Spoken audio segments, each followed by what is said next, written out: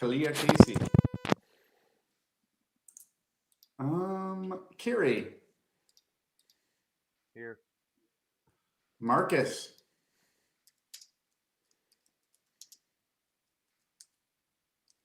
Michael. Here. Madison H. Here. Evan. Here. That was pretty delayed. That was actually quite I was relaxing. in a different tab. It's all right, bud. It's very relaxing. That was very relaxing. Maddie J. I'm here. Belle. I'm here. All right. Just waking up there on the other end. I was worried that we lost you to Turkey again, that maybe they were scouting you yesterday. Armand. Here. Jenna.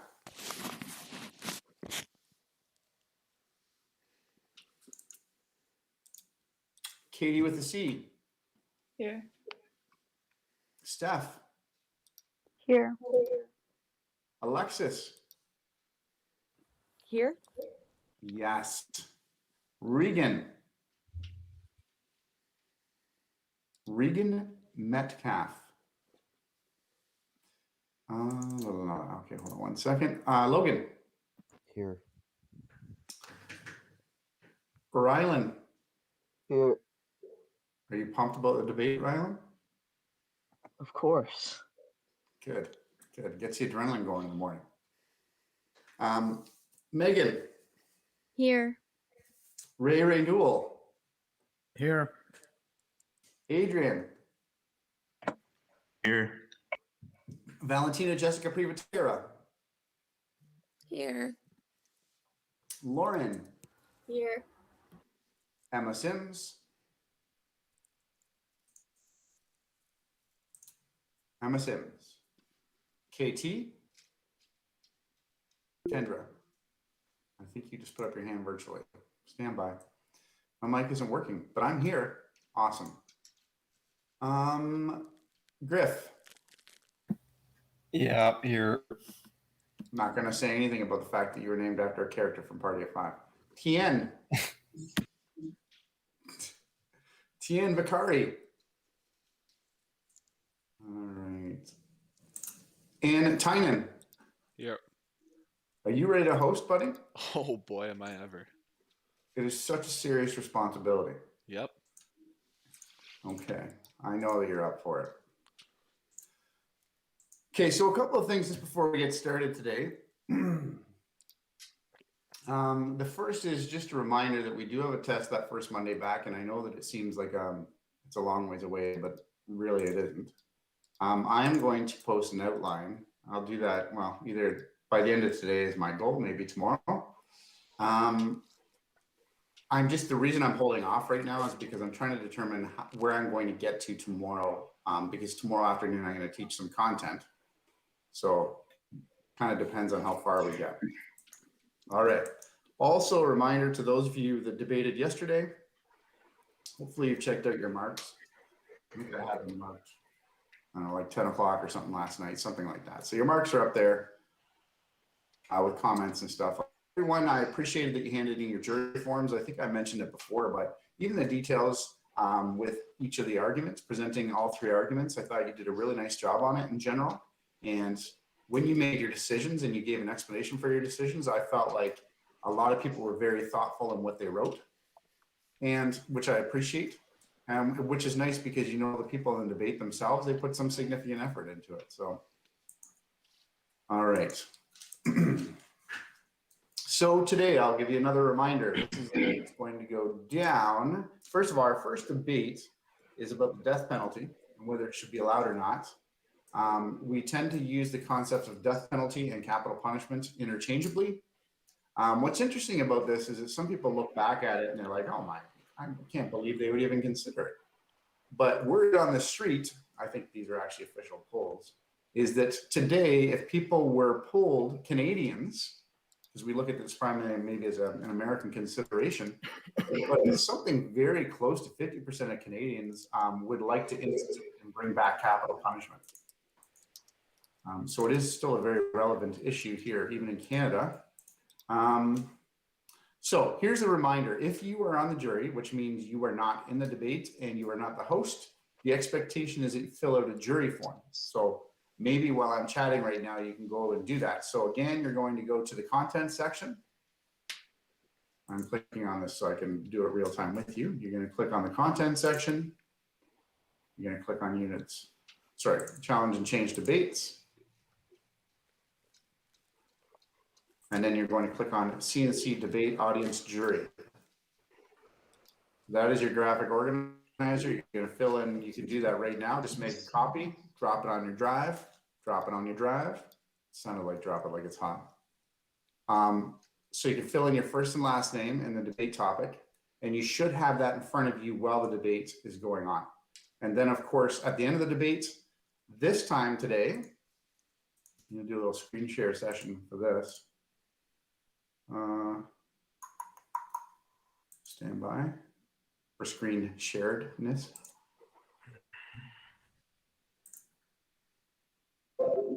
So today you're going to drop to the Dropbox. And you're going to, the jury forms are going to go under debate number 2. And of course, the people that actually participate in the debate, you're going to upload a peer assessment to this debate number 2 area. You don't need to touch debate number 1. Now that worked out actually perfectly yesterday. Very happy about that. And then the only person that isn't uploading a document, of course, is Tynan because he is the host.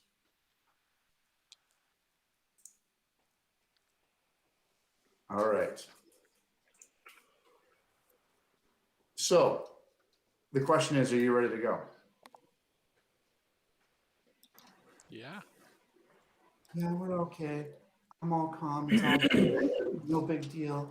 Meanwhile, Ray's like, okay. Excited, of course. Buddy, I can feel your energy right through my computer. And I think maybe it's because there was an upgrade on Google Meet because I didn't quite feel it at that level before. I'm glad you guys are excited about it. That's good. Okay, so here's the deal. We'll do it like we usually do it, and we will have, the rest of us will have our screens off and our mics off. And I am going to turn the show over to Tynan. And I think you're all set up. We're good to go. I'll jump in anytime I need to, but yeah, all right. Hold on one second. Let me turn off the old camera here. Okay. Are we good to go, folks? Is it your show there, Tynan? You ready to go, bud? Yep. Just waiting for you to, stop talking. You mean you feel like I'm just kind of a, I'm the only one. I'm telling you all to turn off your mics and I just keep talking? Yeah, I feel like you're holding me back a little bit, but you know what? That's okay. I'll be honest, I wasn't before, but now I don't know whether it's just I'm power tripping right now or what the deal is. But okay, I'm on mute. Bye. All right. We have a wonderful debate for the morning. We have the death penalty. Should it be or should it not be legal? All right. So we have the pro side. Great group. Raymond, Griffin, Evan, and Rylan. But can they defeat the con side? We got Lauren, Katie, Carrie, and Megan. Whew, it's going to be a crazy one. So I'm going to be your host for today. I'm going to go over the debate format real quick, just in case anyone wasn't here yesterday, so they understand what's going on. So here's how it's going to work. The pro side is going to give their opening statement. They're going to have 2 minutes. Then the con side is going to give their opening statement, and they're going to have 2 minutes. I think at 30 seconds, I'm going to either step in and say 30 seconds, or can you guys all hear when I raise my hand? I'll be quiet for a second. Did that make like a little ding for all of you? Nope. Ah, darn it. Okay. So yeah, I'll unmute myself for a second, and I will just say 30 seconds. So I'll try not to disrupt your flow, but you should have like some idea of how much time you have left. And then of course, the pro side's going to make their first argument. It's going to be 2 minutes long. And then the con side's going to make their rebuttal. They'll have a minute of conferral period, and then they have a 1 minute time to refute the claim that the pro side was making. And then the con side will make their argument, and so on and so forth. Yeah, I'm excited to see what happens. I think it's going to be an interesting debate. I'm going to try to be a fair. So if you go a little bit over 2 minutes, it's not the end of the world. I'm going to let you finish your sentence at least. Um, and then after all of our formal discussion, there will be a 5 minute open debate period. And that's going to be where things get really interesting. Once again, I'll try to be a laid back judge, but if things get like pretty heated, people are starting to talk over each other and nothing's getting done, I'll probably step in and start telling people who's allowed to talk. Okay. And then, of course, at the end, we have the concluding statements. The pro side will go first, and the con side will go second. Also, for that 5 minute open period, I'm going to set a timer for 5 minutes, obviously. But at the end of it, if Mr. Torley wants to see more blood sports, then we will probably continue with it. We'll just see how it goes, okay? Good luck, everybody. So, without further ado, pro side, you guys ready for your opening statement? Take it away. So, my team, the opposition, Mr. Torley, ladies and gentlemen, good morning to you. As we sit here at 8:30, it is my honor and privilege to address you in what is called the opening statement. I am Evan, and my role in this opening statement is to keep you focused on the facts only presented in this case. I realize there are pre-notions and biases in the jury, and if you believe the death penalty is wrong for moral, religious, or philosophical reasons, there's nothing I can say that will change your mind. As much as the other side may want to turn this into an ethical debate, our side wants to keep your minds honest and focused on concerns only presented in the next hour. The question at hand is, should the death penalty be allowed? My team, consisting of Rylan, Griffin, and Raymond, will convince you the death penalty should be allowed. Although it may seem like we are strong believers in the death penalty, we believe the death penalty should be rarely sought, rarely asked for, rarely imposed, and that is the case. You, the audience, have been entrusted with a vital job. You have the ability to vote on which side won this case. My team urges that you, the jury, reach a decision based only on the evidence provided in this case, a verdict free of preconceived notions and prejudices. My side, on the other hand, feels that you, the audience, will do your part to ensure a fair discussion. With that being said, I would like to thank you in advance and leave you with the words of the 44th US President, Barack Obama. I think the death penalty should be applied in very narrow circumstances for the most egregious of crimes. Thank you. Wow. All right. I think that's a pretty powerful start. Are you ready, con side, to match that? Match that energy. Let's go. Good morning to Mr. Torley, the opposition, and to the audience. Today, my team, consisting of me, Lauren, Megan, and Carrie, will be arguing that the death penalty should not be allowed in Canada. In the words of Martin Luther King, returning violence or violence multiplies violence, adding deeper darkness to a night already devoid of stars. These words aptly capture why capital punishment is outdated and cruel. In our opening statement, no arguments will be discussed or proved, as this is just a preview of what our side sets out to accomplish during the debate, and a guide to inform you of what will be talked about throughout our presentation.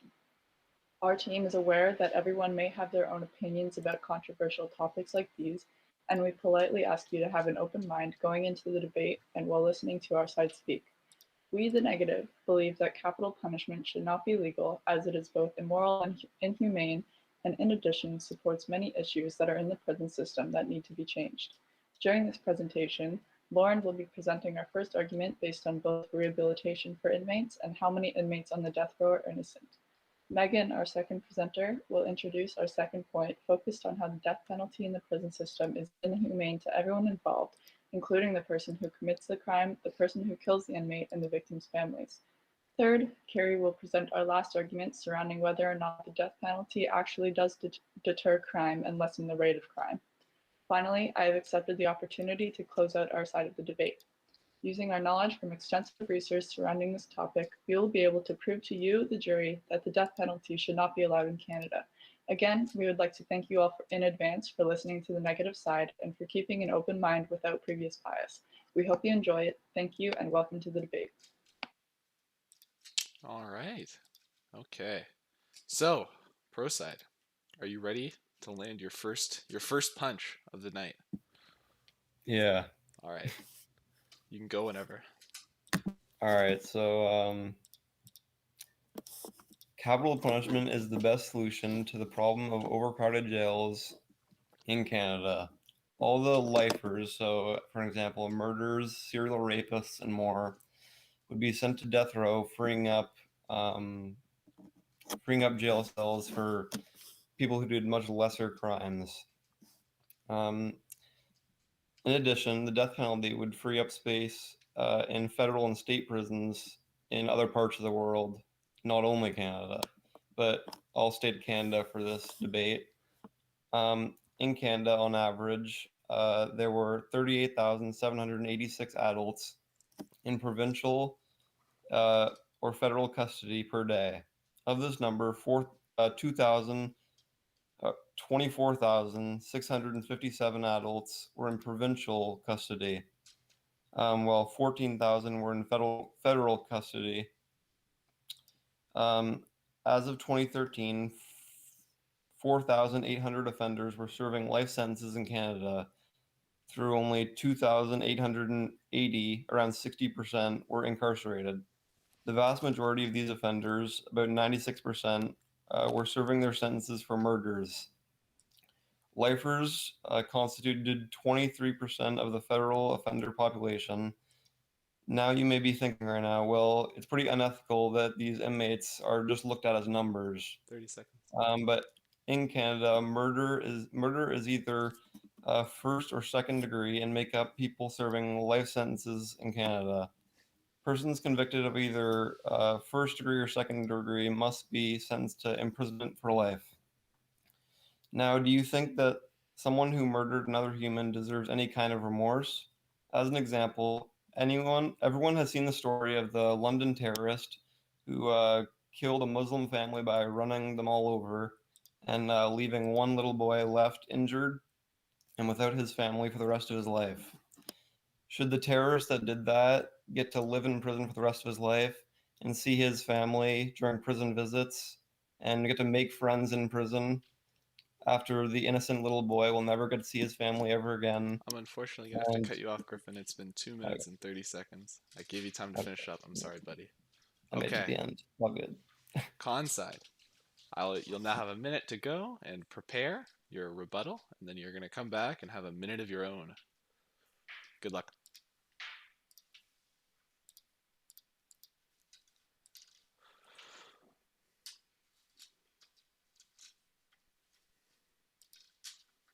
Mr. Turley, I have a fun idea.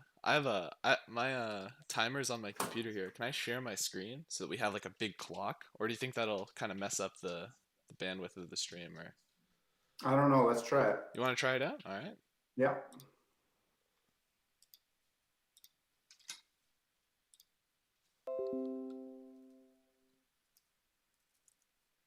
Oh, man.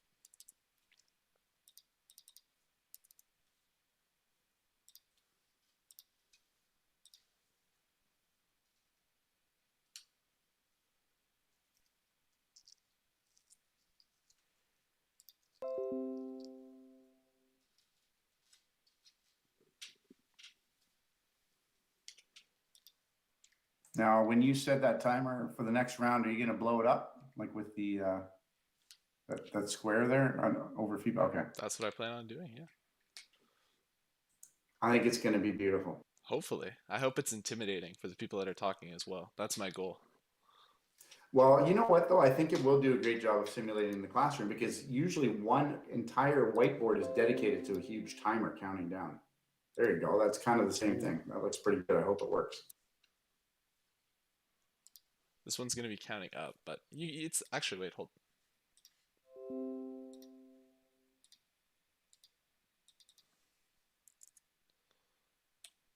No.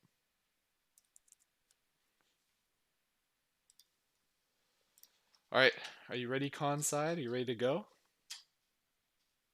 Yes.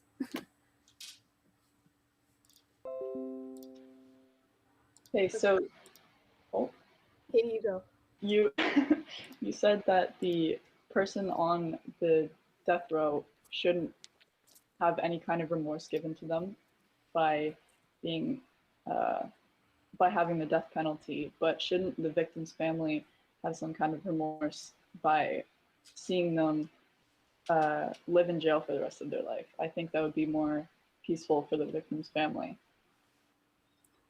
And also, you talked about one of your main points was overcrowding in jails, and we understand that's a big issue, but I feel like that the death penalty is not going to solve that in any way. That's a government issue. It's the funding of prisons and the funding of other things, and the fact that a lot of criminals are unjustly like sentenced.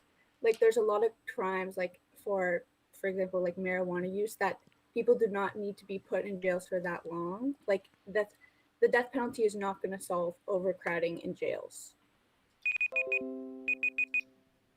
All right. Nice. Are you ready for your first argument, Conside? You have We 2 are. minutes. Hold on, let me set the 2 minutes on the clock.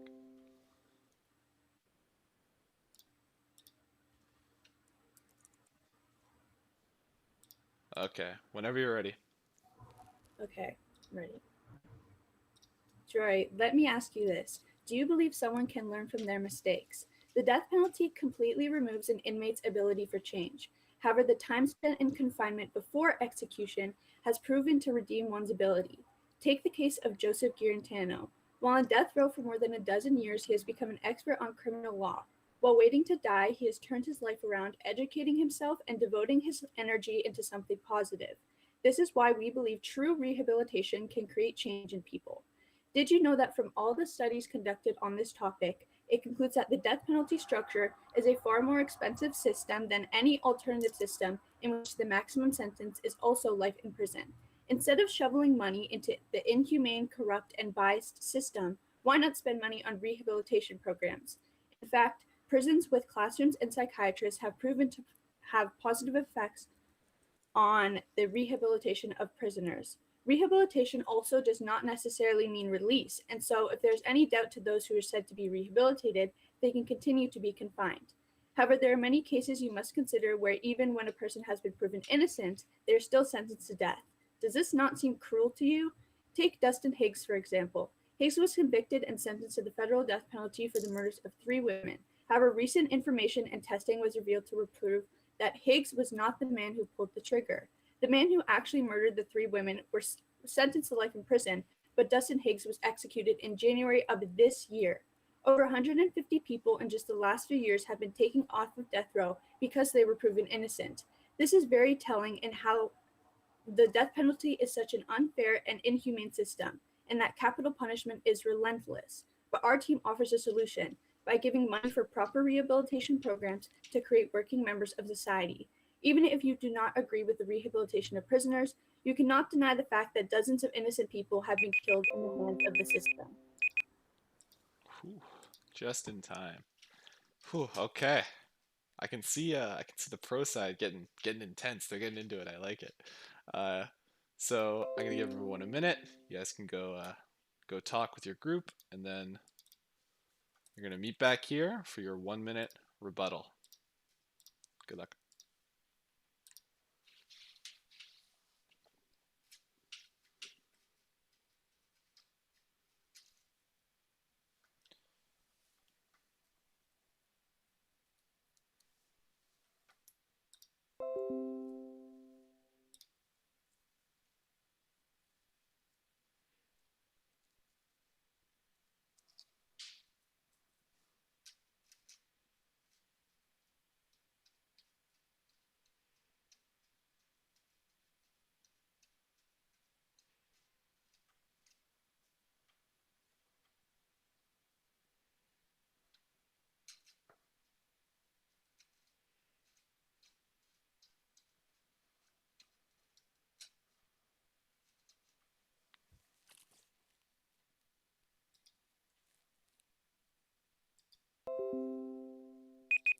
All right, time is up.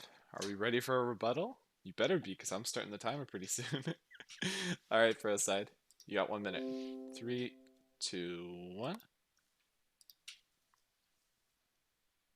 Okay, so I guess I'll just take this one. So The opposition loves to talk about how we can allow these criminals back into society, all hold hands and just sing kumbaya. However, that is not the fortunate reality. We see that there are problems within our system where there are innocents being put on death row, just how there are innocents being placed for in jail, life without parole. Oh shit, I lost my train of thought.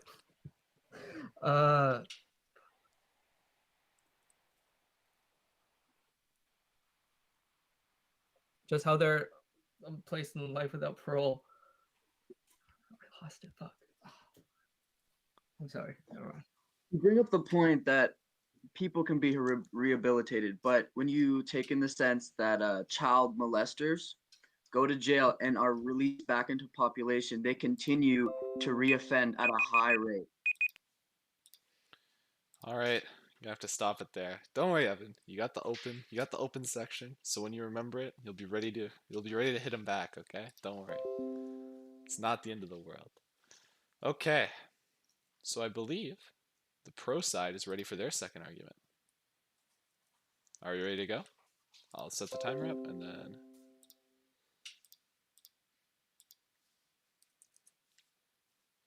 3, 2, 1.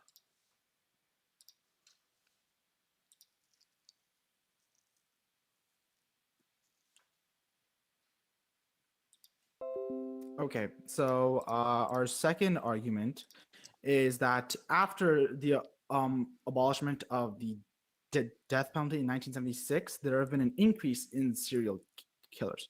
As a society, all we want is one thing: for everybody to be safe. But how can this happen when we are sending people who have murdered and raped back onto the streets with our children and our family? Canada's abolishment of capital punishment in 1976 has been is wrong in the first place. In the next 10 years, a huge increase of serial killers have been brought up. For example, John Crawford, Paul Bernardo, Clifford Olson, and Alan Legridge, just a few. These serial killers became active in the 1980s after the abolishment of capital punishment. If these men were sentenced to capital punishment, some more lives could have been saved. John Crawford, for example, in 1981, raped and tortured and murdered a girl when he was 18 and only served a 10-year sentence. Alan Legray in New Brunswick in 1986 was arrested for robbing a convenience store and killing 2 men in the convenience store and only served 15 years with parole. He went to prison in 1989 again, and he escaped and was on the run for 7 months. Clifford Olson raped 16 women and attempted 6 more and was only sent to prison for 25 years with parole. If these men were sent to capital punishment, they wouldn't have been back on the streets. They wouldn't have hurt any other, family, any other women or men, and they would have, served what they got. And in terms of remorse, there shouldn't be any remorse towards these type of people. If, for an example, if one of my family members were hurt or killed, I would want justice for the person who killed them, and that justice is capital punishment. All right, thank you. I like some of the fire at the end there. I hope the con side can respond with a little bit of fire of their own. All right, I'm putting a minute on the clock, and then you'll come back and have your rebuttal prepared.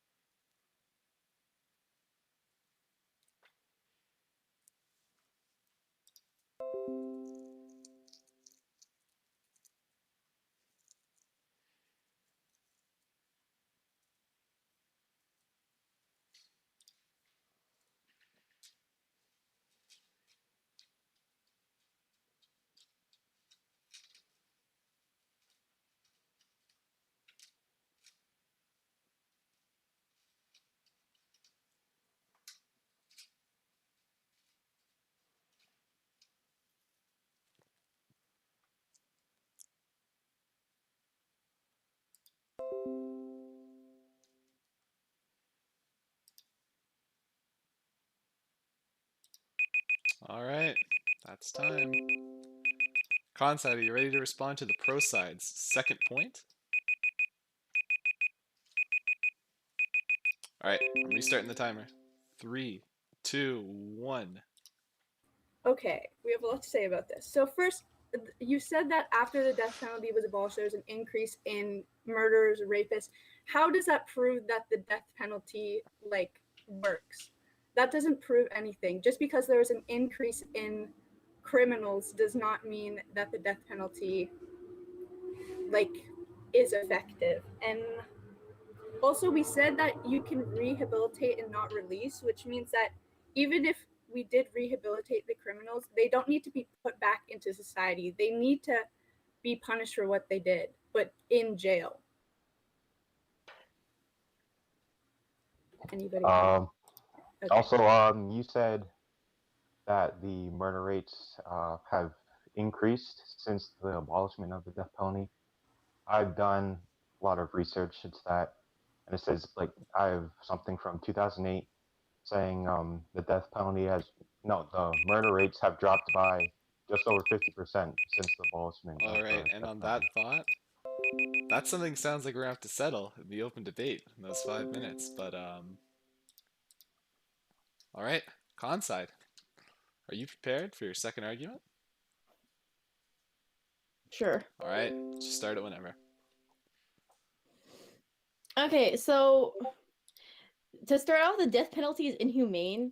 Unfortunately, criminals do still have rights, and that is the right to life.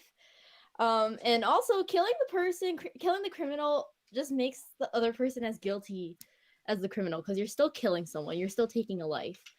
And let's be honest here, judges do go in with bias, and there's been a lot of innocent people put on death row, and there's a lot of people that deserved it and didn't get put on death row. So it doesn't work at all. So, and then you mentioned like closure for victims and families. Personally, I would be a lot more comfortable knowing that someone that killed my family member or did something to them was rotting in jail instead of being put to death, which is way too easy because then you don't have to live with what you did.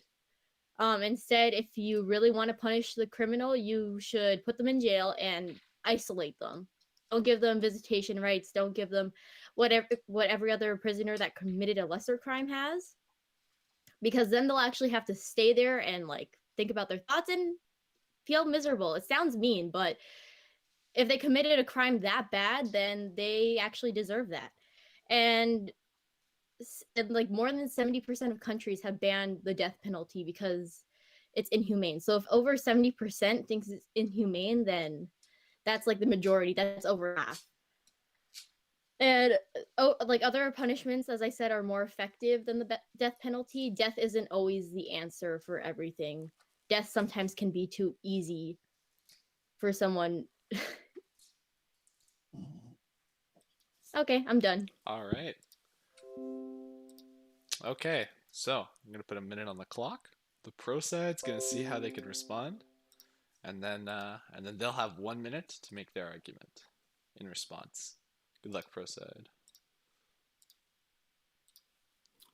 Okay, so you were saying how, the capital punishment isn't, severe enough. It's not enough to, I guess, commandeer what they did.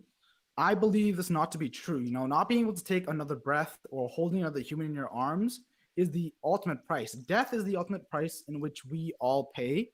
And it's the price that some prisoners should pay as they have taken another person's life, from this world, from the other families. And I believe that death penalty does act as a very strong deterrent for criminals, because spending time in prison obviously is terrible, but that I would rather do that than be dead. I would rather do that than be shot on stand, or as they did back in the day, they would hang you.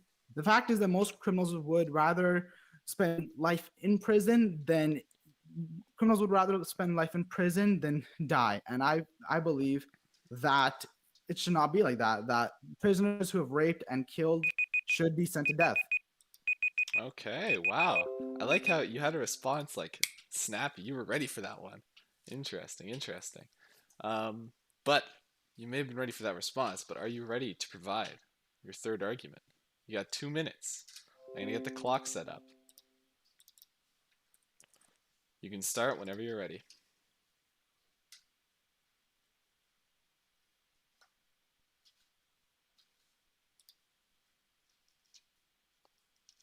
Pro side, you there? Yeah. Awesome. All right. We believe the death penalty is a deterrent for people committing crimes. When speaking for a regular, everyday person, no one is willing to risk their lives. You know, we have our survival instincts, which are so deeply ingrained into us. When a criminal kills someone, no matter who, they cause detrimental damage to the person, to the people that loved and cared for that person. And with that, it causes them to feel negative emotions, which can make them lash out. I'm sorry. And when these people, and it's like, instead of people potentially wanting revenge and taking matters into their own hands, with the death penalty legal, those people who have these emotions can know that the criminal who wronged them will receive justice. Bringing back capital punishment will not only deter crimes, but it would also make Canadians feel safer. After a recent study of almost 50% of Canadians would like to bring back the capital punishment rule, because we believe it would not only bring justice to those who commit these horrid crimes, but also give a sense of security to Canadians again. Okay. And if I could keep just saying, Yeah. so as you know, this kind of shows as what the people of Canada actually want. You know, this isn't an American study; it's what the people in Canada want, and we are, you know, I guess, kind of known as a sort of peaceful country from what other countries say about us, what America says about us. But it just shows that, you know, even if we are labeled as a peaceful country, the people of this country want the truth and they want justice. And the capital punishment is that justice for the murderers and rapists that are able to do this and get away with it by only spending 20 or 30 years in prison. All right. And the clock has run out. So, con side, you can have a minute to prepare, and then you have a minute to respond. Good luck.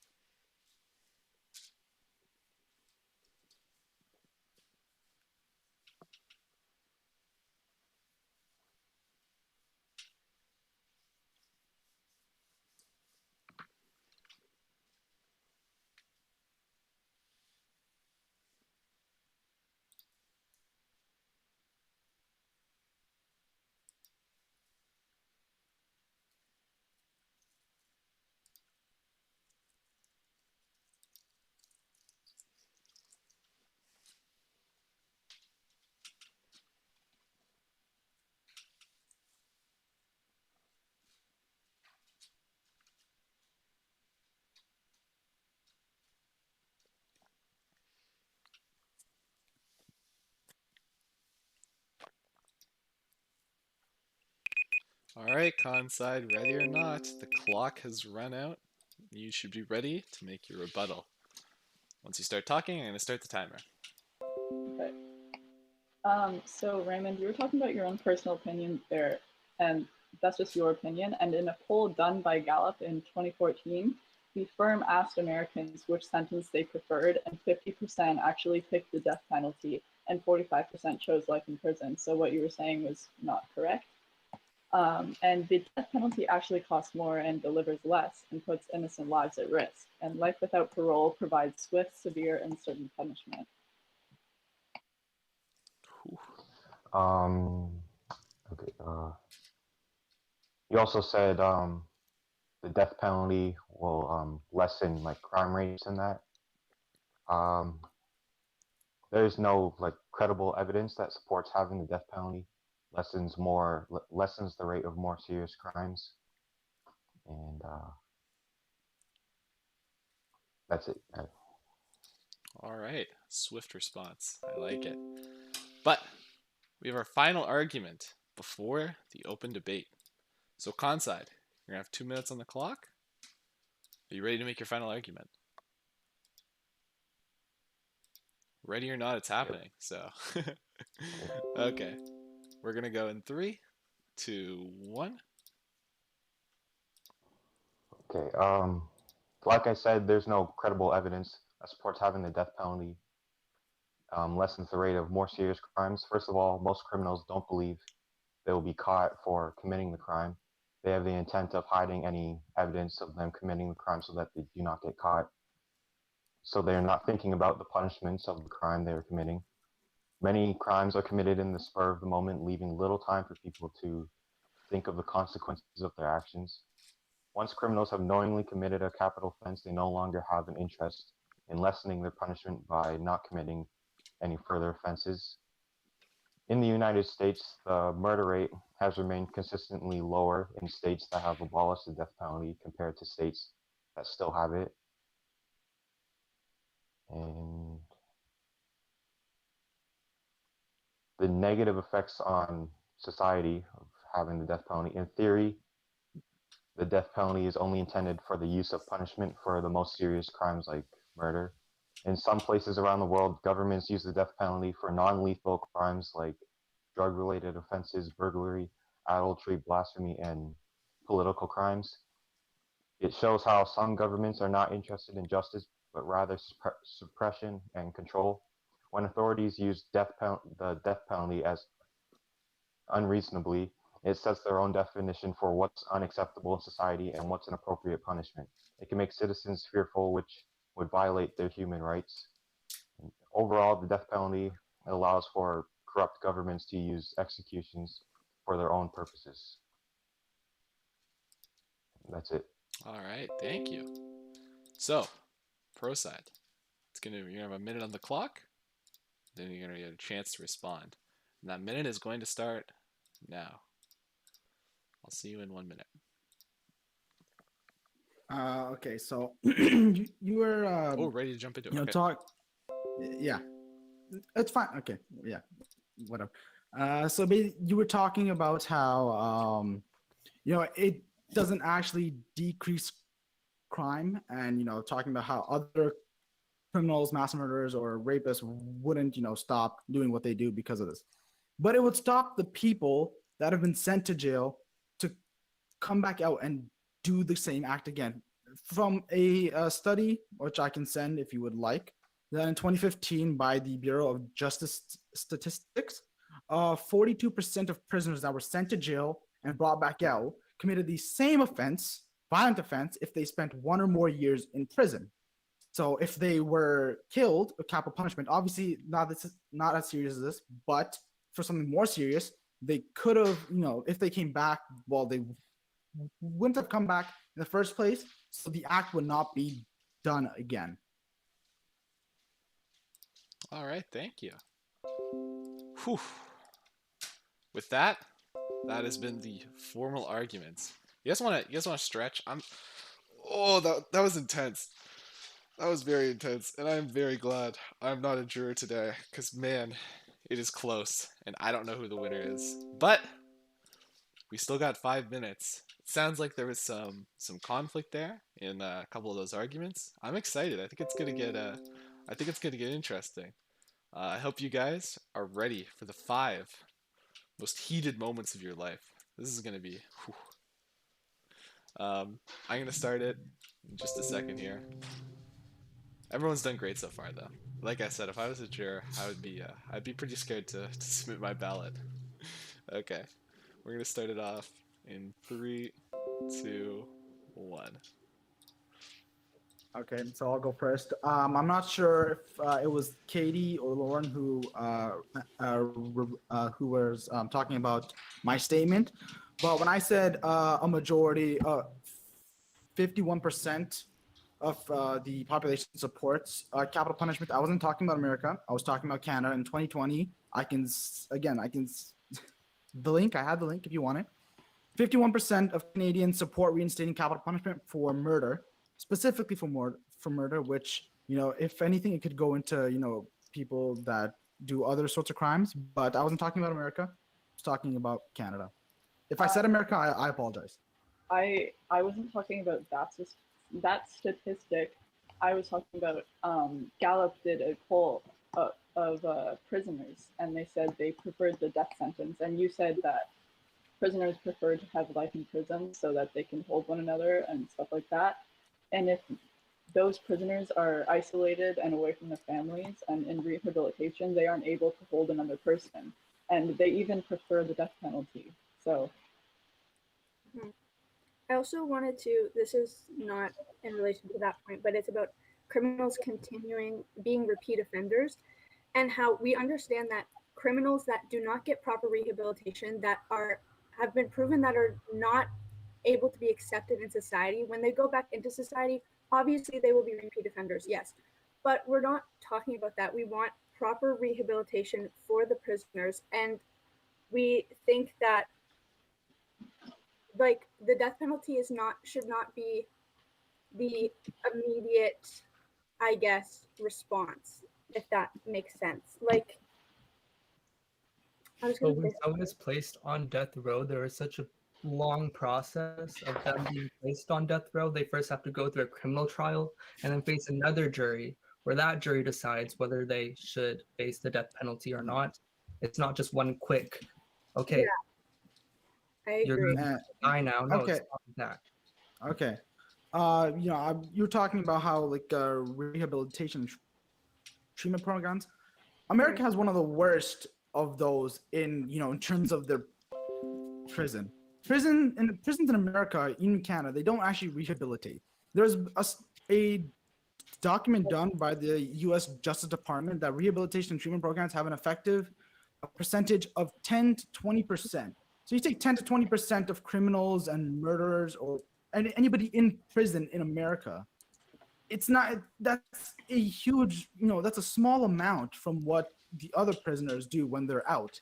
I would agree with you. If prisons could rehabilitate, prisoners, murderers to not do that and let back in jail, and that percentage was higher, I would feel safe. But I don't feel safe because that's a low percentage of the population of 350 million or even more now.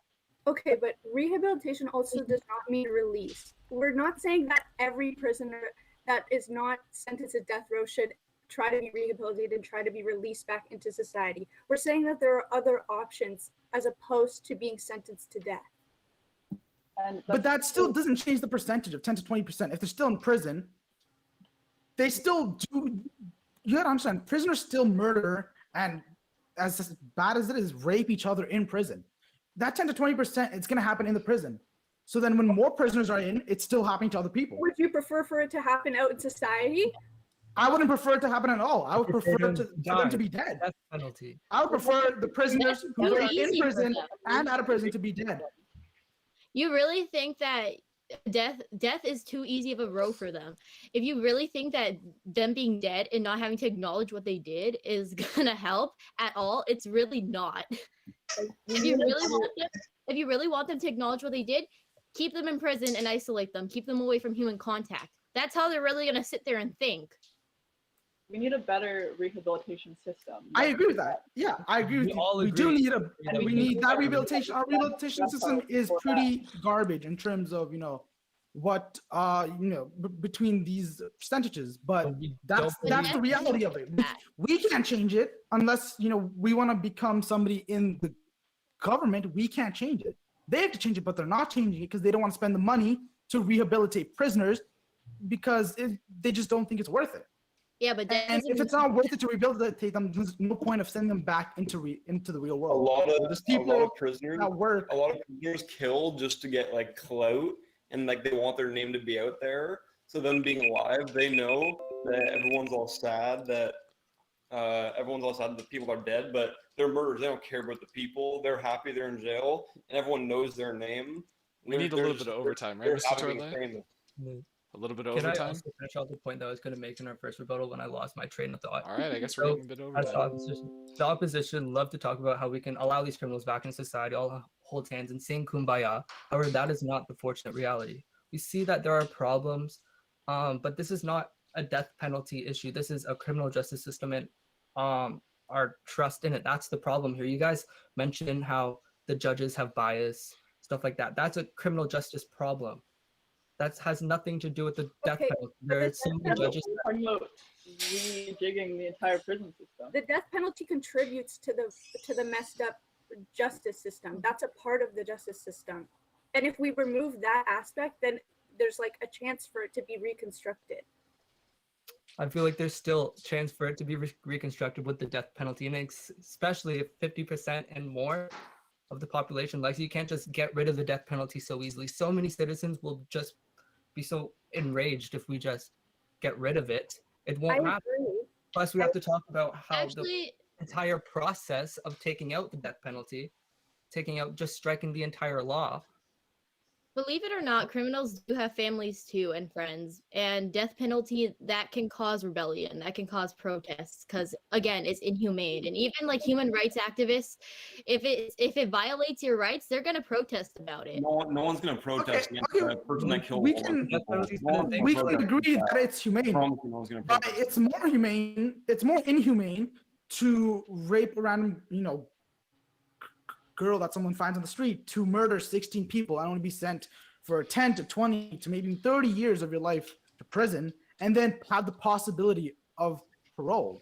I believe that if you murder 16 people, you should be, sent to death, because That's an aspect You- of one life to 16, Or that it's child- worth it. Child rapists and molesters shouldn't be let back into society. you shouldn't be given parole. The reality is they are let back into society. That's the thing. We can't change the fact. We're talking about people who smoke weed and go to jail for life.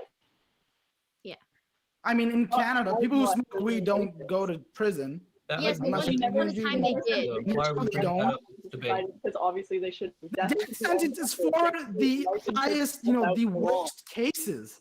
We're not talking about people who smoke weed and, I don't know, rob a drugstore. We're We talking are- about I know people what you're with talking serious That's a criminal crime. justice problem. That has nothing to do with the death It has penalty. nothing to do with the higher court, with the Supreme Court, or anything of that matter. That's what we're talking about. We need to rejig the criminal justice system, rehabilitation, the death row. Like we have to. That has nothing to do with the death row, though. We all agree that we. Yeah, need to we look have at our- nothing to do with the death penalty. We rehabilitate the people who smoke weed. Go ahead. I don't care about We the never people. said that It matters about the people who are All right, here for Raymond, serious we're gonna crime. let Katie respond here, and then you got it.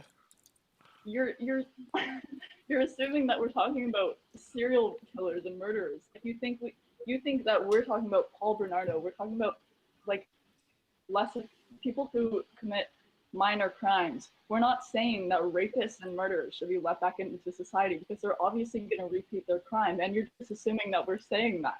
And Why are we talking about drugs in the on first death place? row? Though? Drugs So have when we've been nothing to do talking with- about, when we've been talking about murderers and rapists in the past arguments, you guys didn't want to say anything about that. But now, we bring in facts about the people that murder and rape, and you want to bring in people that smoke weed. All right, no, Okay, so but we're not talking about the crimes that they commit. All right, we're gonna let Megan jump in. We're gonna let Megan serious jump in. criminals.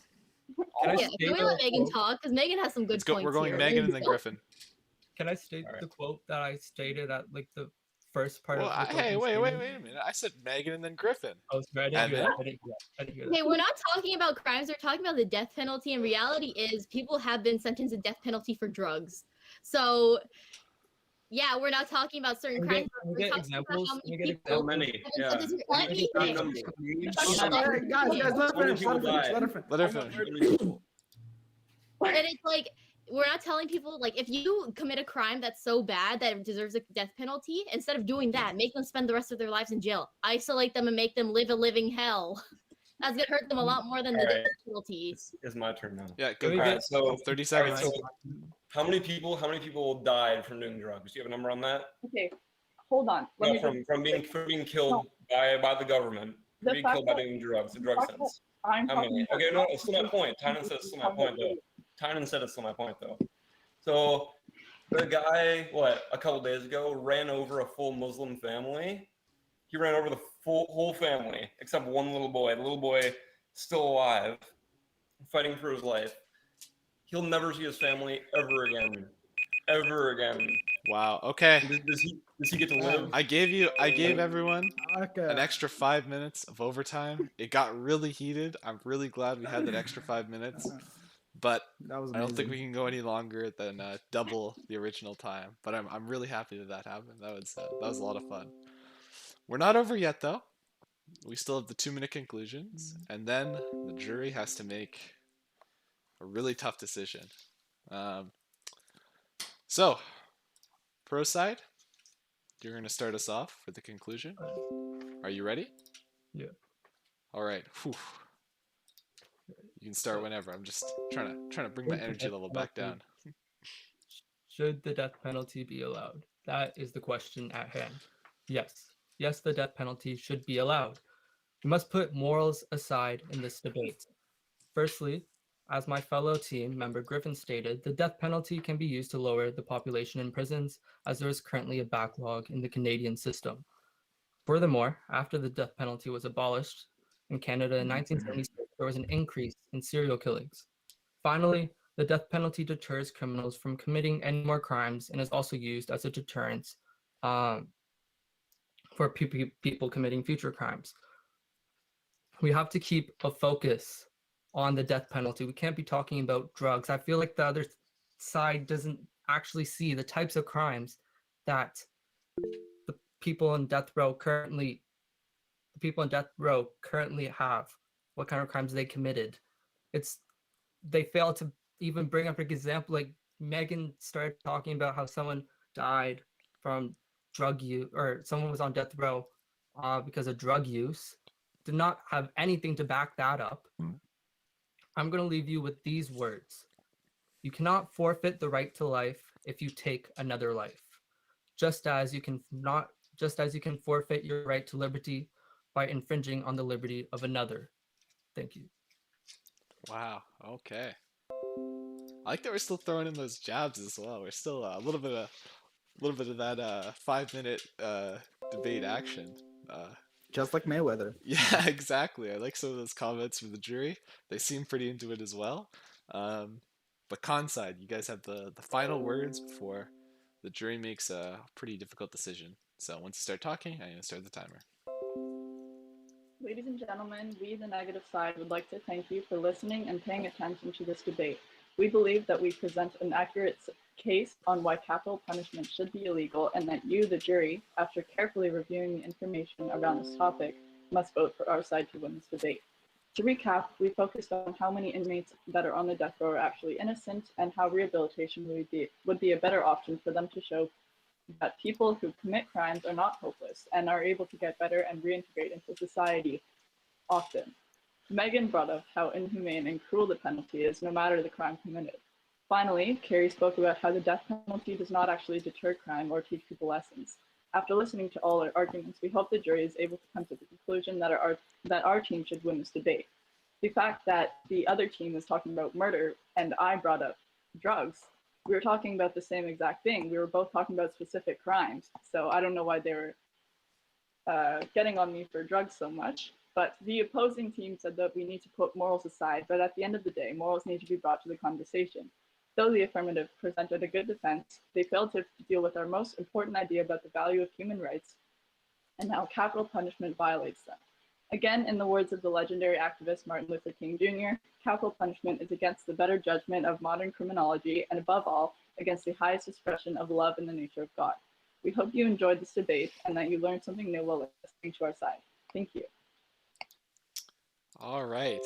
So the concluding statements may be over, and the debate is technically over, but the audience has some questions they want to ask you. They want to grill a couple of you on some questions. They're heated in the chat. They're ready to ask questions. Are you guys ready to be fed to the wolves? The wolves being our jurors in this case? All right, Always. jurors. Just raise your hand and start ripping into them. Well, I didn't even see who was first. We'll go with Maddie first, because I didn't even see who that was. Wow. I have a question for the cons. So you guys talked about how the death penalty is expensive and less cost efficient, but you also talk about proper rehabilitation. It's a two-part question. What would your plan be to rehabilitate these inmates, and how would it be less cost efficient than a death penalty? Well, we can take the money that is used by the death penalty and put it into rehabilitation systems. Lauren, did It's- you want to say something? I was just going to say that prisons that have proper rehabilitation programs with psychiatrists and stuff have been proven to have positive effects on the prisoners. And so by taking the money that we put into the cases of death row and how they provide like enough funds to keep it going, we could transfer those funds into proper rehabilitation programs or other prisons, build more cells for the prisons, like they said about the overcrowding, like the funds for the death penalty to keep it up and running, like they can be transferred into somewhere else that would be more useful, we believe. All right. Do we have another question from the audience? I saw someone had their hand up earlier, but I think they took it down. We'll give it a second.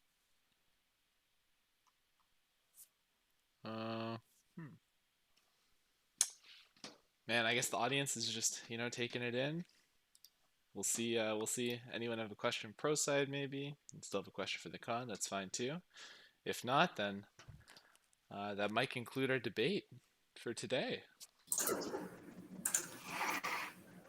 All right. That was a fantastic job. Fantastic job all around. Pros and the cons. Host, you did a fantastic job as well. And even the questions, for the clarification at the end was very good. It's very interesting to see because you were emotional and clearly into your arguments as well. What did we go? Tynan, did we end up going? We went 10 minutes, didn't we, in that open round? We did go 10 minutes. Yeah, I thought we'll just throw in another 5 minutes. We'll see. If you added 5 more minutes, we probably could have just ripped that as well. To be honest, there was a lot of passion, and I kept thinking, even on the online format, it was insane. I could only imagine what it would have been like in the classroom. I feel like people would have been, actually I was going to say they would be hiding under their desks, but I don't think so. I don't think anyone would want to miss any part of the show. So that would be a real Mayweather versus Logan Paul fight. Yeah. All right, here's the deal, guys. Just as we did yesterday, and it worked out very well, I'm going to ask the jurors to fill out their sheets and upload them to debate number 2. The sooner you do that, the better. I'm also going to drop a link in the pane there where I would like you to vote pros or cons. What time is it right now? It's 9:21. Those that were engaged in the debate, please fill out your peer assessments ASAP. I mean, what I would ideally love to do, because I have like comments and stuff, like I'm throwing down notes the whole time here. I would love to get them out of my head into your rubrics and give you your marks ASAP. But I can't do that until I get your peer assessments. So please get those done ASAP. And I think what we'll do, we've got half an hour here. We're going to give people time to finish their jury forms and use some time to finish your peer assessment. And I think what we're going to do here is I will reveal the winner let's just say in 10 minutes. Okay, I'm going to give you a break. We're going to reconvene here at 9:32. So very important for people. I'm going to drop the link here. This is the link to vote for the winner, pros or cons. So that'll get us the results right away. It also gives some people some time to fill out the jury forms. So in 10 minutes, we'll reconvene and I will give you the results. Okay? There's a lot of pride on the line here. Any questions about that? I just wanted to say good job to the other side. If any of you are actually against the death penalty, it definitely didn't show. You made a very good argument, all of you. It was getting kind of loud in the open debate there, but we all did good. I want to say thank you guys as well for an amazing argument. It was really fun. And let's do it again sometime, Mr. Torley. That was fun. Sounds good. Let's meet in the middle of July. That would be fantastic. I'm sure everyone would just, but I think that's wicked. You guys obviously have a good attitude, and despite the fact that there was fire there were a lot of smiles there too, which is pretty awesome. So, and I'm just energized now. Please. Yeah, I mean, I feel like you're always energized, but yeah, maybe you brought it to a new level. And I also appreciate the positivity that Tynan brought into that as a host too. All right. Amazing host, Tynan. Good stuff. Thank you. All right. So I will meet you back here in 10 minutes with results.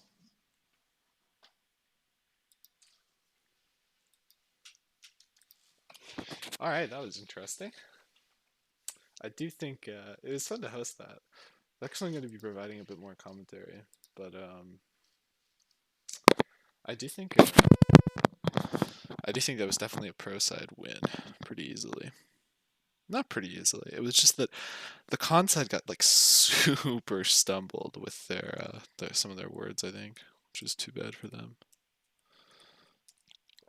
Like the drug stuff was just dumb. I don't know what was happening.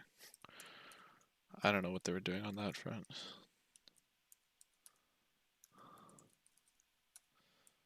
Was a little silly. Which is funny because, in my opinion, the pro side had like a super uphill battle, and they might not still win. It's possible that they don't win this. It's entirely possible.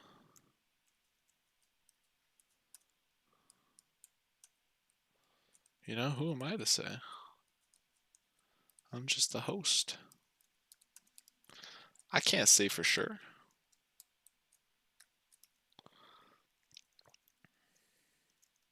By the way, we have to get Ariados up to, I think I covered this last time, like before we end it, we have to get Ariados up to 65, I believe.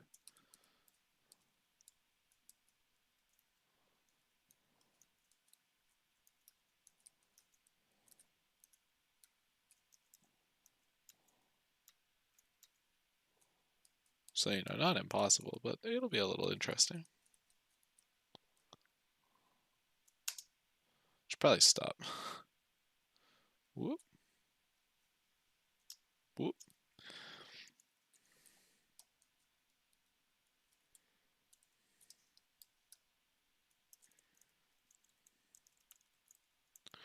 I figure grinding with the tentacles is probably best. Their experience is just so good.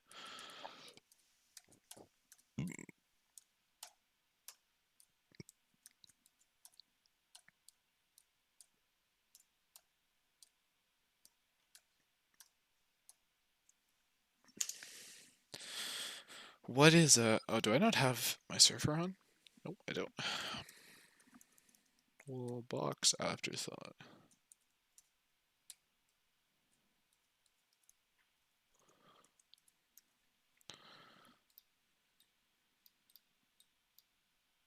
I think I'm gonna leave the XP share on, just so we can get, what's his name, closer to level 50. He'll actually probably get there, to keep it a buck 50 with you. He'll probably get there, probably get to that, point. Alright, so we have Ariados. Where's Ariados? Where's my Ariados tab?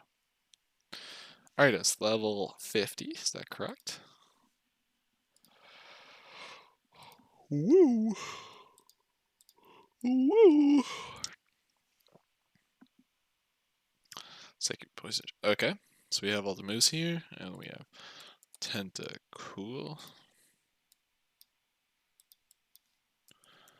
Up to level 25. Literally every move kills up to level 25. That's pretty cool. Even with the defensive nature. We're gonna avoid using Sucker Punch at all. It's just so not worth it. Yep, even Shadow Sneak will kill. Will kill, not won't. Now let's see the Tentacruel. Oh, 19. Oh. Tentacruel takes a Psychic or a Poison Jab to take out. How about 25? Oh no, nothing's killing at 25, huh? 23? 24? What level do we not outspeed though? We outspeed no matter what.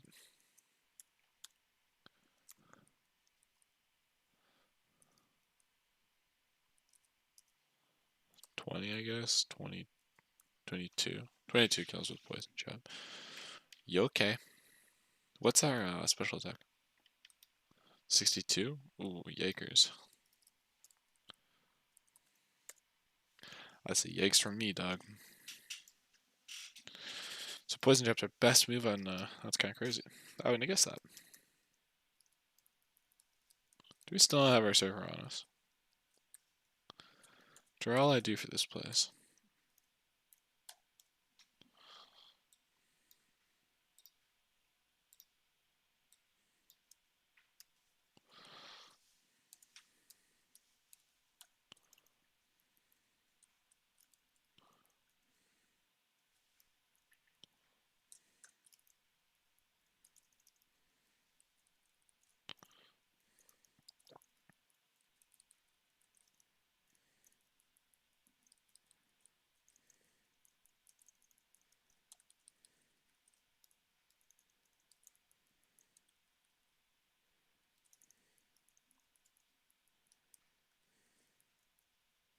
24. I don't think we kill with anything. It's just a run.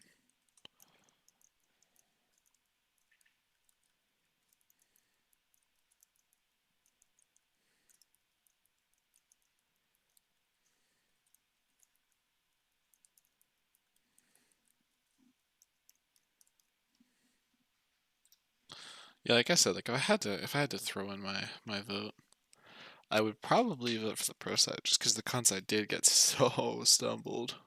I do think the pro side like gaslit and girl blast a little bit, but it's kind of part of the game, right? Don't hate the player, hate the game. I did think Katie really needed to emphasize more that point that people actually do want to go to death, and that's just your opinion. But I hope the jury did get that instead of just letting Raymond rule it all. Because that was like a pretty decent point, I thought. I was surprised by that stat as well. I thought for sure people would want to be sent to prison more than just die. But the more you know.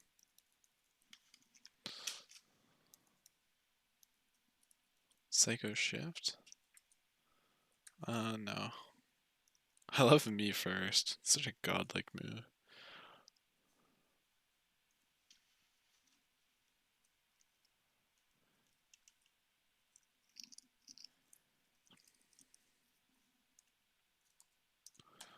Yeah, that's like a good move in my eyes. Confuser is probably our second best move. Miracle Eye is good. I think we're getting rid of Miracle Eye anyway, but I mean, we don't need this move.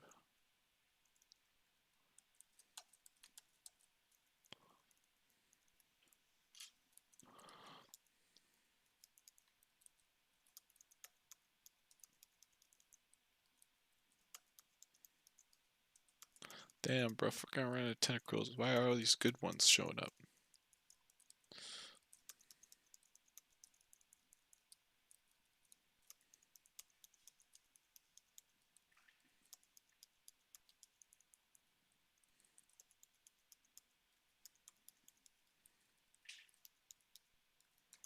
Like, damn, bro, they really want 3 level 20. What are the stats on that? What are the odds of that happening?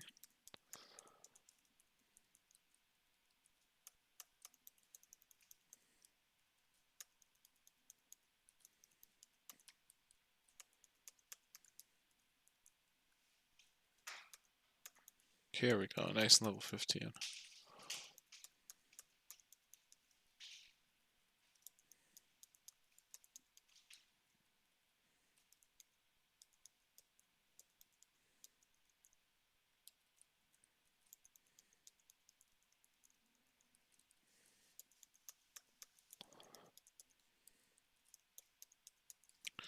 It's 49, right, that he learns, so we're 17 levels away. See, he's going quick, though. I'm not worried.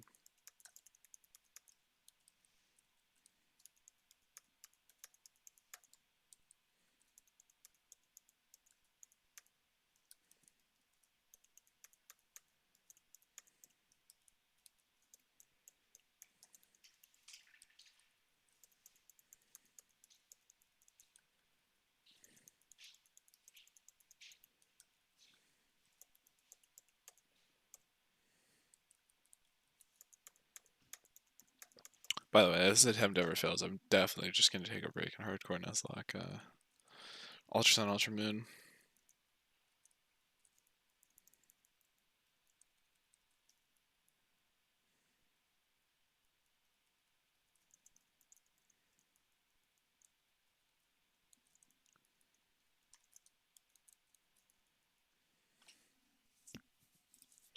Because this game is like, I'm having a lot of fun with it, but it's like the mental, like, to like go back and regrind all these Pokemon is gonna be like, I'm gonna need a minute.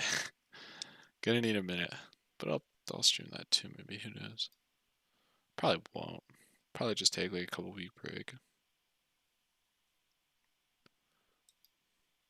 Yeah, I definitely won't. I don't know why I would stream that. It's not proving anything. Oh wow, you hardcore knows like Ultra Immune.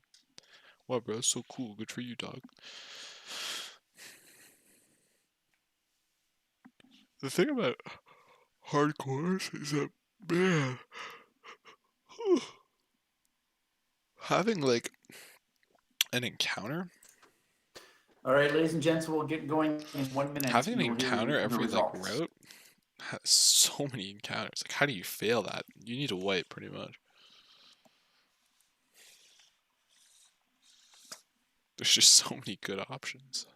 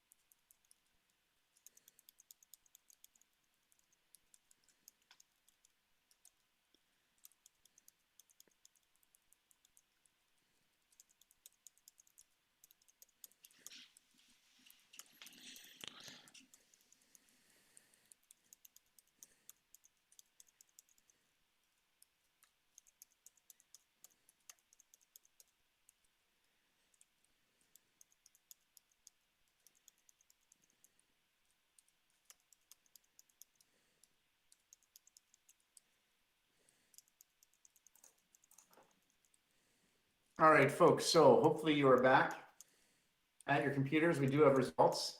It actually was another close one. I feel like if, between the two debates from today and yesterday, if you knew the results, you would be losing your mind because it is that close.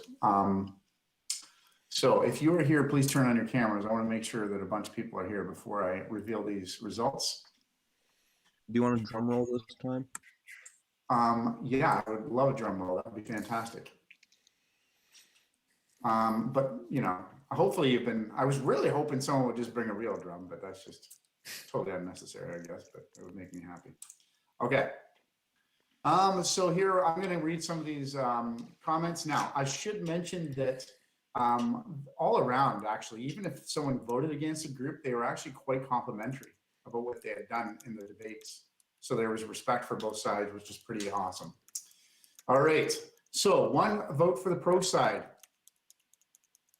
said both sides did very well. They had many strong points with a lot of facts to back up what they were saying. During the 5 minutes, which actually was 10 minutes, I found the con side repeating themselves and unable to respond to the pros points being made. Interesting. Then a vote for the con side said, though it was extremely, extremely close, that's crazy close. That was my own editorial there. I believe that the con side won with their very last arguments during their closing statement. That's interesting.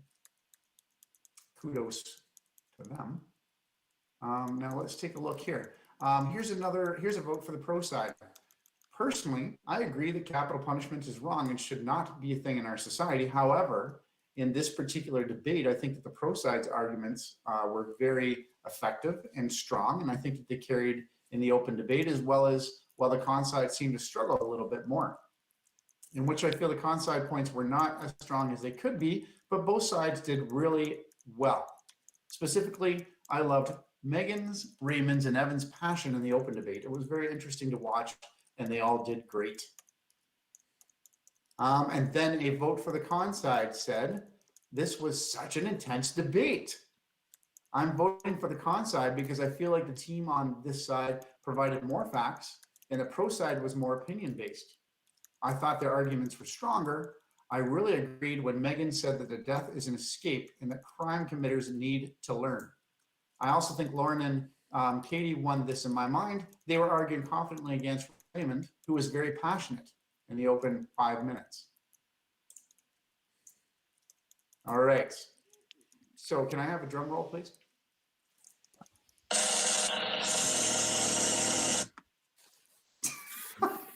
Jesus Christ. Oh my.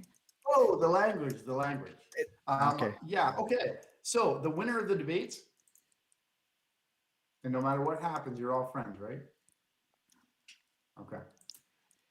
The winner of the debate was the con side. Wow, look at those. People were like genuinely happy there and smiling, and some people were disappointed. It was so much passion. All right. Good job again, I have to say, on those comments. Like, there was significant detail there. And like I said, there were kudos to both teams. Like, there was clearly a lot of respect there. So, and there should be. You guys did a great job. Awesome. Did not disappoint. So after lunch, we have more heat.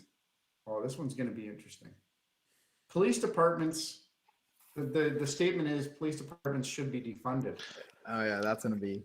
There's no That's way. very- There's no way. Very interesting. I don't think they won that. Yeah. So that's going to occur right after That's a lunch. question diff. I knew Evan there was is going to be a question hosting. diff. I didn't realize it was Are you going to ready be for that this, much of a Evan? question diff. Awesome. That bud. is a question diff. So between now and then, so it looks like we have about 20 minutes God until lunch. damn. The expectation is that those people or whoever hasn't done their debate at this stage, you should be preparing for your debate. Anyone who is not in the debate, so the people who went now, should be completing their peer assessments. Otherwise, you can work on your project that is due the first week back. Okay, so that's for the next 20 minutes. And then I will see you right after lunch at 10:40 for some more fire. All right, awesome, guys. Good job. Wow. Didn't see that one coming. Let me get my webcam on here. Totally didn't think that was gonna. That's a question diff. I thought they did a good job of overcoming the question difference. But man, that's crazy, dude. That's crazy. That's a little bit crazy.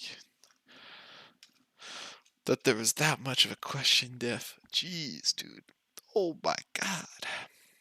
Oh my god. Okay, we got over 40 minutes. Do you want to finish this video? And if possible, even closer. I mean, otherwise, Which it might seem like it was just a coincidence.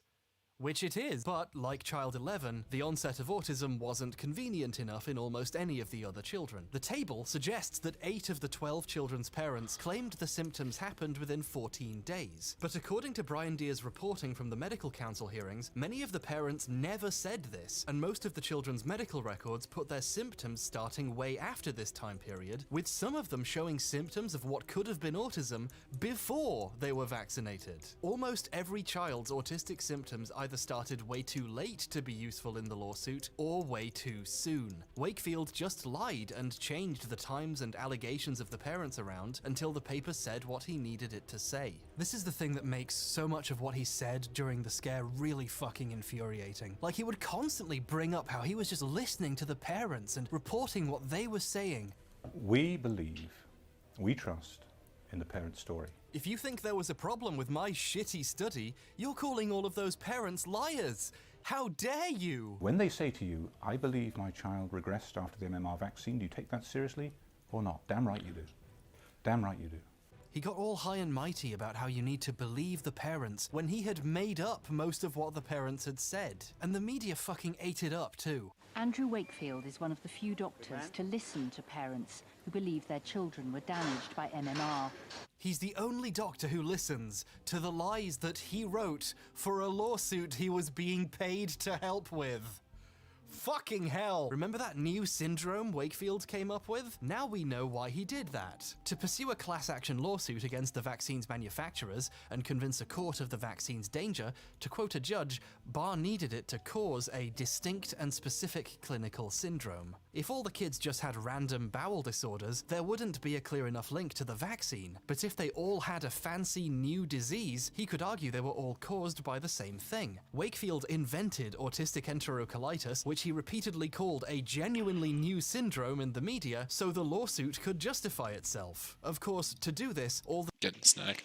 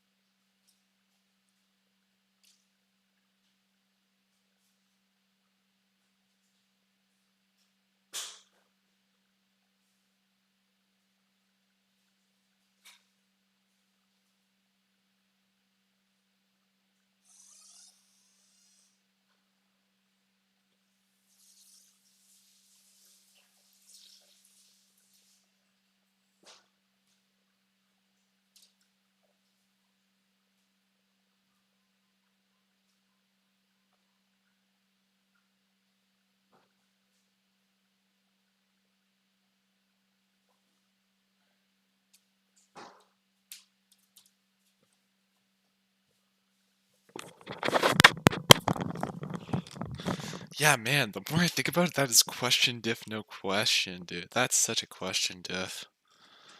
Man, if that's a question diff, what do you think defund the police is gonna be? Holy shit, dude.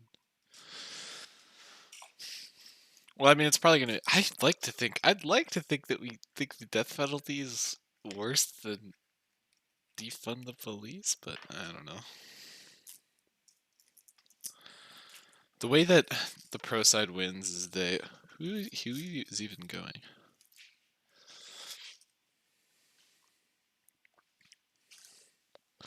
The way that Michael, Alexis, Adrian, and Valentina win is they have to say like, well, we think that demilitarizing it. They have to really play into like, it didn't say didn't say demilitarize. It says defund, and we think that funding is actually important because we really need body cams, etc., etc., etc. Also, you want to like axe all of the police, but like, are you kidding me, dude? Like, you need to be like hyper extreme. And then Bella, Regan, Stephanie, and Logan have a much easier path. They just have to like virtue signal, virtue signal, virtue signal, virtue signal, virtue signal until they win the debate, pretty much. Yeah, I mean, obviously Bella, Regan, Stephanie, and Logan are gonna have the upper hand on like this level of like debating, but I think the other side is a decent. They have a path. There's a path to victory there. There isn't as many paths. There's a path to victory, but I mean, I hope they know. I hope they know about like demilitarize versus defund. Those are two like incredibly different things. And I hope they try to use like good examples, but we'll see. They probably won't, and then.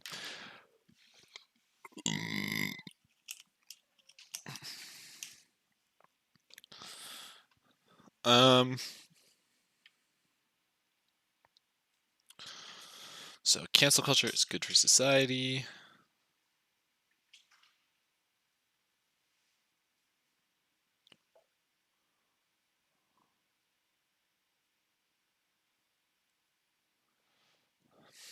Cancel culture is good for society. I probably land somewhere in the middle in that argument. I had to go con side yesterday and I crushed it and won it easily. Not easily, I'm joking. We won, but it wasn't like super close. I kind of fumbled a bit in the start, but I brought it back for the squad, okay? Carried them. Carried them. Kicking and screaming. So con side won. In general, I probably agree with the con side, but man, I'm super in the middle on that. Death penalty, capital punishment should be allowed. Obviously, each turn that I moderated. Con side one, pro side, no, con side one. Obviously, I agree with that. Capital punishment is brain dead. If you like, I actually agree with that. But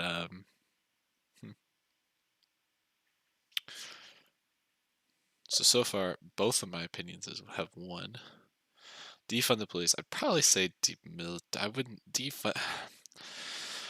It's so tricky allocating funds. I need to look into it and see like what like certain things would cost, because it would probably just be like reallocate funds. It would be like my stance. So I guess it would be no, don't defund, because when we think about defunding, it's like cutting an entire program, which I don't think that should happen. I think we should reallocate funds in a different way. Prostitution should be legal. Yeah, I think prostitution should be legal. That's fine. I think actually the con side is kind of an uphill battle here. Oh man, I have to go to the bathroom. I'll be back. Yeah, the con side does have an uphill battle, but it's not like impossible to win. It's not impossible. The only way I didn't want to be a part of was the like they could have done better. I think it was winnable with the people that were arguing against in that last debate for Raymond and squad to win that, but I think it was winnable, and I think they way outperformed them in the open debate, but the question diff was too much.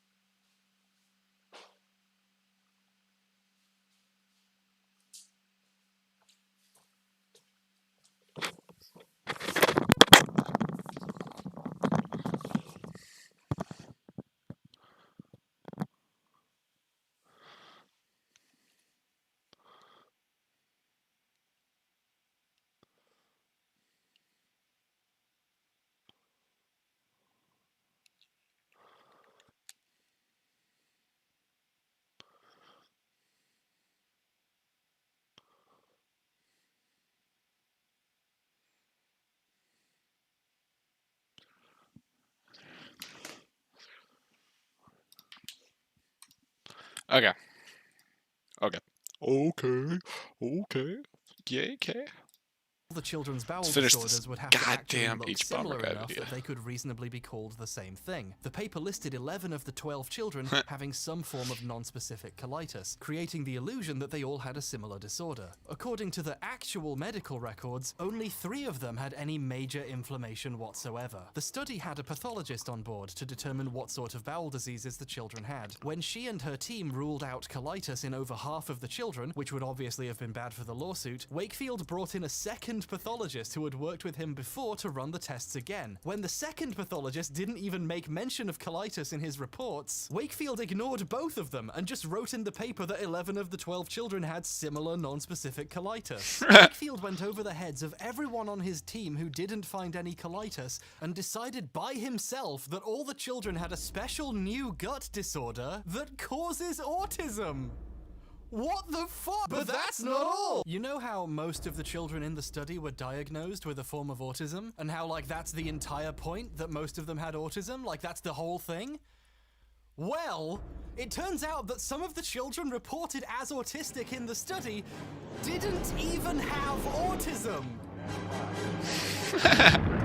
Child 7 was never diagnosed with autism before, during, or after this study. He was referred to the study because Child 6, his brother, was diagnosed with autism. Wakefield reported that this child was also autistic and started showing signs of autism 24 hours after being vaccinated. I mean, why not if you're just making shit up, right? Child 12 had also never been given an autism diagnosis. The developmental specialist who diagnosed them said they had an impairment in respect of language, but did not diagnose them with autism. Wakefield, who, just to remind you, is a gut surgeon with no psychiatric expertise whatsoever, decided this was enough for him to say they were autistic. And since their parents didn't blame the vaccine, he said loss of speech development and deterioration in language skills noted at 16 months, and made sure to mention the child had MMR at 15 months, just so you know it started soon after the vaccine, even though the parents didn't blame it. Oh, and while he was there, he diagnosed them with chronic non-specific colitis too. You can see why Wakefield dropped his lawsuit as fast as he could when Deere got permission to read these, right? This is likely why he never did the larger study when he was asked to.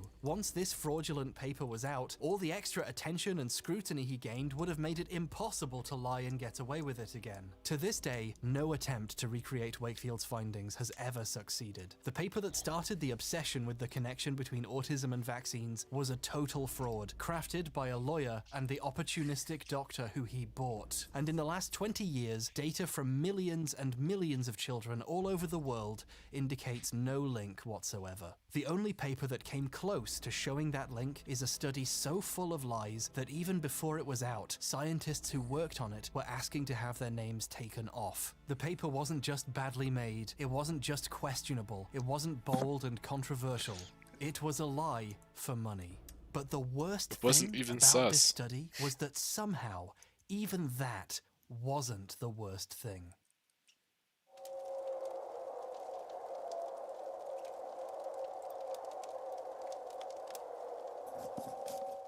Hey folks, the next section deals with some pretty heavy stuff, so if you're not into stories of child abuse, You heard that, skip to the boys? next chapter.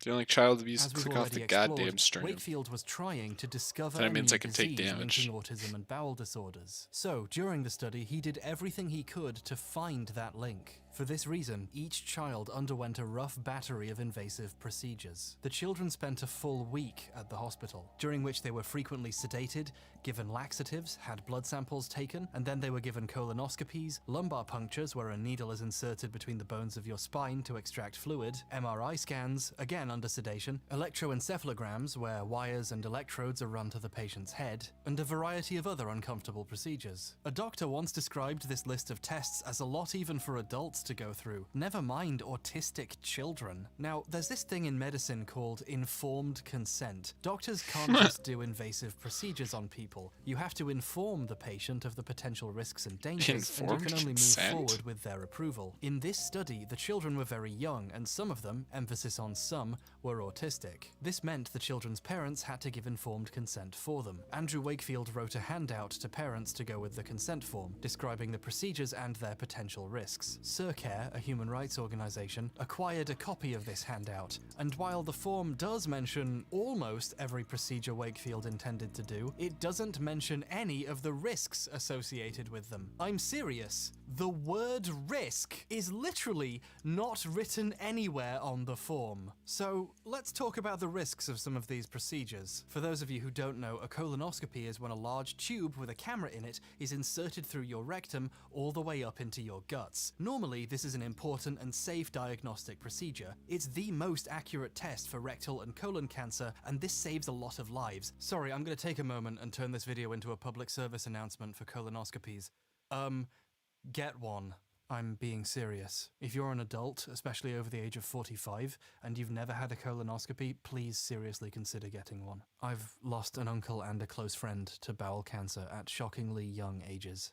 It's a really common cause of death, and if they catch it early, it's treatable. Colonoscopies are perfectly safe and often life-saving procedures. But in children whose intestines are smaller and weaker and harder to maneuver in, there are risks of serious complications. The scope can puncture the intestine, which causes bacteria from the gut to leak out and cause infection and other serious internal damage. Risks of complications are significantly higher for children 5 years or younger. We try to be very careful to come around corners. And these risks are genuine. As part of the attempts to find more evidence later and follow up on the original 1998 study, a 5-year-old autistic boy was given a colonoscopy that went exceedingly wrong, and was left fighting for his life with multiple organ failure after his bowel was perforated in 12 places during the procedure. Jesus. There was no medical reason this child needed this procedure. He was just being used as a guinea pig to find any proof they could that autistic enterocolitis was real. The Royal Free had to pay almost £500,000, roughly $1 million today, in damages to the boy and his parents for causing lifelong disabilities that required full-time care. His parents reported that when they gave consent, they had not been told of the risks.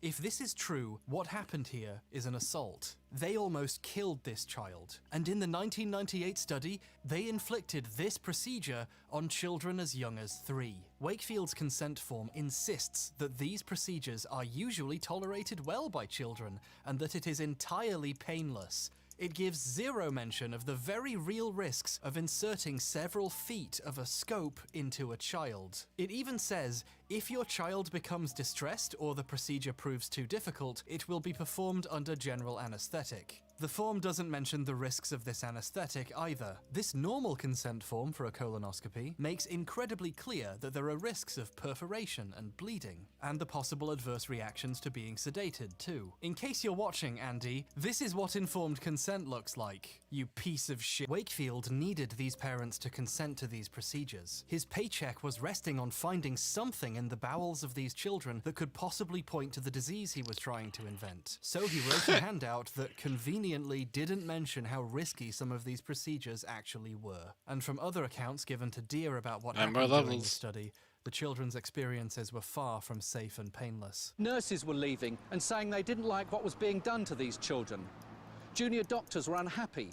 It needed 3 people to hold these kids down in some cases just to have blood taken. These are difficult children to explain to what is going on. I feel very sorry for the children who I feel were being abused. Children were fainting and vomiting and trying to resist the testing. They had to be force-fed some of the fluids required for the tests. They couldn't give one child their lumbar puncture because he was uncontrollably vomiting from all the other procedures that had been done on him, and he was sent home. Another child's lumbar puncture went so badly that he had to be rushed to a different hospital for treatment. If you do stuff like this to kids in your study for no clinically justified reason, that's child abuse! Wakefield treated the children as if they had genuine bowel conditions. To that end, almost all of them were given anti-inflammatory drugs for the disorders he'd made up for them. These medications often have an increased risk to children, particularly under the age of 6. The risks of adverse events includes life-threatening complications, including increased bleeding, increased risk of infections, and other severe side effects. Some of these kids had problems communicating, which would make reporting any side effects they were experiencing very difficult. difficult, further increasing the risk of severe problems if something went wrong. Considering that barely any of these children actually had bowel disorders, Wakefield was essentially putting children at risk of the side effects of these drugs for no reason, while he looked for proof of the disease he was trying to invent to make a lawsuit look good. The medical council also discovered that during the study, Wakefield gave an experimental drug to one of the children without waiting for approval from an ethics committee. The drug was called dialysable lymphocyte extract transfer factor. Wait a second. The paper is a pilot study on the effects of a substance called dialysable lymphocyte extract on children with autism. Did Wakefield test one of Fudenberg's autism-curing drugs on one of the children in his study? What the fuck? Thanks, Andy. I'm sure whatever you gave those kids was perfectly safe. I mean, if this genius was behind it. Where does that come from? From my bone marrow. To convince the child's father to agree to let him administer this drug to his child, Wakefield offered him a job as managing director of a company making and selling the drug.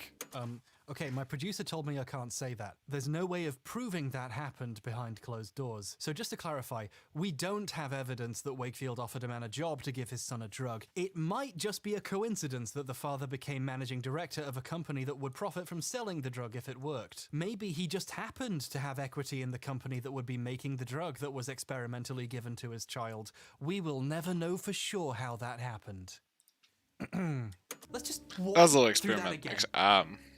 I'm not sure how I Andrew feel about that. Wakefield might have offered a cushy job to a guy to let him experiment on his kid with a drug that he probably got from a guy who got fired for stealing medical supplies, wasn't a doctor anymore, and thought he could cure autism using his bone marrow.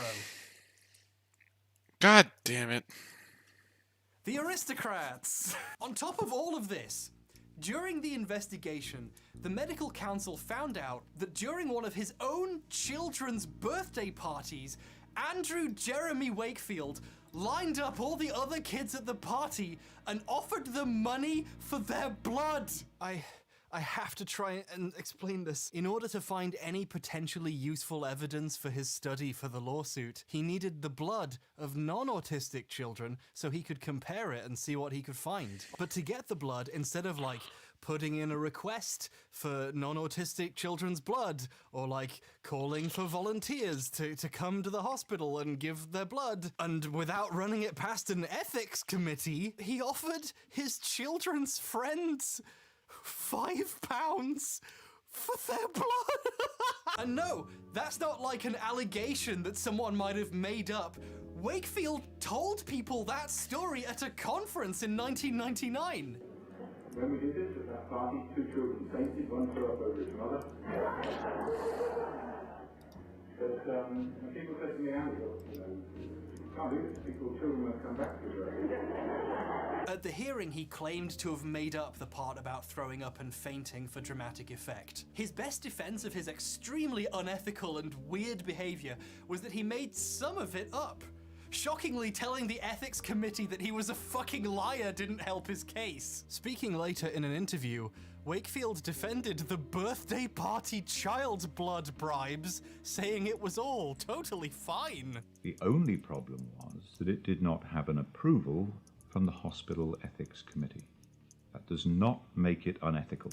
He's trying to, well, actually, a fucking ethics board. After reviewing all of this, in 2010, the longest inquiry in General Medical Council history concluded that Andrew Wakefield had failed in his duties as a doctor, acted against the interests of his patients, and was, you know, a lying con man. Sorry, that one was me. And he was struck off the medical register, making him no longer able to practice medicine, and officially not a doctor. So whenever someone calls him a doctor in videos now, they're making a mistake. Look, I don't want to single this guy out, but you don't put doctor in his name. He's not a doctor now. Even in the documentary he made about himself in 2016, he can't put doctor in front of his name. He has to put MBBS. Well, we know he's at least one kind of BS, if you know what I'm saying. To quote the council's charges, he showed callous disregard for any distress or pain the children might suffer. That same year, The Lancet finally formally retracted the original study. According to The Lancet's editor, Richard Horton, it was utterly clear, without any ambiguity at all, the statements in the paper were utterly false. Well done, Richard. Here's a round of applause for you. Better too late than never, I guess. That's not really an expression, is it? The conclusion of the inquiry is protested by Wakefield's remaining supporters. While a news crew attempts to interview one of his critics, one of his supporters attempts to shout him down and make sure he can't say anything, while another off-screen holds up a book insisting it is they who are being silenced. The irony is, apparently, lost on them. Wakefield appeared before his flock to say this was all completely unjust. And I invite anyone to examine the contents of these proceedings and come to their own conclusions. I think we just did. Buddy. Wakefield did lose a lot of his popularity when the extent of his abuse and fraud was made known, but he still had a few dedicated fans. Often the parents of autistic children who'd followed him so far that they refused to accept what he did. To Wakefield, these desperate people are the perfect market. I suspect the main reason he turned up in the last few days of his hearing was to advertise the book he'd written all about it on national TV. The book alleges that the medical council hearings are just trying to crush him to protect vaccines. He titled the book Callous Disregard after one of the council's comments about him. It's trying to be an ironic reference, like he's accusing mainstream medicine of callously disregarding the victims of MMR, but I don't think he considered the implications of quoting a doctor pointing out he abused children on the cover of a book with a big picture of his face on it. It's a real if I did it situation. Also in the dedication he thanks his long-suffering wife, who's with him here on the cover. She's not his wife anymore though. I guess she suffered enough, and like separate vaccines before it, Wakefield made sure to recommend his book in every interview he got. These numbers, the dates were all fabricated to sort of make a case. Dr. Gupta, please, I urge you, go and read my book. You will understand it. Many people don't. It's very funny watching him try to sell his merchandise now that everyone knows he's a fraud. If you read my book, you will be able to read the truth. And has the BMJ read my book? Have the doctors who apparently looked at all the records read my book? No, because the truth is in that book. Well, sir, I've read Brian Deere's report, which is incredibly extensive. Sir, I'm not here to let you pitch your book. I'm here to have you answer questions. If you read the record that I have set out in the book, you will see the truth. But sir, if you're lying, then your book is also a lie. Wakefield's defense against Brian Deere's allegations, now that suing him to shut him up has failed disastrously, is to say Deere is a hitman paid by vaccine manufacturers to ruin his career. He is a hitman. He's been brought in to take me down because they are very, very concerned about the adverse reactions to vaccines that are occurring in children. Wait a minute, sir. Let me just stop you right there. You say he's a hitman and he's been brought in by they. Who is they? Who is he a hitman for? This is an independent journalist who's won many awards. Yeah, he's, you know, who brought this man in? Who is paying this man? I don't know. Who is behind Brian Deere's reporting? Follow the money. Also, buy my book, please. Wakefield went on to claim later in the interview that you're being paid by the Association of British Pharmaceutical Industries, are you? No, I'm not.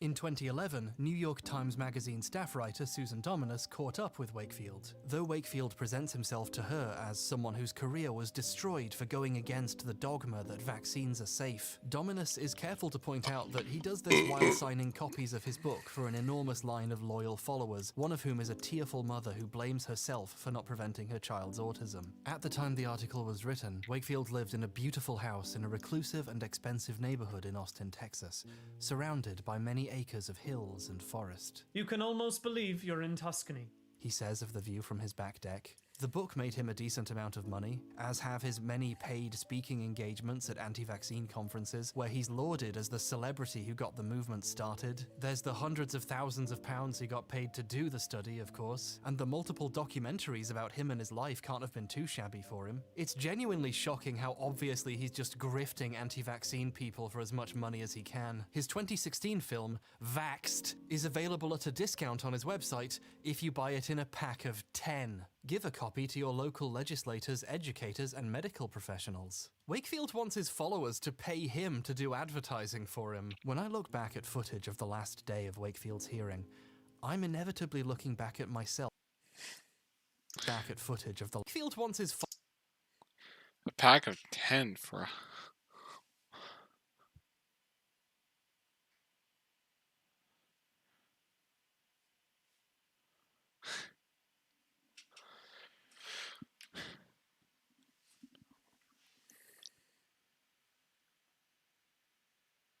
followers Oh, to yeah, I want pay the PAL him to version. do advertising for him. When I look back at footage of the last day of Wakefield's hearing, I'm inevitably looking back at myself 10 years ago when I saw the same footage live on TV. At the time, I saw these people as Wakefield's defenders, but in a way, they were also his victims. For a decade now, since I was a teenager, I've been thinking about this woman with the sign saying, "Don't stifle uncomfortable science." I remember I first noticed her because I saw her and thought, wait, is she wearing a Playboy scarf? Surely the most uncomfortable thing for these people here must be the possibility the man they're here to defend has lied to them for money. For someone who'd sided with Wakefield during the scare, accepting that he had lied would mean taking on some of the guilt for helping to spread it. One of the worst things about Wakefield's actions is he's made these people complicit. Maybe Wakefield actually cares about these people, maybe not. But either way, their money spends just the same. I wonder how many of these people bought his books or his documentaries. I wonder if any of them stop and think about how they've made him rich. Some of these people are extremely vulnerable, parents of children with disabilities, some of which require full-time care, who fell for Wakefield because he was offering them an explanation for why these things happen. It brings me no joy to tell you, they paid for this view. We're with Wakefield. We're with Wakefield. We're with Wakefield. We're with Wakefield.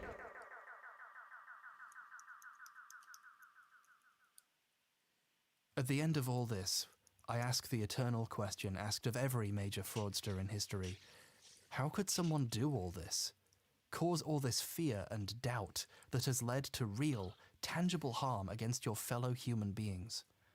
Why would someone do that? Money, thank you for watching.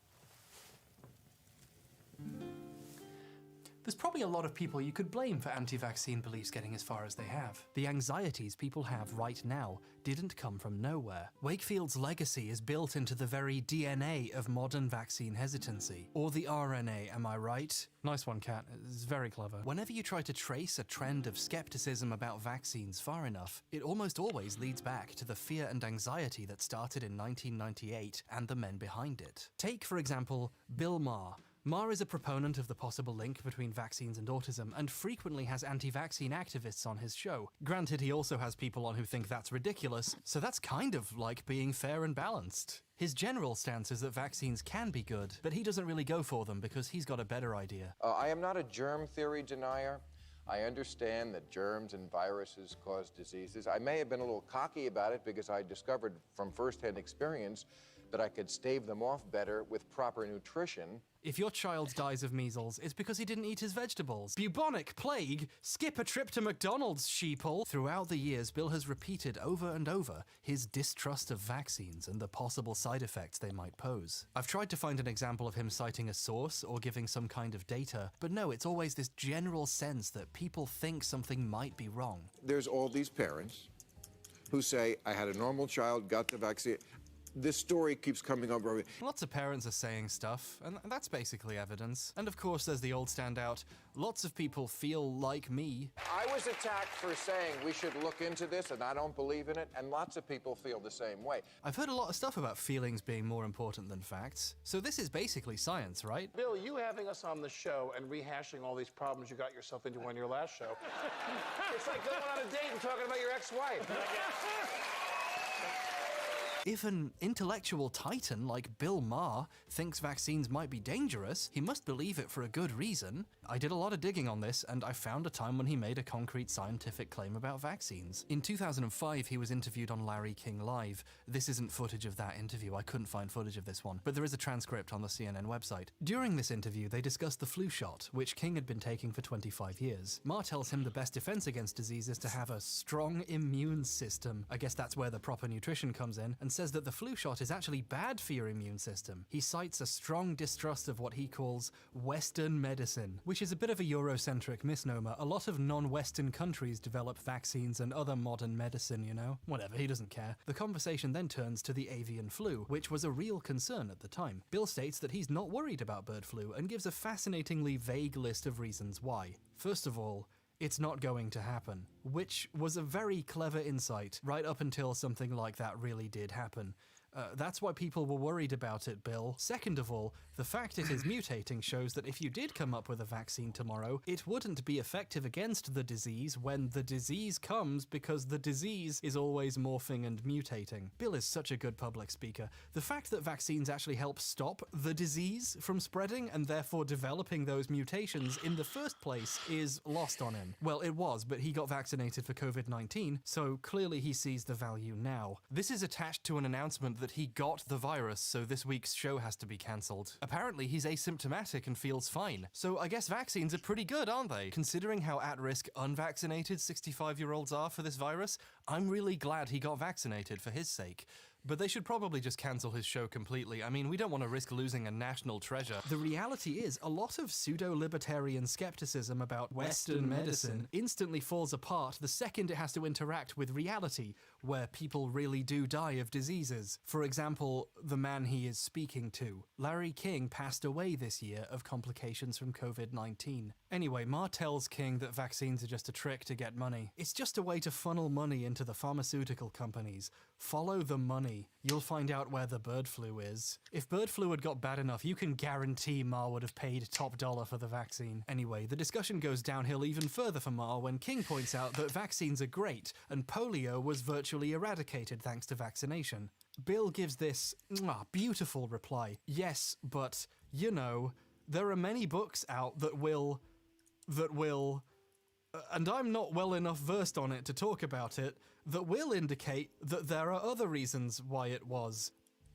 And a lot of diseases that have been, they say, whoa, this was eliminated because of a vaccine, they find out, well, no, actually, the country got toilets, and that's what happened. I think Bill really does a good job of summing up a lot of people's beliefs about vaccination here. Ma thinks it's smart to be skeptical about vaccines, right up until there's consequences for himself, of course, but his explanations are all unfounded and unscientific. The best he can say is there's probably books out there that prove he's right, maybe, but he's not read them. This isn't skepticism. This is ignorance trying to sound like skepticism. To bring it all full circle, it seems like Bill's beliefs about vaccines are really based on that big scare that started in the late 90s. After all, the only factoid he seems to ever be able to remember is that lots of parents... No, I was pressing B, dude. Haha, you ready for another 100 levels?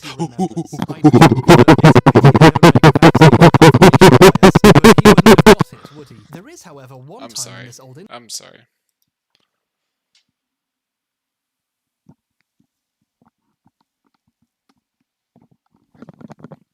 What?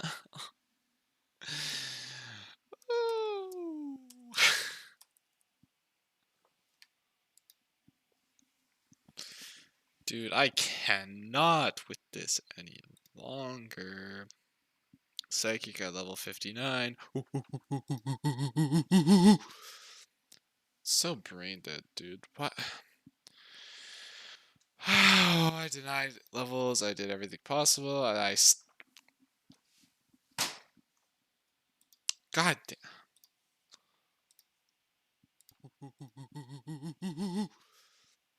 So brain dead, dude. What? Oh, I denied levels. I did everything possible. Like, that slam is so bad. What's that slam, dude? What a garbage slam. It's just the way my desk is set up. It's not like there's no slam to it. Interview where he really does attempt to make a scientific claim. He tells Larry that if you get the flu shot more than 5 years in a row, it tenfold increases the risk of getting Alzheimer's. That's a really specific thing to say. Maybe by checking this claim out, we can figure out who he's getting his beliefs from. I looked, and there are actually studies on the impact of vaccination on rates of Alzheimer's. The risk of Alzheimer's goes down. Okay, so this clearly isn't his source. I did some more digging though, and I found that in 1997, at a vaccine conference, in one guy's presentation, he said that a scientist had found that this happens. There's no study cited here, but that's at least a source for Bill's claims. Let's check the doctor's papers and see if we can find out for ourselves. Wait a second, I blurred the scientist's name out by accident. Let me fix that. Dr. Hugh Fudenberg. No matter how you look at it, a vast majority of anti-vaccine rhetoric and pseudoscience can be traced directly back to these two guys. According to a survey of US healthcare professionals in 2016, 77% of parents refusing vaccination for their children still cite a fear of a link with autism. When people refuse medicine for their children, they largely point to the hazy memory of the scare Wakefield started for money. So yeah, it's pretty important to point out they both lost their medical licenses and their science was garbage. And despite being an obvious hack fraud con man, Wakefield is still embraced by the anti-vaccine community. Wakefield was a guest of honor at Conspiracy, the week-long cruise for all kinds of conspiracy theorists, where believers of all stripes gather to share their theories about climate change, the earth being flat, time travelers, and horses being real. The kind of funny thing is, Wakefield himself seems pretty embarrassed by this. A skeptic who went on the cruise noted how unhappy he looked with the implication of being a hero to a community that absolutely loves complete quacks. The story of my life is basically how to take a perfectly good career and flush it down the toilet. Luckily for Wakefield, the toilet is full of money, and all he has to do to get it is lean further and further away from science and deeper into this culture. He's had to pivot to saying all vaccines are dangerous, because his new anti-vaccine audience aren't very receptive to the old claim that I'm not anti-vaccine, just one vaccine is dangerous, and I recommend mine instead. I don't think these people would buy a 10-pack of that story. And of course, in the middle of the pandemic that is currently happening, Wakefield emerged from his mansion to remind everyone that a virus that has so far killed over 3 million people is better than being vaccinated against it. As Nelson Mandela said at his trial, there are ideals worth dying for. Presumably of COVID-19. I don't want to get too dramatic, but better to die as a free man than live as a slave! I don't think that was too dramatic, do you? The fact the movement he started is still based almost completely on his lies is pretty important to point out. And, in fact, it's useful to point it out, because despite how it might look, the truth can be a powerful thing. Once Wakefield got chased out to America and had his medical license taken away, vaccination rates in the UK recovered. I love this because you can basically see the effects of Brian Deer's reporting on a graph. Like, the scare starts and it gets worse and worse and worse, and then Brian Deer's reporting comes out and bam, it's on its way back up. Like, the truth does make a difference. And then, when Wakefield's license was taken away, we went right back up to pre-scare levels. Of course, getting chased out to America meant he started peddling his lies in America, so sorry about that, but it does seem pretty clear that the truth helps people make up their minds about this stuff. Fascinatingly, a lot of Britain seems to remember the MMR scare and the revelation that it was based on lies, and learned a lesson about vaccine alarmism. According to polls of global willingness to take the COVID-19 vaccine, other countries start relatively low, perhaps dimly remembering some people saying vaccines are bad. Then acceptance grows as it becomes increasingly clear the new vaccines are safe. Jesus Christ, what are you doing, France? Are you guys good? Yeah, except the US. You guys are always brain dead. Like, literally 100% of the time you guys are brain dead. How is this not 100%? What? I don't know, dude. I talked with a guy earlier. And he's like, what is happening? There's just so many brain dead people out there, dude. This is crazy. Like, imagine a world, right, where we have a disease that's killing hundreds of thousands of people, right? And all you have to do is put a little bit of sauce in your blood, you know? Put a little bit of drip in there, and then it can be totally over. And 30% of the goddamn world is unwilling to do. And it's as simple as that. It's literally that easy. I didn't overcomplicate it. I didn't oversimplify it. I mean, that's it. That's the whole thing. Okay. It's literally like just not die juice. Just don't die juice. That's what it's called. That's what I'm gonna call it. Don't die juice. Anti-death juice. That's what I'll call it. And people just aren't taking the anti-death juice. Okay. Wait, where's the UK? Well, boys, we're just chilling up here. We've been through this before, you see. That's my British accent. It seems like our past experience with bullshit vaccine Good job, scares UK. has inoculated us against future ones. Cat wrote that line. I didn't find the one weird trick doctors hate to deconverting people from being against vaccines and changing their minds or anything here. All we've really discovered is that if you lay the whole story out like this, people can do a good job of making up their own minds. The actual scientific community works very hard to be receptive to potential side effects. When even the potential possibility of one of the vaccines having side effects came up, the FDA and the CDC briefly recommended not getting it for a while until later when they checked and were sure it was fine. Vaccine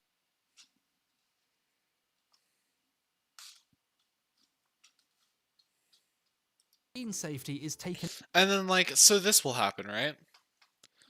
And SNL is still doing skits like ragging on Johnson. It's like it's so brain dead. Like people need to. Like I get it, like it's jokes or whatever, but it's just one, it's not funny. I guess it's in my opinion, it's not funny. But two, like it fearmongers so hard for no reason. Like why do people fearmonger like this? It's so like it doesn't make any sense. People just like super hardcore fearmonger, and like it's when it starts seeping into like jokes and stuff, it's just cringy. Like, oh, you got Johnson & Johnson? Soy face? That's basically like death. God, so cringe. So cringe, dude. And the AstraZeneca stuff, oh my, don't get me started on that. 1 in 50 goddamn thousand, only if you have a certain type of blood. Just get me out of here, Seriously dude. by medical scientists and doctors, for obvious reasons. Actually, here's a fun example of how stringent the community is about vaccines. Wakefield's alternative vaccine was based on such bad science, it would never have made it out of clinical trials. The medical work behind it was awful. I mean, one of its authors' names is spelled wrong on page 1. The science on the following pages is roughly what you'd expect from something like that. I think I might actually make a bonus video for patrons just covering this vaccine patent because it is whack. Really, Andrew Wakefield was always doomed to end up as a scam artist. He wasn't very good at the science when he was a doctor. All the coronavirus vaccines currently in use have passed tests and checks that his alternative measles vaccine would never have done. Wakefield can pretend he's not going to get the vaccine and appear at health freedom summits that recommend you don't get it, and instead eliminate toxins with only affordable products and cooking hacks. But I certainly hope for his sake that he just gets the vaccine in secret, because otherwise the next cruise is going to have a fucking body count. There is another way the truth can change people's minds.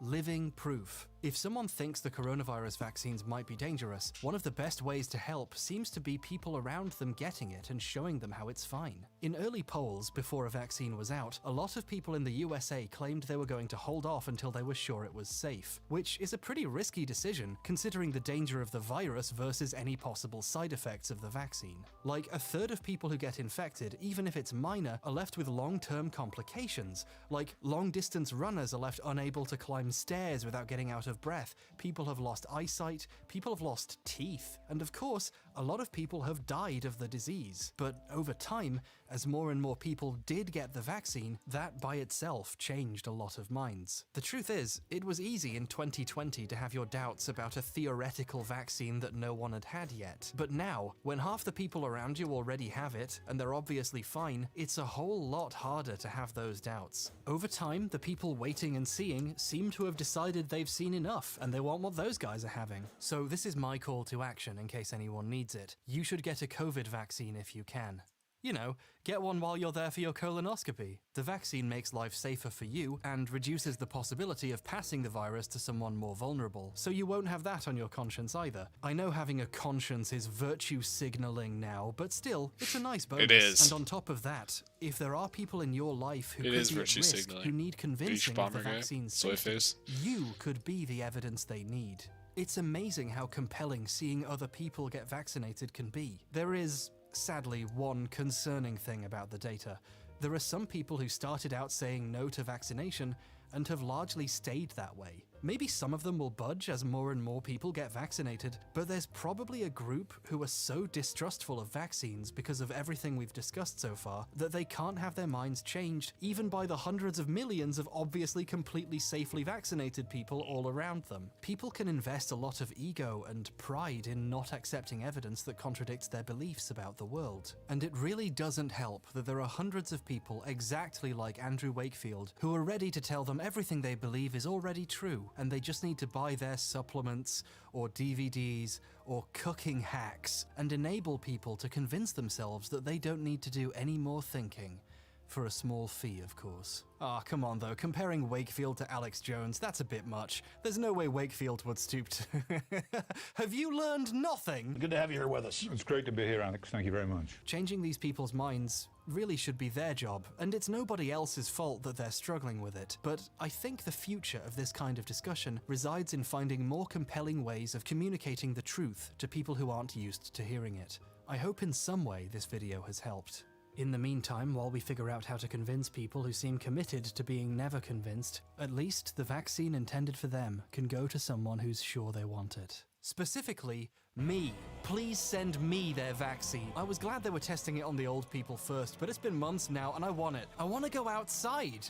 Be able to go outside. I want to pretend I shop at Waitrose again. I want to use my free football tickets. I want to taunt my former hairdresser with how useless she is to me now and threaten to turn her building back into a research foundation. Give me the vaccine, doctor. Hell, give me all of them. Let me combine their power. Soon I will be unstoppable.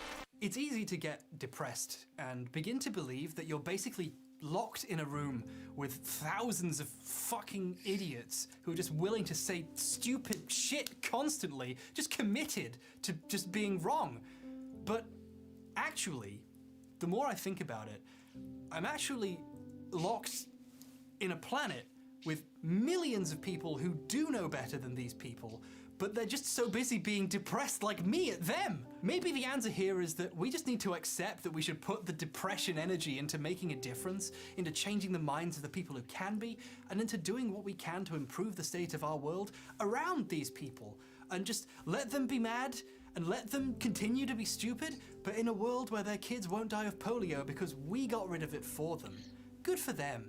Ignorant little wankers. Because maybe the hard thing to do when we're confronted by the scope of these problems is accept that we really can do something about it.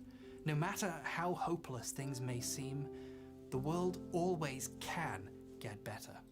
And maybe together, someday, we can invent a way of cleaning up this fucking mess in my mum's in my garage.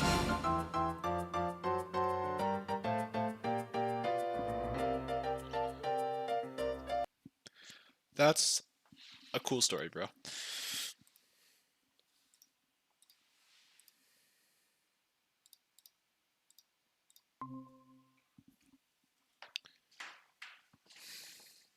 But are you ready for more debates?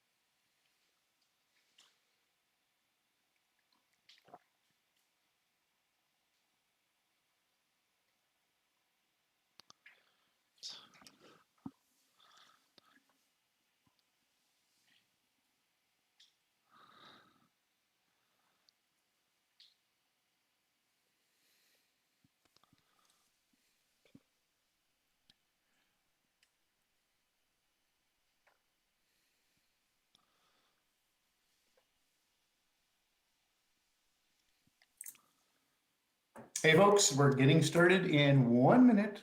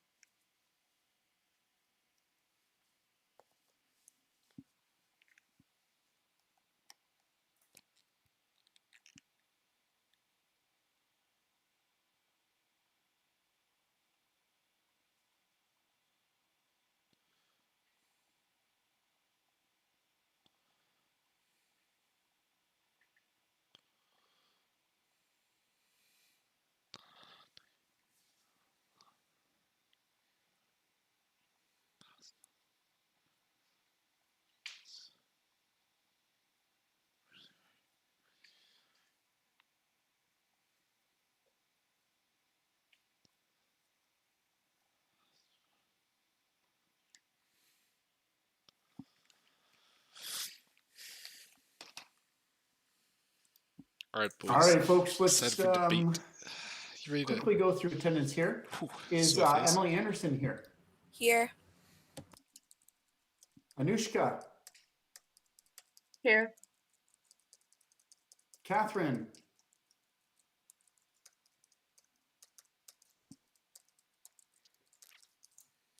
Micah? Here. Kaya? Here. Abby? Here.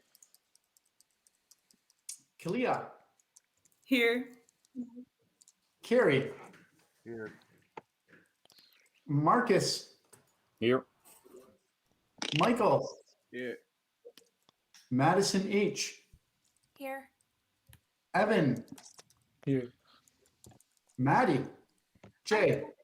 I'm here. Belle? I'm here. Armand? Get that picture. Here. Jenna? Here. Katie with a D? Here. Stephanie? Here. Jeez. Alexis? Okay, we're done with this video. Don't care about the credits. Regan? Here. Logan? Okay, Pryce Dugong. Rylan? Here. Megan? Here. Ray Newell? Always here. Adrian? I'm here. Valentina Jessica Privatera?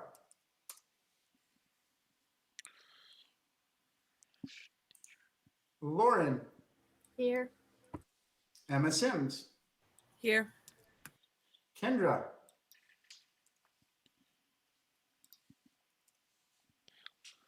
Griff? Here. Tien? Here. Tynan? Here. All right, good. Ooh, it took me a second. Ooh. Okay, so sus there. welcome back. Debate Suspicious. Number 3, police departments should be defunded. That is the statement. It's going to be an interesting one. Yeah, I think there's a lot of anticipation here. I was very curious actually when I chose this topic to see how you would handle it. So we'll see. It's going to be, yeah. All right, Okay. let's So go one of two Evan, ways for the con side. They're did you either do going your to own warm-ups? everything up and just run down the redneck route, or they're going to talk about demilitarizing. And you have, will you be doing the same thing as Tyner? Will you pop that timer up on the screen? Would you mind doing that? Yeah, I can do that. I like it. Okay. So let's see what else here. I think we're good. So you have the format in front of you, bud? Yeah. Everyone else is ready to go? Yeah. Woo! Good. So what I'd like to do, if you were not participating in the debate or the host, please turn off your cameras and your audio, and we're turning the show over to Evan. You need to make a copy. Hold up. Ladies and gentlemen, the wait is over. The main attraction is finally here. The bout over whether the police departments should be defunded. Ready to leave the other team throws, looking to expose, you can't oppose. In the red corner, we got the cold, the icy, pros, with a team consisting of name you don't want to misspell. She goes by Belle. The girl you can't reason, we got Regan. Deep from 3, swish, they call her Steph. Finally, a name I can't find a slogan, his name is Logan. Ooh. They playing chess cause all you pawns, ready to drop some bombs. In the red corner, we got the fierce, the fiery, Cons. With the team consisting of, to his group, he's vital. They call him Michael. Gonna eat the other team for breakfast, we got Alexis. Shining cause he's radiant, we got Adrian. Finally, gonna need some Aquafina, we got the fiery Valentina. Those are all really I want a good. clean, fair fight today, folks. My colleague Tynan explained the rules this morning, but I will reiterate. Opening statements, 2 minutes each. 3 rounds of organized fights. 2 minutes for arguments, 1 minute for rebuttals. Then an all-out bloodshed for 5 minutes. Then we have to break everything up and conclude this fight. Are you ready? Okay, touch your gloves and get to your corners. Are you folks ready? Let's get ready to rumble. Okay. So we're gonna start off with the pro side and their opening statement. You guys have 2 minutes. Starting now. Okay. Mr. Torley, the jury, and the opposition, welcome to the debate. Me and my group members, Belle, Regan, and Logan, would like to thank everybody for tuning in. The motion for today's debate will be discussing why we should defund the police. Belle, Regan, and Logan will share their arguments against the opposition in an attempt to show why police defunding should be considered. Although this topic may have been discussed in the past, more recently the idea of defunding the police has been brought into mainstream media. There are many organizations that support the defunding of police, such as the Black Lives Matter Canada and Toronto Prisoners' Rights Project. This movement was really brought into view after the actions of Derek Chauvin, a former police officer who put his knee on the back of George Floyd's neck for 8 minutes, which led to the death of George Floyd. Protests were held all across the world, but mainly in North America. A chant could be heard coming from the protesters. The chant was "No justice, no peace, defund the police." And there's no better time than right now to discuss this topic. Okay, that was everything. Okay, so I'll stop the time reset. That was very good. We're going to take it over to the con side. Their opening argument. Starting now. Okay. Welcome, Mr. Torley and fellow classmates. We are the opposing team. My name is Michael. These are my team members, Alexis, Val, and Adrian. We do not believe we should defund the police. The police are the people we look to for protection and regulation of public safety. So they're going with that If we were to defund the police, what would happen to our communities? Where would the funding be cut? Well, I'll paint the picture. Less funding means less means to protect you. And as a person of the public, you deserve to have the best police in your city. Less funding for police would also result in an increase in violence among citizens, more traffic violations, and meeting unsafe streets. And those are just a few of our many points. And for you to say we should defund the police is a rather illogical stance due to no alternative means being implemented yet. We have the points backing our argument, some from scientific researchers, prestigious schools, and so on, which we'll do a deep dive of later on. We'd like to remind you to keep an open mind throughout the debate and please enjoy. We appreciate you for taking your time to hear our argument. We would like to pass the floor back to our opposition. Disclaimer, we do not condone ill actions performed by police. Thank you. Very good. Okay, so we're gonna move into our arguments. So the pro side, you guys have the first punch. You got 2 minutes. I gotta just reset the timer. Starting now. The police departments are historically oppressive and violent. Defunding them could reduce violence against people of color and overall crime. So the history of police brutality, I think we all know that people of all races, ethnicities, classes, and genders have been subjected to police brutality since the late 1800s, and police actually have been keeping people unsafe. Police have almost never been held accountable for invalidating human rights because they're the police. If they make false accusations about a person, they are relied on by the communities without any evidence shown to prove that the person whom they do not respect enough to falsely accuse of committing a crime is a criminal. Police have been using unnecessary amounts of force, for instance, torture, shooting, verbal abuse, etc., towards subjects they have mishandled whilst making arrest, racially profiling people rather than targeting on individual suspicion. Unlawful force by the police violates the right to be free from discrimination. Most police officers do not use lethal force as a last resort, which they're supposed to, so they're disobeying the law and they're not held accountable for that. If they make false accusations about a person, they are relied on by the communities without any evidence shown to prove that the person. Most police, according to Mapping Police Violence in 2019, Black people were 20% killed by the police, despite being 13% of the population. Most police officers cannot be objective when they make an arrest. More examples of discrimination the in Joker policing, such stats. as LGBTI Despite members making and up just other minority 13%. races.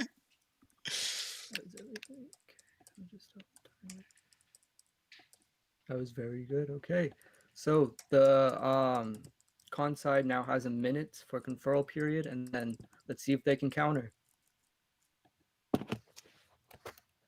Okay, the conferral period can start.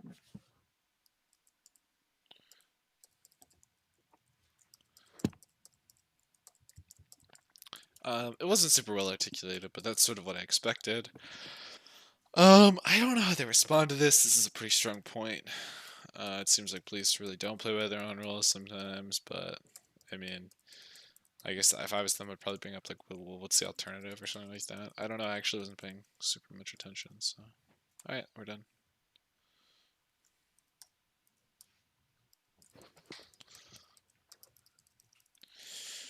Let's get what's his name back in the group. All right, 15 seconds to spare. Okay. We're ready when you guys are. All right, ready? Go for it. All right. So you brought up how police are sometimes very rough, very discriminatory. We get that. But when it comes to defunding the police, we need the funding in order to train them so that we can stop these occurrences. True. Right? You got them, These boys. are occurrences that's the point. Are deep ingrained into the police officer from before they were even a police officer, right? So it's not more of a funding issue. This is more of a issue with the officer. And for us to, we can even get rid of the officer and hire a new officer with the same funding that we have, right? And train them so that these occurrences do not happen anymore.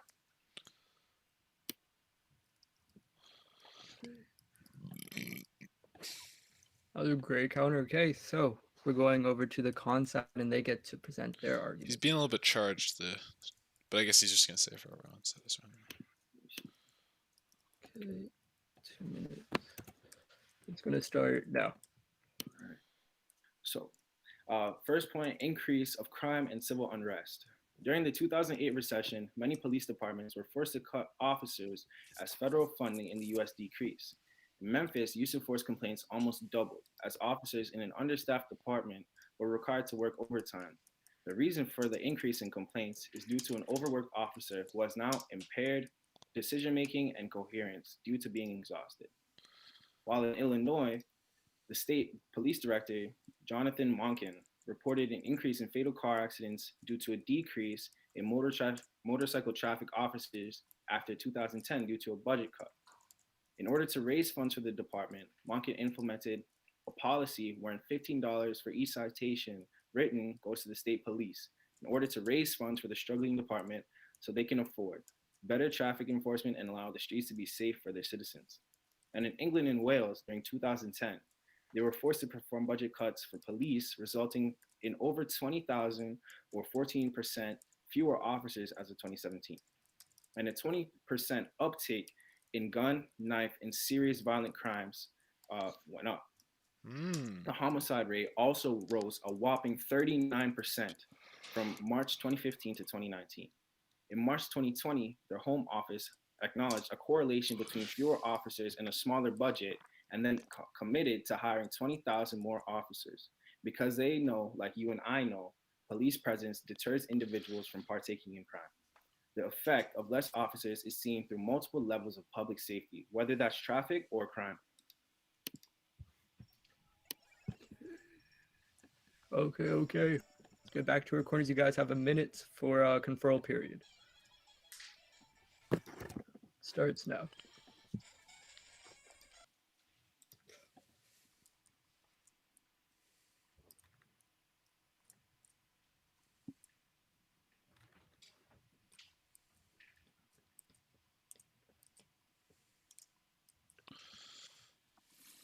Do we say Peach GM could take out this Jinx?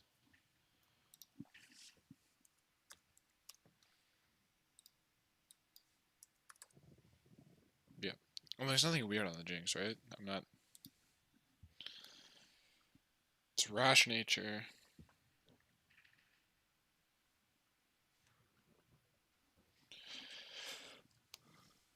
Ice Witch. Nope. Peach Jam. Okay, 10 seconds.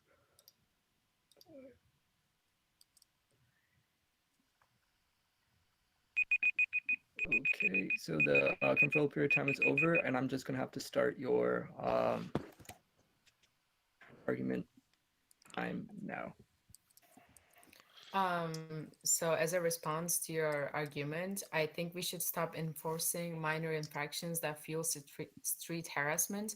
We can do this by abolishing laws that penalize trivial acts across the country and enacting laws that legalize activities such as marijuana possession and distribution. Also, we should stop putting cops in schools, which exacerbates Wait, but racial these are just points. They're not inequities, addressing. puts immigrant children in risk of deportation, and limits chances of Deportation. low-income pupils. And also create mobile crisis services, peer crisis services, and crisis hotlines and warm lines where individuals may call if they just need to chat to someone who knows what it's like to live with mental health difficulties, really to help rebut people the point? who are experiencing a behavioral or mental health crisis. Okay. Can I add something really quick? I don't think we can. You have to hold it. Sorry. Okay. I'm sorry that Bella just Okay. ruined your thing, but you're gonna have to hold that. So we're going on to round 2, where the pro sides will talk about their second argument, and you have 2 minutes. Defunding law enforcement isn't about abolishing police forces. Instead, it's about reinvesting those funds into Black communities that have been thoroughly divested from, as well as the vested services like social services, schools, hospitals, housing, and food within those communities. Cities in the United States jointly spend $100 billion minimum a year on police services alone. While Damn, bro, essential we ain't even investments in talking about the education, United healthcare, States. housing, and other important services get little to no funding, particularly in poor and minority areas. For example, New York City spends more on police services than other departments of health, homeless services, housing, But damn, bro, the problem is we ain't even talking about it. preservation and development, and youth communities developed as like all combined. These funding should be relocated to publicly administered healthcare, non-police, and community-based service activities. These relocations and adjustments to the policing framework can and will be successful if the ultimate solution is focused towards combating structural racism and serving the community. Research compiled by the Center for Popular Democracy, Law Rest, for Black Lives, Aquamarine, and the and Black Aurora Youth Beam. Project 100 argues that investing in mental health, housing, youth development, and living wages will stabilize neighborhoods and will be 10 times more successful than police is today. Communities that have suffered significantly as a result of diverting so many resources to law enforcement rather than resources listed previously. We can help stop decades of racially motivated social control Boom. and Sucker punch. oppression Get by him out of here. reducing their large budgets as well as solve social issues at their base, rather than investing in an organization that further oppresses and terrorizes communities. We have deprioritized providing people their basic needs. Our tax resources must be redirected from a system that Now, what did routinely he murders do? people of color with impunity and towards initiatives that will improve our communities. For far too long, the focus on police reform Oh has been no. on changes at reducing the evils of policing rather than rethinking Oh, the I border messed up, to the boys. broader role of police in society. Great, perfect time. Okay, so we're gonna go back to your corners, and the con side can find a counter to that. You have a minute.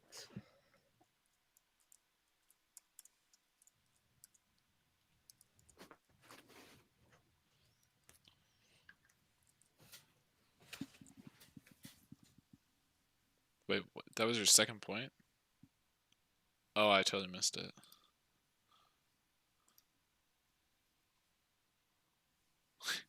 Okay, we'll try to listen here to what the cons say.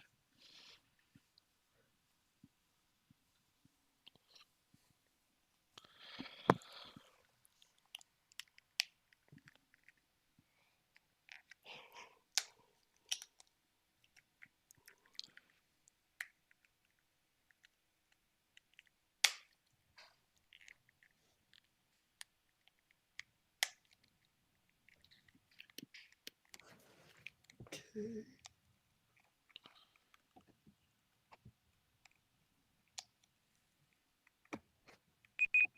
Okay.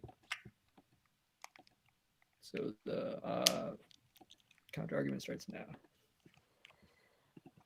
Without police to help, who's going to protect the people long enough for them to find help from a therapist or go to the hospital for an injury? Among first responders, police are always there first and are knowledgeable in basic first aid training. Police are also knowledgeable in being able to handle those who are suicidal and put themselves in dangerous situations. Officers are able to provide support to someone who, like in a stressful situation. There are also specific officers who are trained to persuade and compromise with criminals in order to save a civilian, or even compromise with a mentally ill person to help them calm down. These are called police negotiators, crisis negotiators, or hostage negotiators. And also, who's to say that there's can be racist people in the proposed new system, such as a racist social worker or someone who also has racial biases?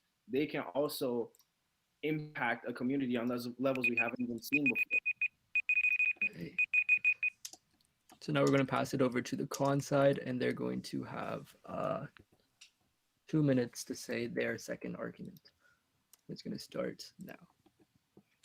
Many incidents of police-involved violence arise as a result of cops not being adequately taught on when and how to use their tools. Defunding the police deprives them of the resources they require to ensure that officers are properly taught on topics such as the use of force continuum and de-escalation tactics.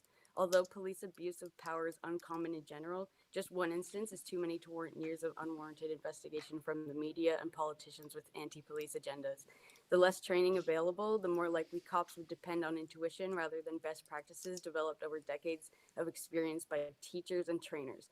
From Wilfrid Laurier University on how to become a police officer in Toronto, quote, "It takes 24 years to complete the prescribed police training and become sworn in as fourth-class constable. As cadets in training, new recruits attend a 3-week orientation at the Toronto Police College, followed by a 12-week session at the Ontario Police College," unquote.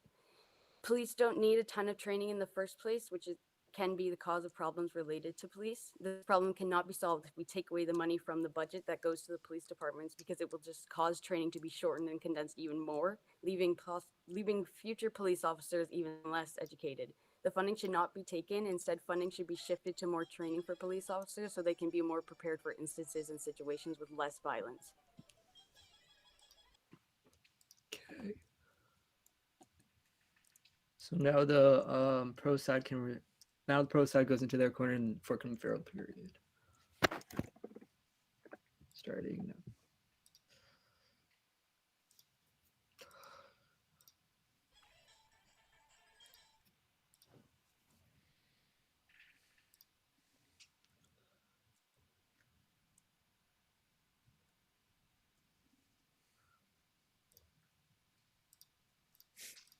My chimp brain, help me. I don't know what the puzzle is, man. I can't solve it.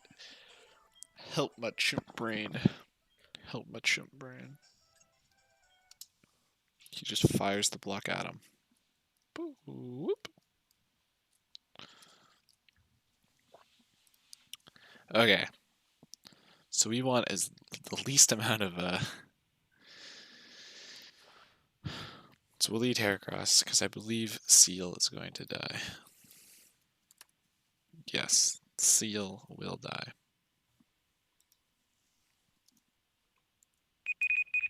Okay. So the time for your response starts now.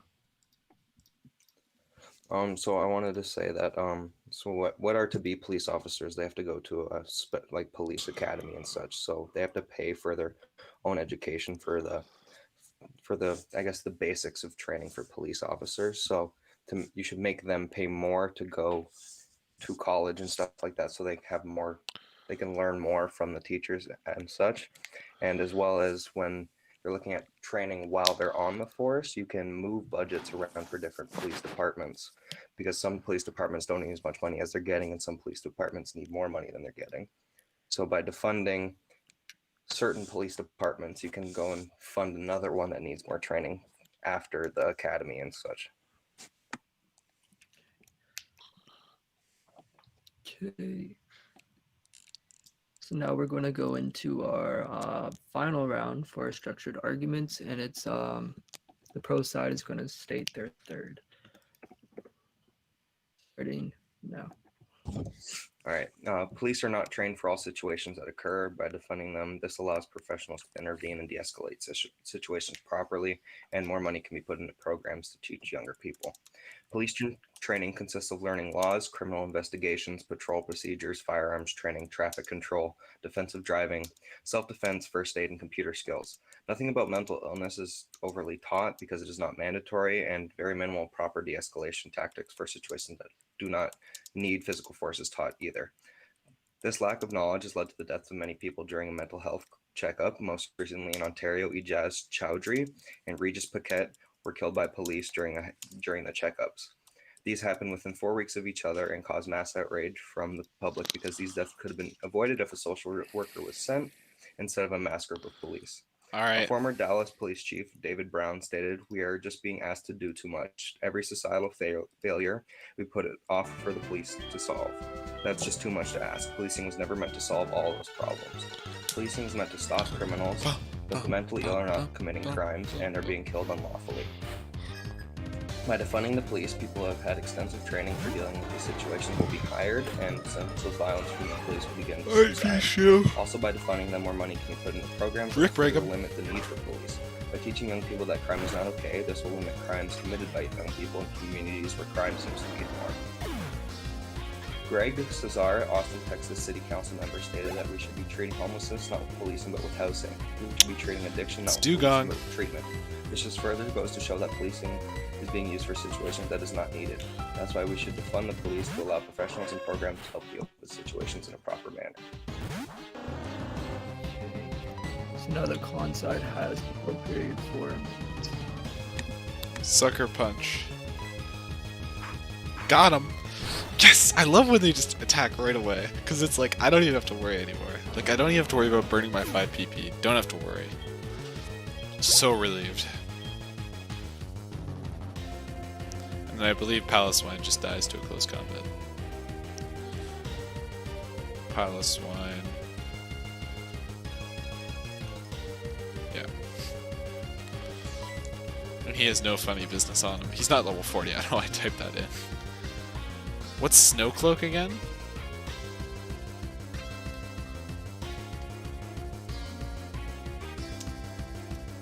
I don't even remember what Snowcloak does.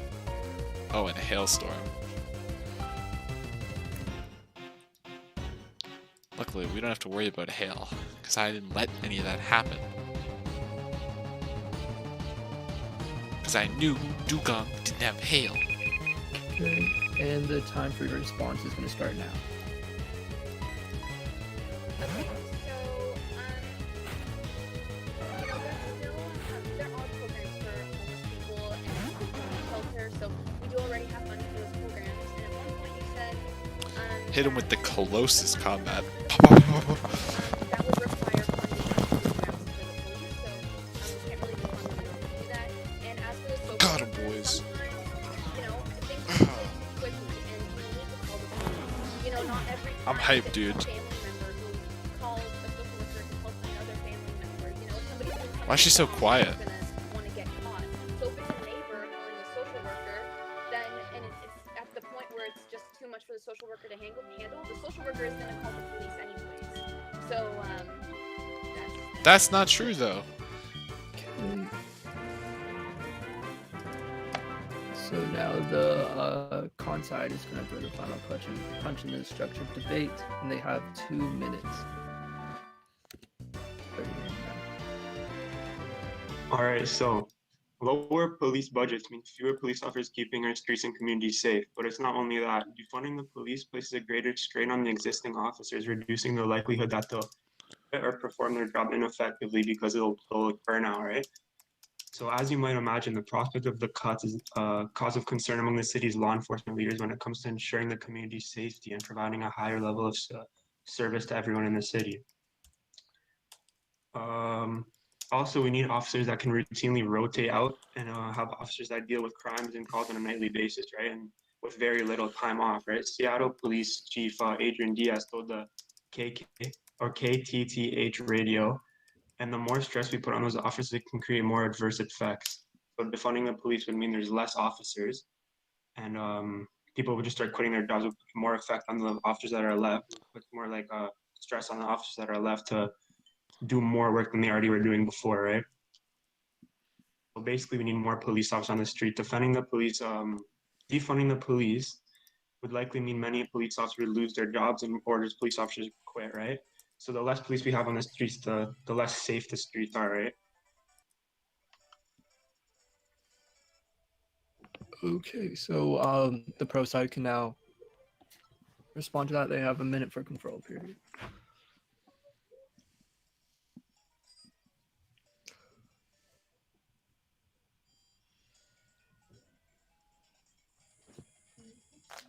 The good news is, we have our flyer now, at least.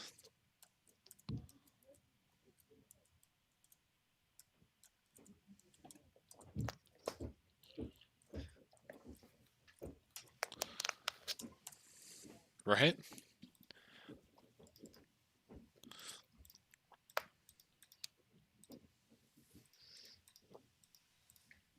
We do be having our flyer, though.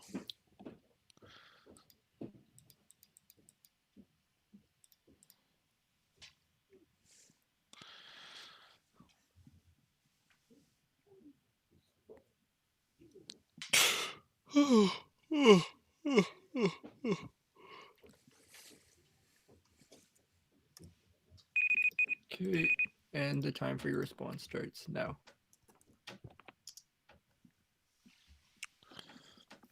Okay, so we literally didn't say that police should not get any funds at all. We just said they should be defunded. So defunding the police means they should Literally get didn't lesser even say it. funds, and that they already have enough money to keep us safe. So why would we like give them more funds whilst other foundations need funds? Why would we do that? True. Any other points? You guys also, it seemed that like that one argument there was also repeated from one of your guys' previous arguments. It just seems like you guys keep repeating the same, like one of the same arguments over and over again. Damn. The Okay. call out. So I mean, it's not true, but now we're going into the open debate where the gloves are off. If you had any problems with some of the things that they said during any of the counters, or if you want to further talk about any of the arguments they brought up, you can talk about this here. You have 5 minutes, and it's going to start. This is just a win for now. All right. So first of all, for you guys to say police have enough funding, that's kind of unfair to say, because which police department has enough funding? There's tons of police departments around the globe. Let's look at Chicago for a moment, right? Here's a section that says, amid the George Floyd protests in May 2020, Chicago registered the city's most deadly weekend in 6 decades, 110 shootings.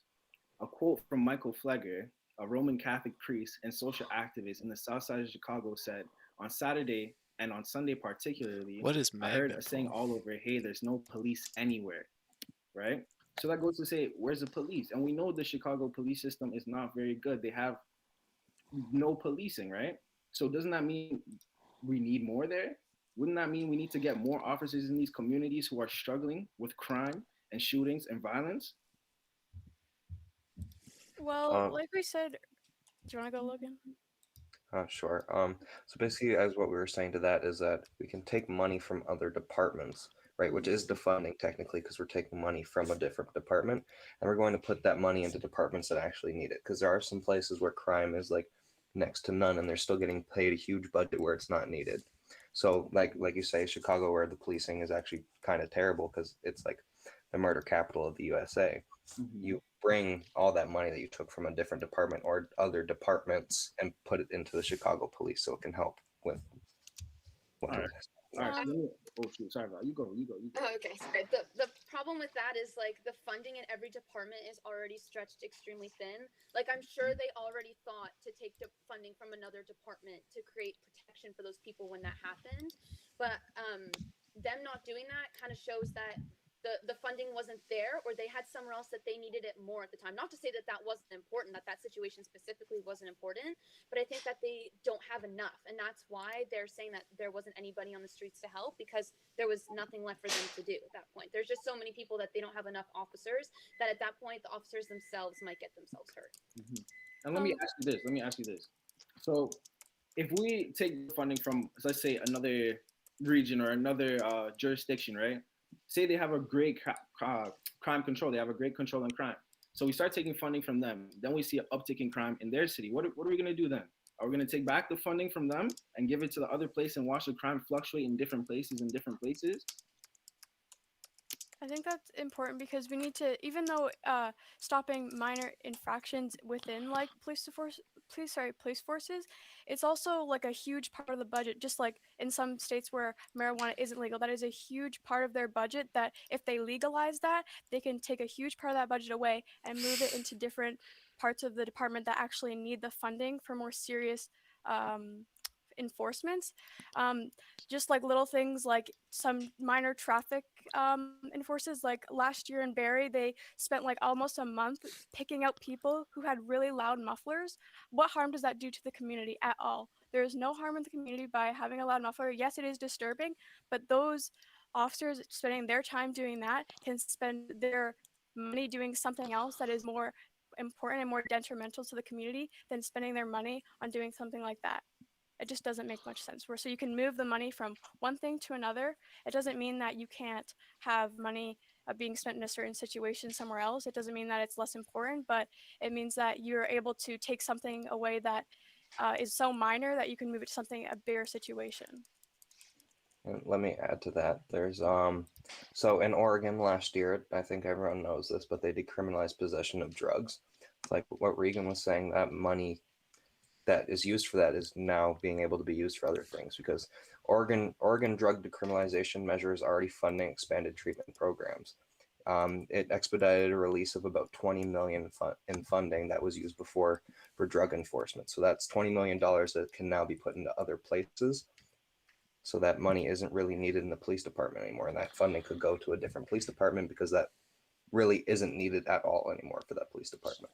As well as if you're taking funding away from the police department and putting it into other services, say for 911 calls, instead of calling the police, you assess the situation, and if you need a social worker, you send a social worker. 95.6% of police calls are non-violent calls.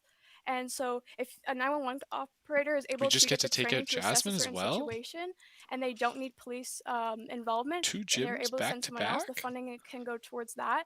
And if they are able to successfully analyze the call, then with the proper training and funding, then it's also money getting taken away from the policing. Hold on. We have a lot to unpack. Okay, reset. So yeah, Extra time. We got OT. Yeah. All right, let's go. So we have a lot to unpack. So let's first off start with the decriminalization of drugs, right? I respect There's a the lot that OT. needs to happen before we even get there, right? It's not like we can just say, okay, the police just stop arresting people. No, there's tons of processes that we have to go through first before that can even happen, right? And secondly, who deems certain things unimportant, right? The police's job is to protect the community and serve the community, right? So obviously this initiative, let's say the muffler thing, right? Loud mufflers. There's people who probably hate loud mufflers. It's in this group chat, in this group call, some people probably hate loud mufflers, right? So as Barrie, a typically safe city, these people in the city have probably called and complained. And just as the same way the police officers have to go control crime, they have to go control noise, they have to go control different things that the public deems important, right? So it's not based on what the police deems important, it's about what the public wants to When the happen in Safari the Zone is community. open? That is a fair point. However, I think that even it's a non-violent problem, and yes, you are right that people's opinions are important to the police, but they don't need to spend a whole month specifically seeking out people who have loud mufflers. It just is a waste of resources, in my opinion, and I But think that all the rest. you're acting like they were running around the city like chasing people with mufflers for their whole day. Like they were That's doing not- other things the same day. Like That's a Yeah, but good there's- point you're from like Adrian. you're making it seem like this muffler thing, right? Like they were chasing these mufflers around, like wasting their whole day doing this. Like they were still doing stuff that like people think mattered, right? Like I don't know. But Like makes no sense. But makes no sense what you said, really. I'm sorry. It does, What was I gonna say? Sorry. There's also like ulterior motives behind anyone what the reckon? police Because I'm does using as Lego, well. no So more we don't know specifically. Maybe it was because the mufflers are loud, but that could also be connected to people who have been driving unsafe recently, or they could be looking for somebody specific who has a loud muffler in their car. It doesn't specifically mean that they just want to like pick on people who have loud mufflers. This It should could be like for GG. specific calls that have been like too many calls at this point that Boys. they need to start looking for specific people who have been, maybe driving This is the 7th unsafely. gym. As well as to the comment about We are almost social halfway there. workers and like assessing a situation when it comes to 911 calls. Situations like that are very hectic and in the moment, especially for those people who are calling. They may think that their life is in danger and that this is an extremely important situation to them. So like Michael said, you would need to say that that situation wasn't just scary. Takes it out. And as well as we have so many social workers who they're really like Magnemite. just not enough time for them to assess a situation like that. Like we don't understand the stress they get put under when they're in those calls. So I think that it's important that the police gets up to as many people as they possibly can, especially when it's like they have to answer every call, so they need that time to have to get out there. Exactly, and adding on to Val's point, these situations can escalate very quick, right? And does a social worker have the training in de-escalation, dealing with a violent individual? Say the social worker is now in danger. Who has to go save the social worker? Who has to go help the people in the building who are potentially in danger or wherever they are in public buildings anywhere? Oh, I love So Peace social Jam, worker, dude. Yes, I will agree with you. There's benefits of having them. They can go and attempt. What a to. hero. But what happens when they fail? The What god of happens this when run. That situation, that Saving the input, day. Yet it again. doesn't work. Well, I believe that the social workers should go to a call in general by themselves, because that's even what happens with paramedics and stuff like that. A police officer still has to show up, a firefighter still has to show up. And Boys. stuff like that. So a social I worker didn't think I'd should be be here. partnered up with a police officer, so if that situation does get out of hand, and the social worker can tell do have it's some getting out of rocket crunch hand, to go it's through. the police's job then to deal with the situation properly, but still try not to be violent.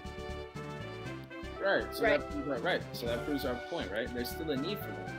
So the funding cannot be cut from the officer who also has to go show up. Are they going to split a paycheck? They can't. They both need to get paid. They both need to go. They both need to report. Yes, but we're not saying completely cut out the police in general. Because there still needs to be police in certain cities because crime still happens. It's not that we need to cut the police out in general. It's just that some places don't need as much police as certain other places do. So you're Right, over. but if, Sorry. if we're stretching funds every which way, there's already not enough funds. So if we're talking about bringing a police officer from one place to another, that's funds from still one place to another. Here is the next section of the game. These funds are getting stretched extremely thin. All right, we should stop it there.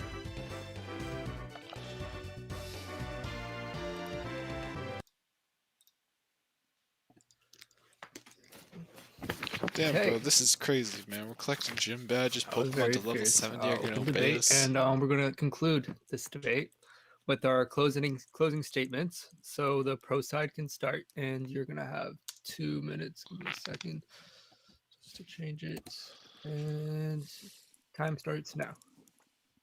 Policing has been around for quite a long time. In simple terms, policing is the duties and tasks police officers are supposed to perform to maintain law and order in communities. And it is very dismal to say that the policing in our world has tremendously changed for the worse and has become dreadfully detrimental towards the communities over the years. While the police should be using their lethal force as a last resort, they almost never use it in full compliance with the laws. Look at that, The dude. police illegally, unnecessarily, and irresponsibly This is use amazing. fatal forces against suspects. Almost every police We've made it officer so far. invalidates international laws on policing and uses unnecessary amounts of brutal force against each and every individual, especially people of color, other minority races, and LGBTI people. Policing has a long and painful history of brutality and unequal footing.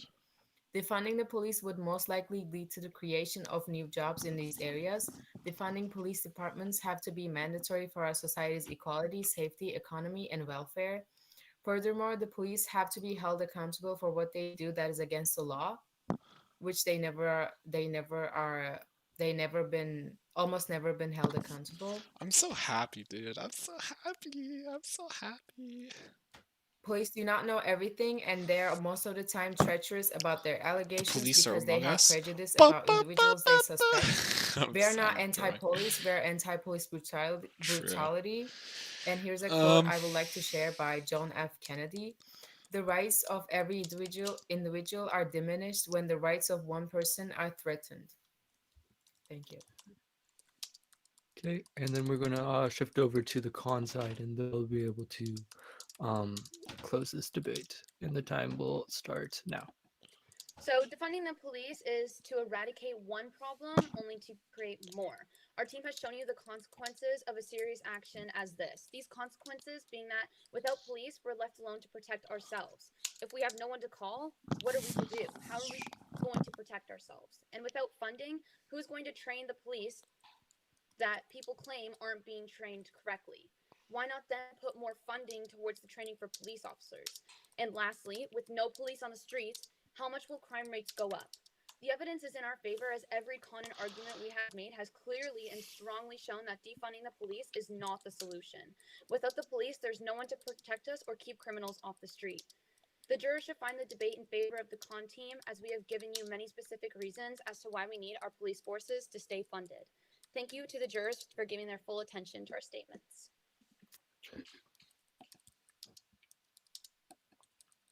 Okay, so that concludes the part of our debate. So this clearly was not a knockout.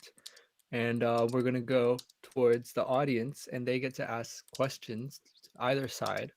Oh, I already have one. Okay, so Griffin.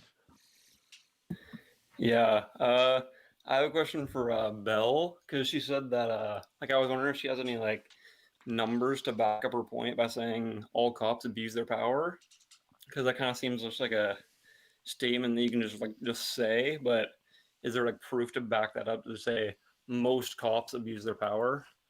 Sounds like kind of something that you just said like said just to like pull up? Yeah, I mean, I could show evidence, but like yeah, you're right. I should have said almost every police officer. And there are things that we don't know, but the government does. And those are things like there's a reason why police officers are so brutal. But yeah, I apologize for the. Can I add? Because I actually have a statistic. Is that okay? Dude, Bella's just inting their debate. Okay, so the NPMSRP project that says that 1 in 4.7 officers roughly will be implicated into an act of misconduct within an individual and community within their career.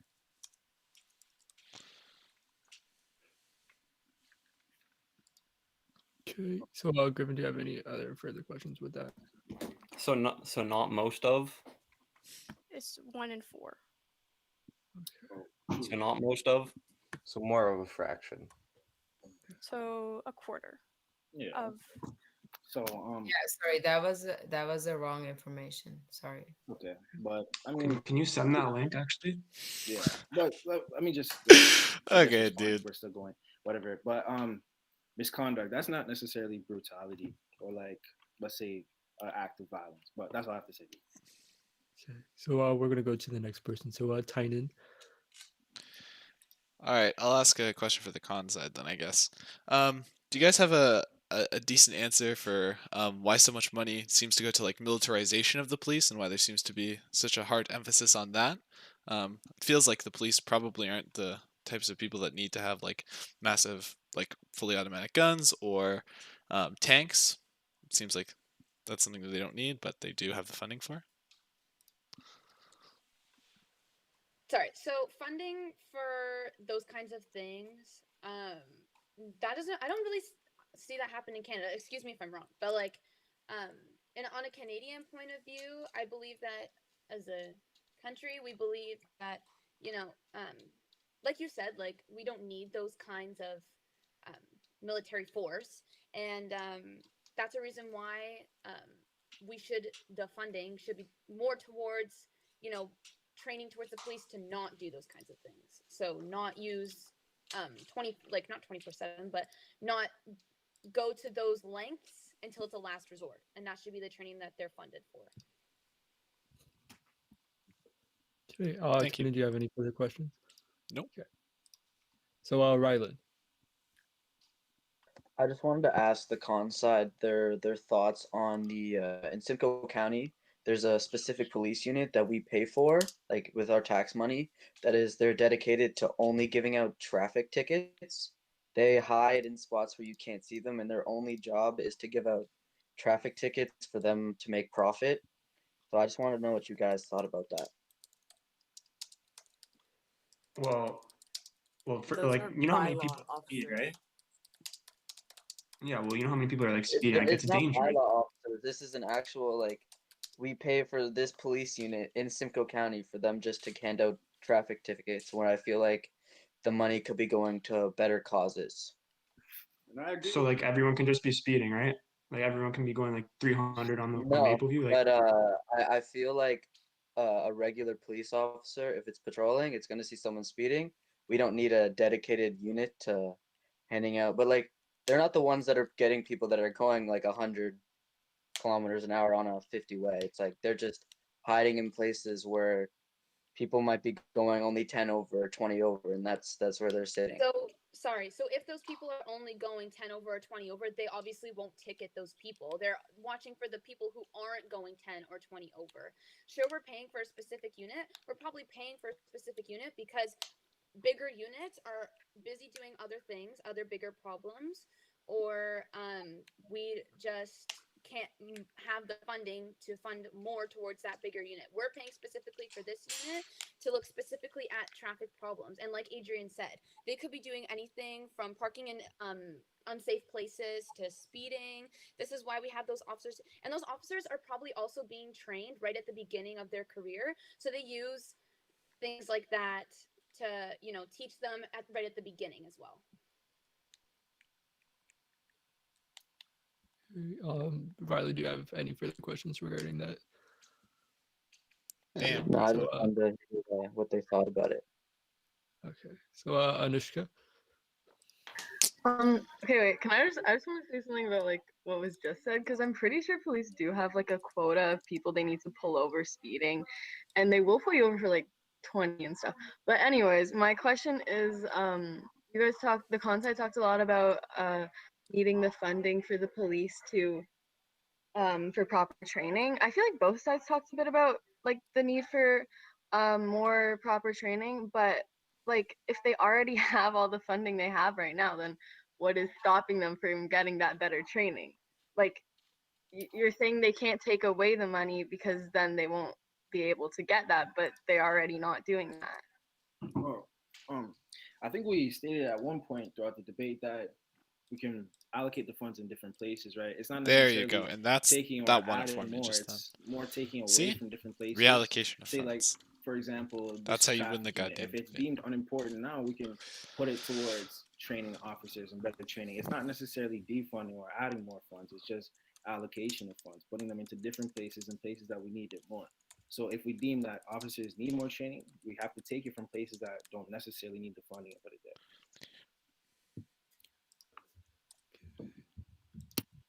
Anushka, do you have any further questions?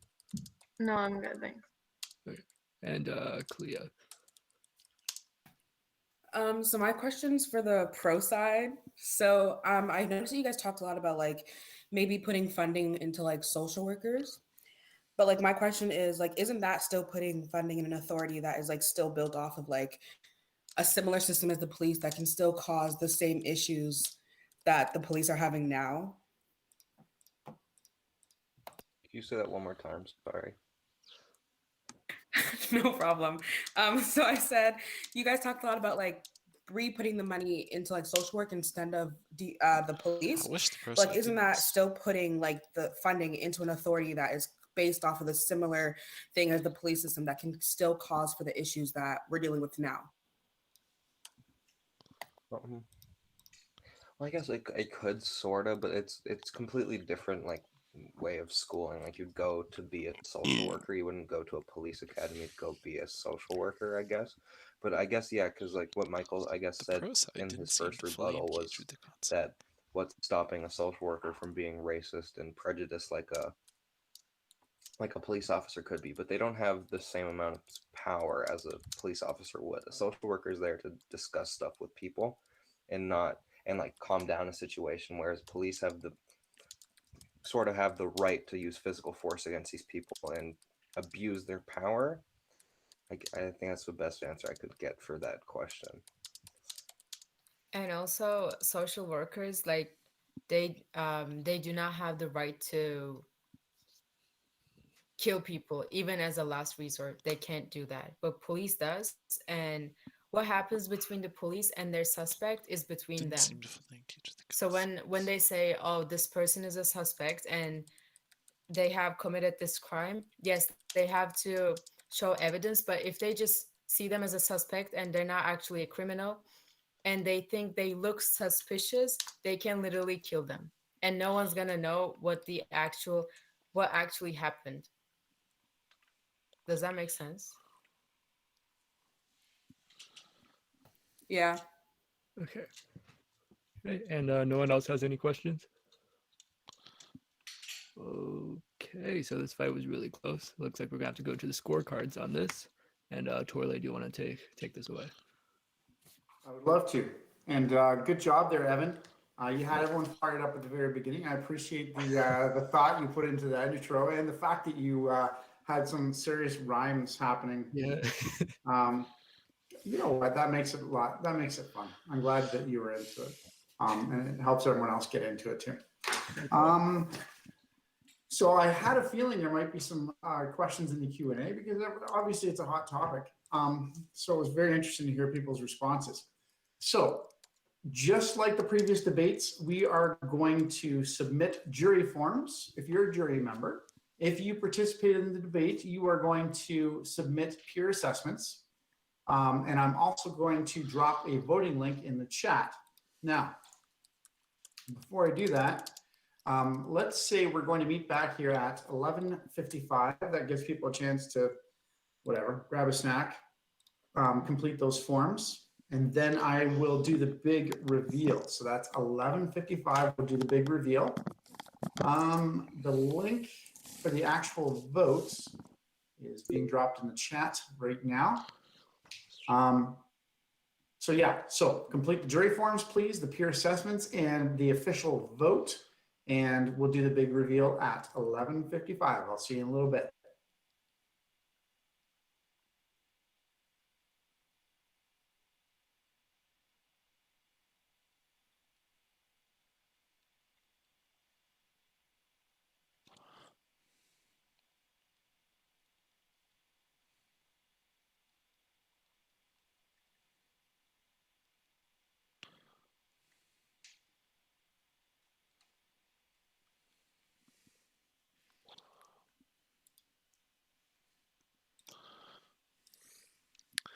Time to drop our vote. Con side won incredibly easily.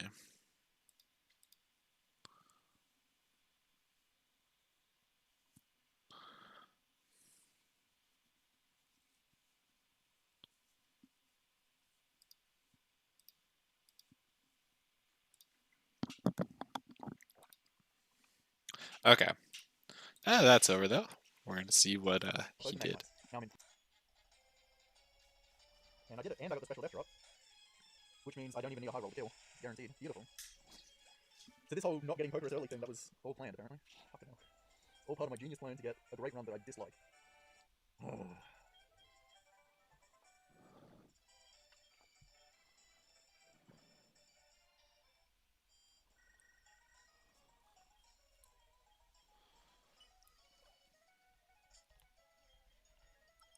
I've been talking because I don't have any extra regular repels, and so I've been counting something in my head to try and make it work. It's not going to apply until much later.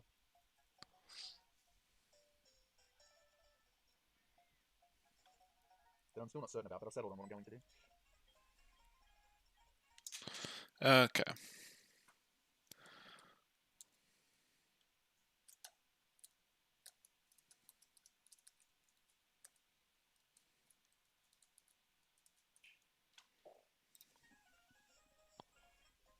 That was actually a really good Jasmine fight, though. Like, that deserved to be think. Getting the low.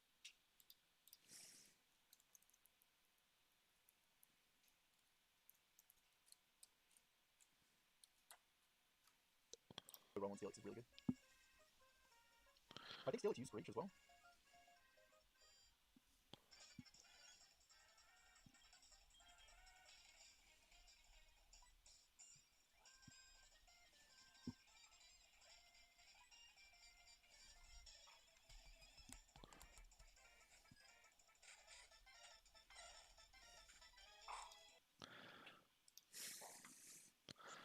Okay, this first Grunt's trainer. It's 2 Raticates. Hyper Fang, Sucker Punch.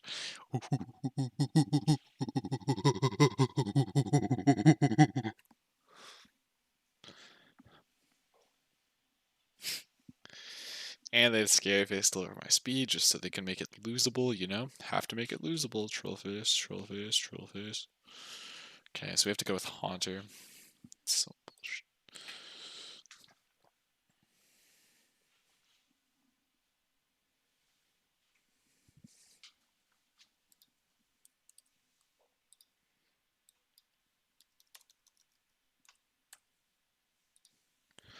We should be fine. I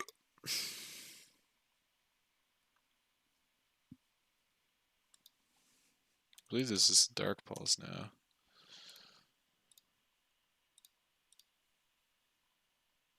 Wait, what is no, this is... I wanted Haunter. Haunter is 52. Oh, I need to submit my farm. Hold up.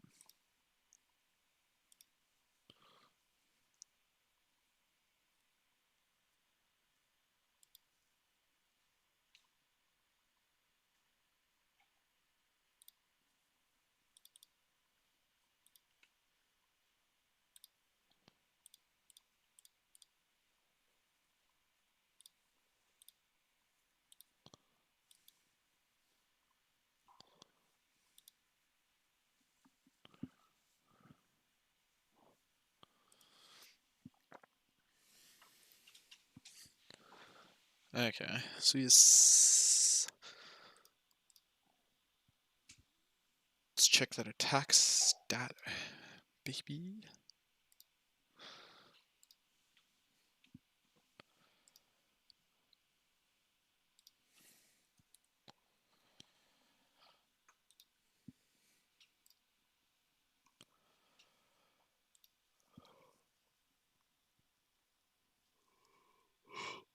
They're both mild.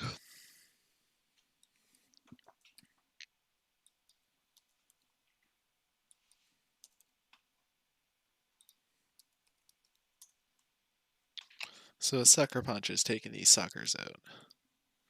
Hey, bud. They got 52 speed on them. We can take one. We can take 3. No, what am I?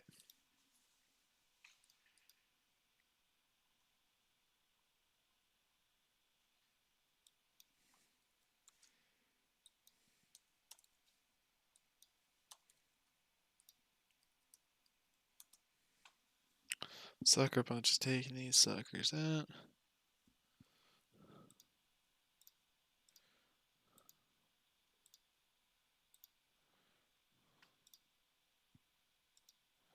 We can even take 3 scary faces to do it. Okay.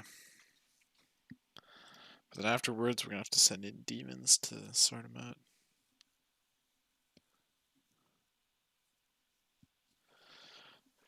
The thing is, okay, so I think if this one Eradicate drains my hunter's PP on Sucker Punch, then we need to switch to Peach Jam to let him settle this. What do you want?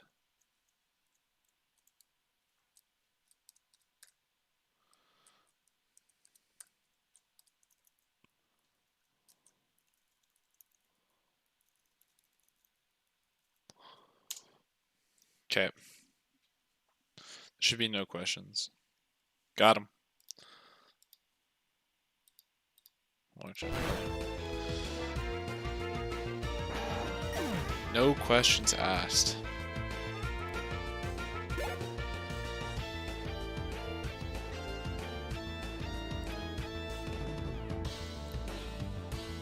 Nope, we're gonna keep battling.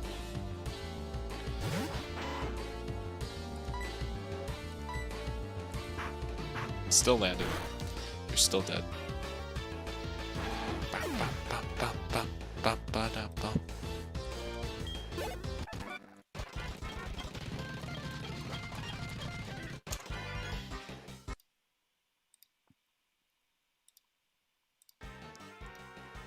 Well, actually, we'll do this volume.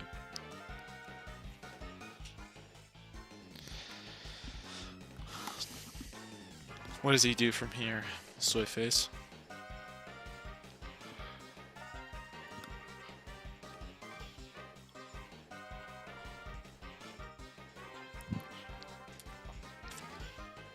He runs into that trainer.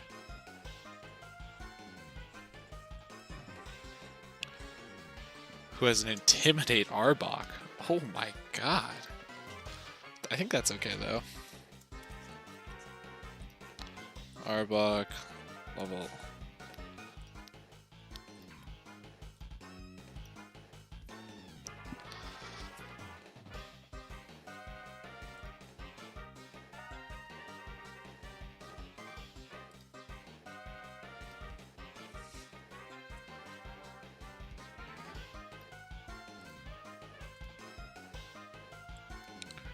Earthquake is also back to 100. Yeah. Yeah, you're done. You're done, bucko. We're outspeeded. You're cringe. Afterthought is wiping the floor with you. Wait, what?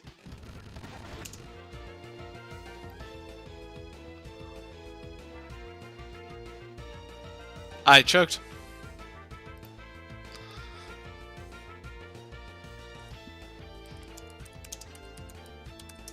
I have no clue what these trainers have either. And they all have Rattatas. Yeah, I think I threw the run. I think I literally threw the run. 19 Rattata, 19 Rattata, 19 Rattata. Like, what's the point? Why did I do this? I threw the run. Because I sped up, because I thought he would just catch me. This is where it ends, huh? 7 badges. Yep, it's gonna have Sucker Punch.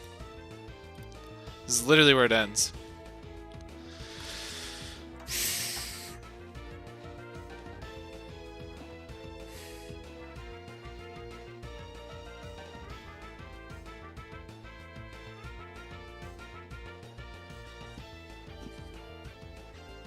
I'm just throwing. Just do it. Just Sucker Punch me. Oh my god.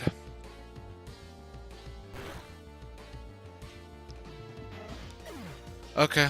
I think we're gonna escape, maybe?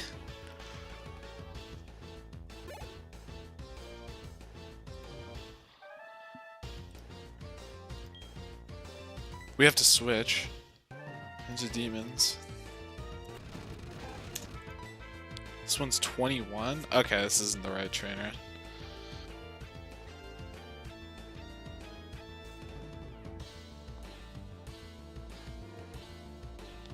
This is Rocket Hideout. I need...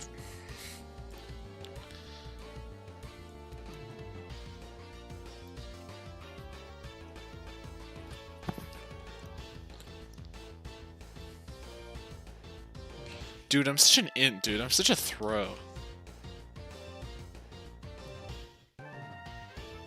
Literally inting.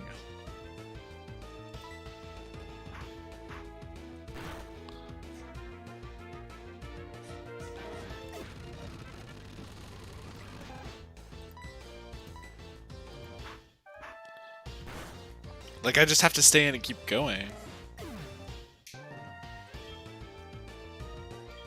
That was his 23. It's still 2 23s left. I think I took up both the 21s. Like, is Ariados gonna kill this thing with a...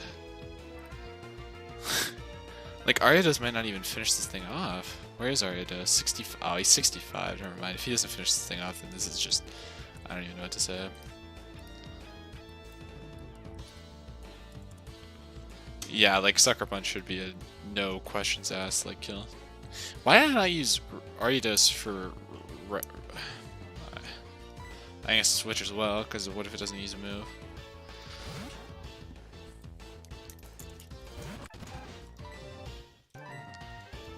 Dude, I'm such a throw. I'm actually throwing. Dude, these Rattatas played so nice. They played so nice. I didn't deserve that. I should. That was a throne. That was a throne game. I literally threw that game. I'm so happy. Oh my god, dude. Just let me. I'll battle the Arbok, dude, just to flex.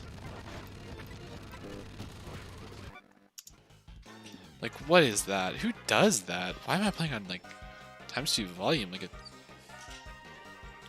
it's fine. It's fine. What? What sort of tech was that?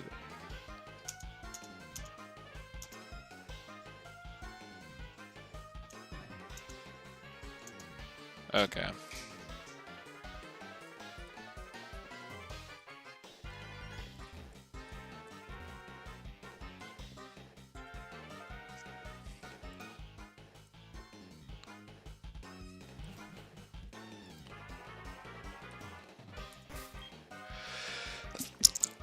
First off, we're going back and healing, okay? This is so not worth it.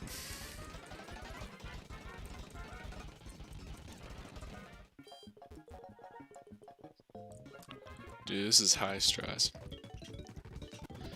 High stress situations.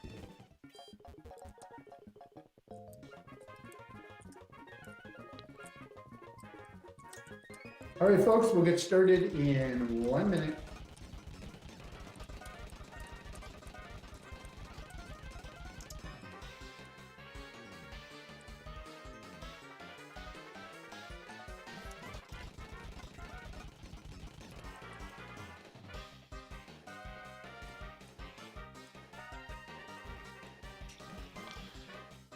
Okay, we got through that room. You can just run down like that?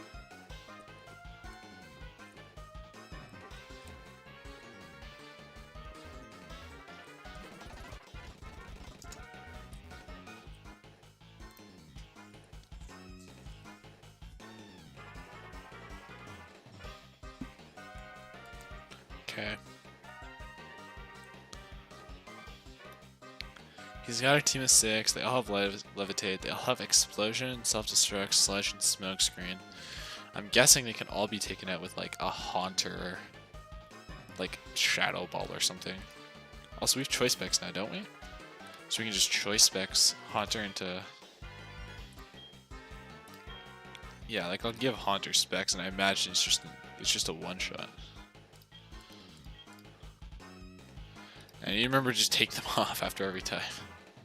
Okay, haunter. Item. Choice.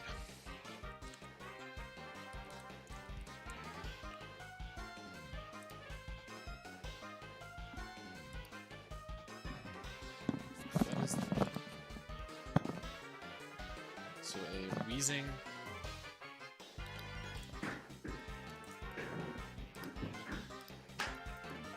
All right, folks, welcome back to the big reveal. So let's see here. I think I have everyone's jury form. It's fantastic, and I have the vote in. So, by the way, this is 0%. I'll share with you some of the thoughts that people had. Once again, I'm telling you, people are not petering out. Like you think, as we go on in the debates, maybe the jury would be. Their decisions would be less detailed, but they're not. Like, people are definitely into this. It's fantastic. I love it. All right. A vote for the pro side. Now I'm just flipping back here to make sure my mic is on, because that would be disappointing if it wasn't. Okay, we're good. Okay, so a vote for the pro side said, pro side wins. Defunding the police wouldn't be a problem if they actually did their job. I do agree we need police, but we need officers to do their job correctly, and defunding the police may be the only way to Damn, get them bro, to just do that, completely because ignored all money the catches goddamn everyone's arguments the other attention, team even whether said, you are giving dude. it or taking it away. That's a vote that's just like, you didn't listen to anything I said. You literally just said, An like, copy and argument paste what you saw for, for sorry, a vote for the con side Or, like, says, you I know think what's the happening. debate was very well done. And during the open debate, everyone stayed calm and collected instead of yelling, which was very good. Both sides had good points and information, but I think the con side won because of both the confidence in their voices when they were speaking and the fact that often the pro side was just validating what they were saying. All right, a vote. See, I wish while I was reading this, I could see reactions on people's faces. I'm a huge fan of, seeing nonverbal cues or communication. Anyway, a vote for the pro side says, I thought both sides defended their arguments extremely well. I'm surprised they had 2 But votes, my vote dog. was decided after the jury's questions. I feel like the con side wasn't as prepared for all of the questions that were asked. What are you Interesting talking that about? that I vote threw them a was softball with decided in the demilitarization. And Q&A they, period. And a vote for the con side says, my thoughts went back and forth during the whole debate. I thought that the con's arguments were a little bit repetitive, and the pros' arguments were better articulated and more detailed. Regan made a very valid point with the mufflers and the police in Barrie wasting resources. Valentina made some valid points too, going against Regan's arguments with the calls and the stress people are under. In conclusion, I was on the pro side for most of the debate, but the con side won it over in the open debate because of their ability to prove the other team wrong. Okay, these are interesting. What I wish is that I had some sort of program where I could delete, names and stuff like that. I would just send you the comments because they really are good and they're constructive and people are into it. I'm telling you. All right. So you know what I'm looking for here, right? I'm looking for a drum roll. All right, I'll see if I can just. Okay, if you can hear this, just let me know.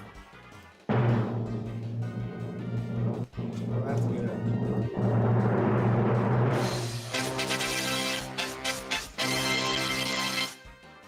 Yeah! Mine was better. Mine was better. I thought they were both. I like the fact that I did not expect either one of them, and it was just a nice surprise. All right. In the end, after all is said and done, the jury chose the con side. The con sides were the winners. Thank you, Michael, for doing this. I haven't seen this since like a Well, rerun of justice a was served cartoon. today, boys. You know, Justice like from the was served. 1980s. How much did they win?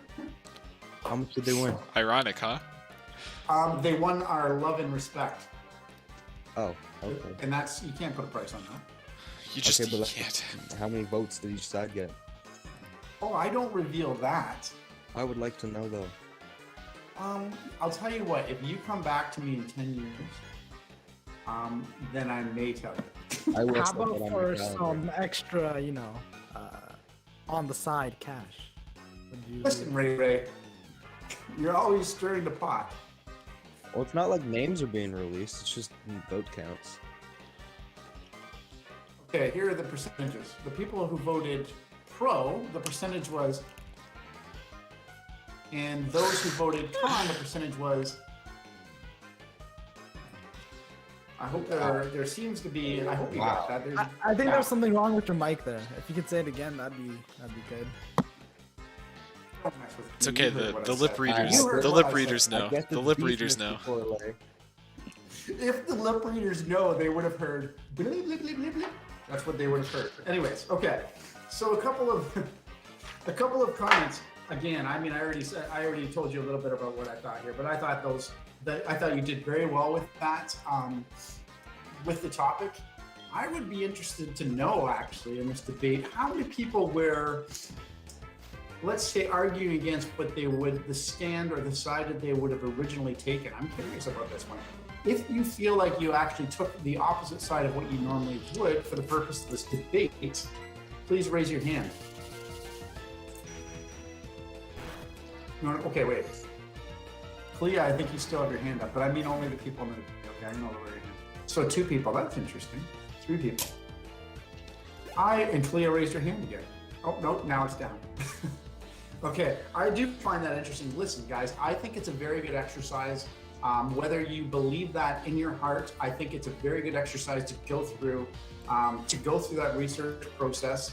Instead of just dealing from the side of emotion, you are trying to find evidence to back those things up. I understand that there's certain confirmation bias to a certain extent when you have a side and you are looking purely focusing on arguments to support your side, but I think it is a very good exercise. One thing I noticed going through these debates is that, especially during the pandemic, but ever since, let's say, people have found a voice on the internet and there's a certain level of anonymity, where people are very quick to share their opinions. But what I notice, and you should too, especially because we've been working on critical thinking, is that in a lot of cases, people are not backing up these points with evidence. And so to me, watching these debates and understanding the work and the research that you put into it, it just makes me feel better. It's not just doesn't just make me feel good because I'm proud of what you're doing here, but I mean when you get into society, I'm really hoping that this is, I don't know, I hope you take those skills with you because it really kind of makes me sick when I'm reading commentary on the internet, arguments that are Well, extremely that's your shallow first and mistake, emotional. Mr. Torlay. And it's just so nice to see you back up your points with evidence. And I hope that that's an indication of things to come for you, but also society. Like it is very, I mean it, like that's so important to me. And I hope that that's where we're headed anyway. And I hope you can at least kind of, I don't know, you take those skills into life and spread the word kind of. You did it, boys. I think I already mentioned that I really like the Q&A. If we can just I like escape the from fact- Rocket Highway, I even enjoyed in the Q&A I would that feel people much were better. expecting or let's say demanding facts or evidence to back up certain points, and I think that's a very good practice. I think, like I said, too many times you get caught up even with your friends in very kind of shallow emotional arguments, and I think that you are taking it to a completely new level, and I love it. I like how the I think one I'm gonna like leave it at that. nail in But the overall, coffin. like I said again, like I'm Hold very on, pleased with what's I'll do this happening here. We have one more debate to go. I don't know if I were going tomorrow. I don't know if I feel a little bit of pressure here because I feel like we have a crazy streak going on here. Our topic tomorrow Oh, the legalization of prostitution. That should be interesting as well. I act all surprised, but I chose the topics. But still, I am looking forward to it. So we have Abby, Kaya, Maddie, Jay, and Emma facing off against Marcus, Kendra, Emily, and Armand. Should be good. Should be good. And Katie with a C will be hosting. How do you follow up someone who went, basically put together an introduction and came up with nicknames and made rhymes throughout their introduction? I just don't know how you do it. Can I give you, I would suggest maybe, Katie, that you put together a song with an instrumental. Yeah, then you kind of screwed me over there. Well, I feel like, I mean, I was just saying. Nothing is going to be able to top that now.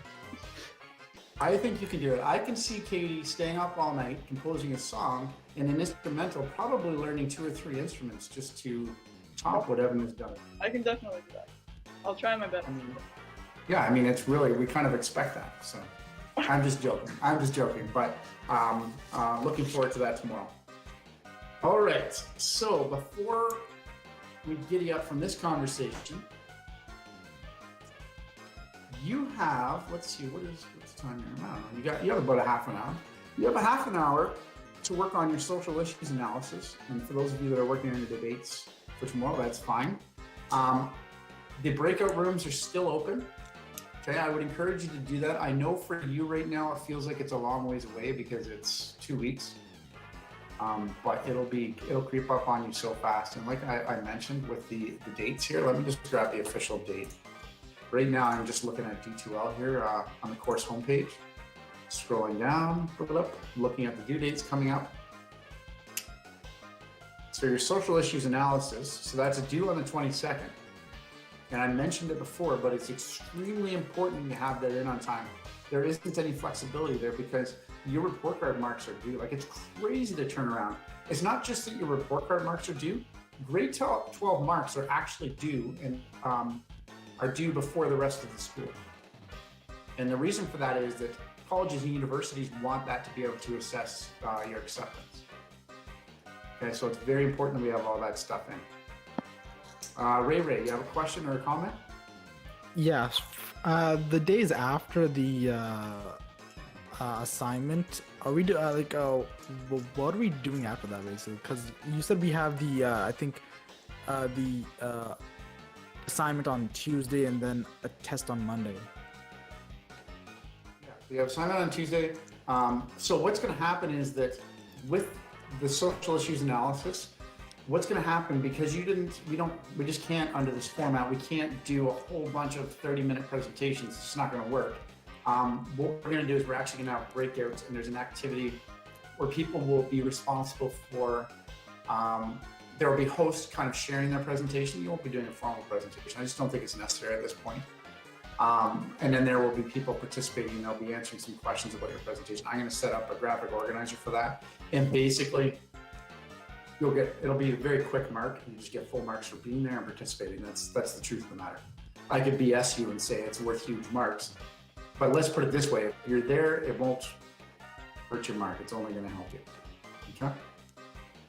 And then there are a couple of other, just to continue to answer your question here, there are a couple of other topics to cover by the end of the course.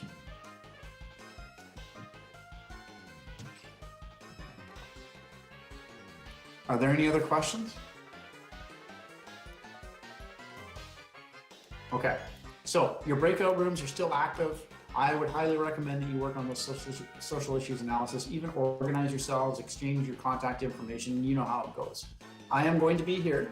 I am presently working on the debates. I'm close to releasing the marks for the first debate. So that's what I'll be working on. I'm going to turn my mic off and my camera off, but I will be here if you have any questions. Okay? All right.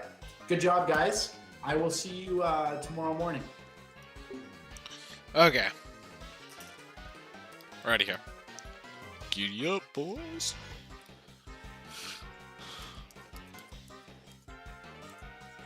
I was about to say, like, with everything that So we get the basement key. He goes down to the basement. He stays avoiding the trainers, so she tells me that they're probably still active. He boots up the PC. He deposited 2 of his Pokemon?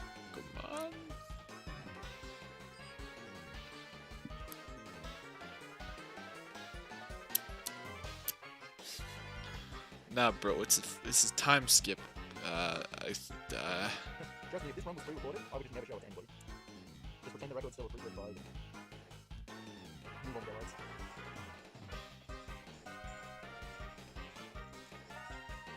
What's the point of that? Why does he... So it's just straight into rival fight after this, huh?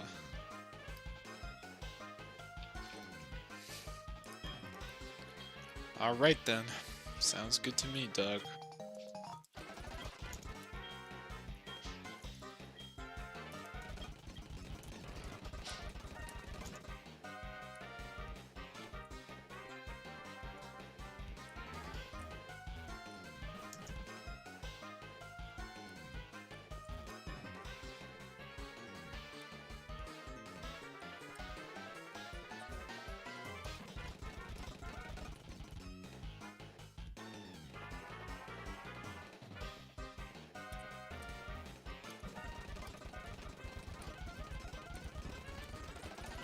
Thank God we don't have to go in that building again.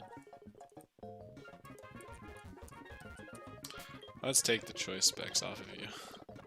Take. So now we aren't bamboozled. Alright, we got our rival fight. Bum ba dum bum. Bum bum bum ba ba da ba da. Dun dun dun dun dun dun dun dun dun. Okay, so for Golbat,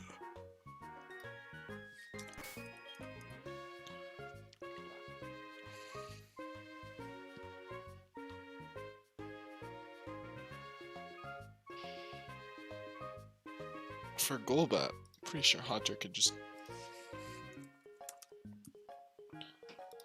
was like a level 30 Golbat? Yeah, Hunter can deal with level 30 Golbat. Confused Ray, Air Cutter, low speed. So Golbat's going down to Hunter. So that's a check mark. Hunter's out first. Then we have Feraligatr, which is actually Meganium.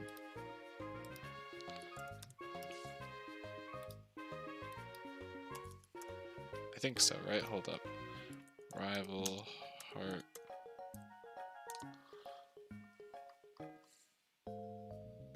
We need Bulbapedia. Get the Bulbapedia on this, bruh.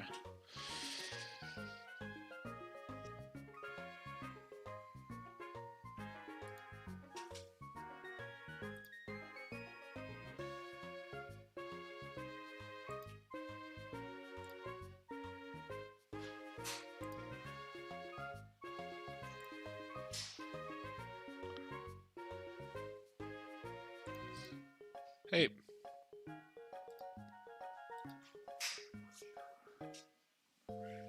Alright. We'll figure this all out later.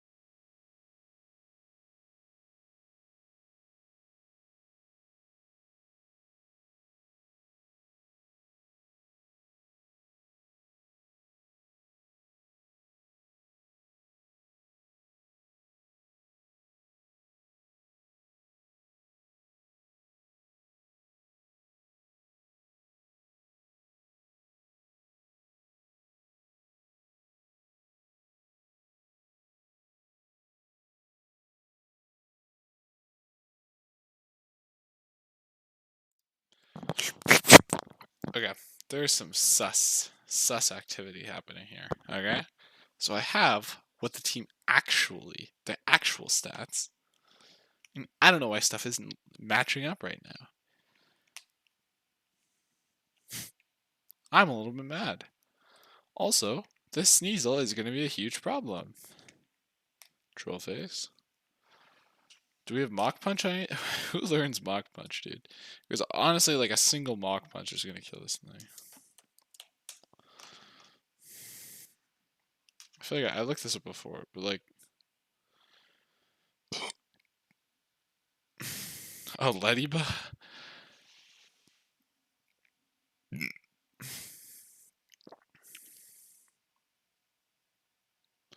Hitmonchan.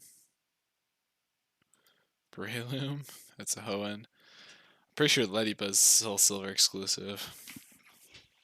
Which is... It is. But it's unlucky for this specific situation, but I wish they just grind a little bit more. Okay, so I'm guessing the Golbat is...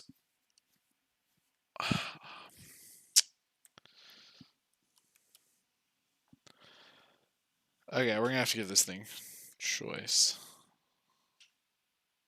Specs. Okay. It's dying with specs, even with a special defensive nature.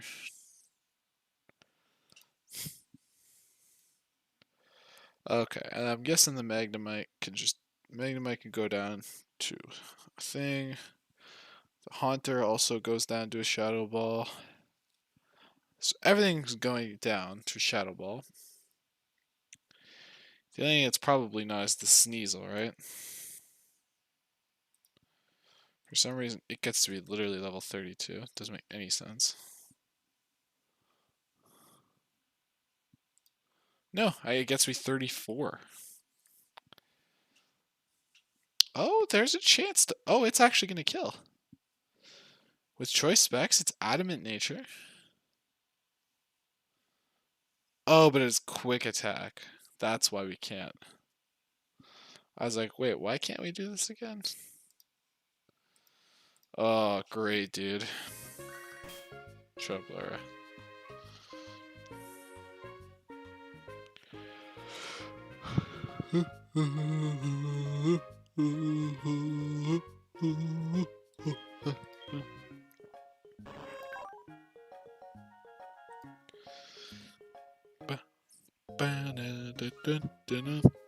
It has to attack me.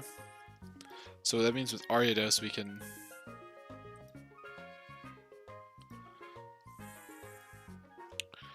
This is...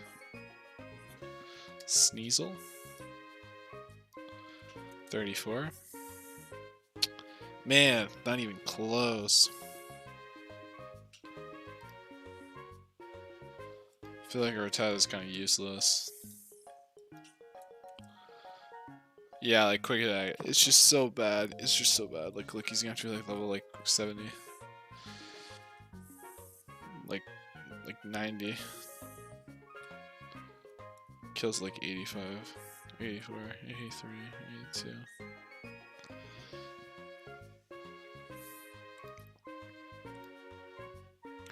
Okay, well, let's at least get like what it actually is. So it has 14 IVs.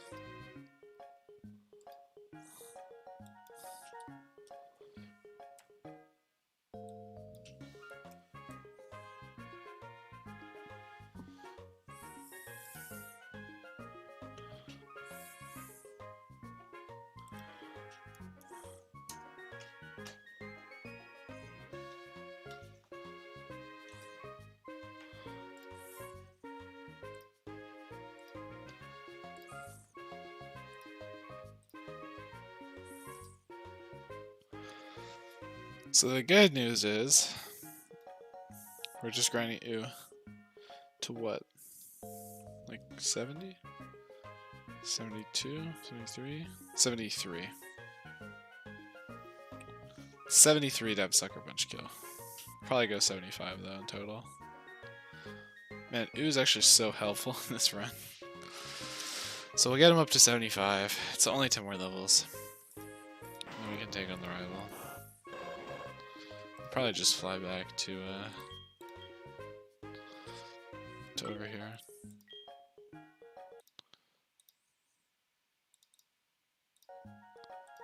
All right. Ba-ba-da-da-da.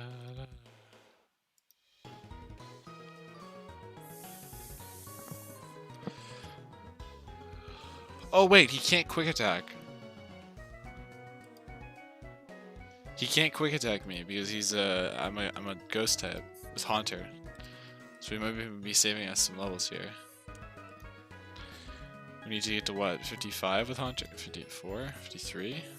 54 with Haunter. And then it's a one shot on everything.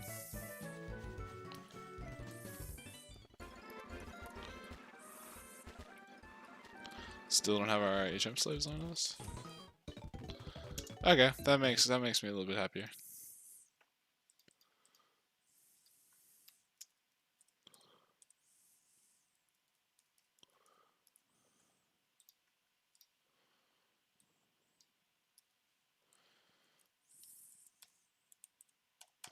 What's happening over at D.GG? Conservative TikToker later tonight. Harbinger, that sword should weigh the same as a normal sword, right? Like 2 pounds or something.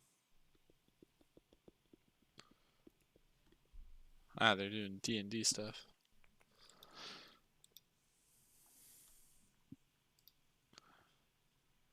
What's happening?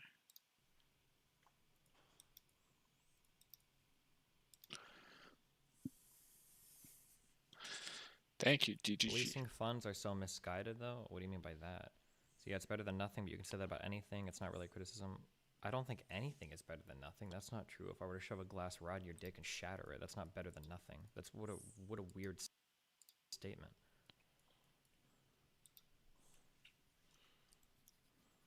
Okay, strikes with a +3 bonus to accuracy and damage. It deals 2 additional damage dice against dragons. So it's going to do 3d12. I wonder how this works in terms of their powers. So, like, if I have the hammer, like, hanging at my side, do I get that detection thing, or does it need to be wielded? I'm assuming it probably has to be wielded. Uh-huh. However, when I had my thing in my amulet, it was able to speak to me. So maybe if it's in your belt, which I don't think a hammer could go in your belt, it could speak with you.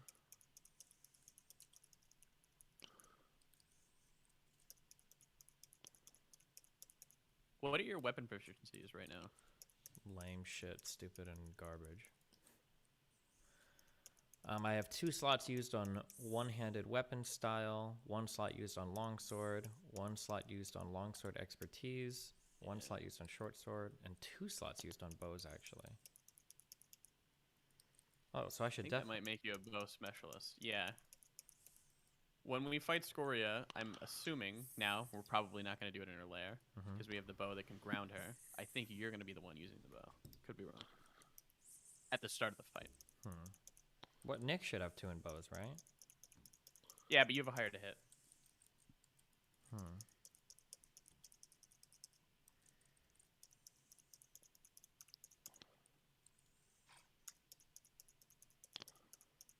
Okay, this is taking too long. I want to clear our rocket hideout. I'm sorry, pretty boy.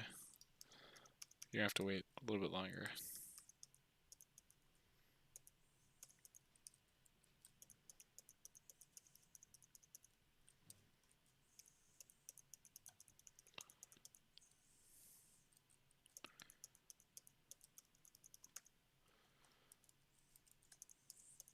Oh, this guy on 4chan. I don't think you're allowed to domain name squat.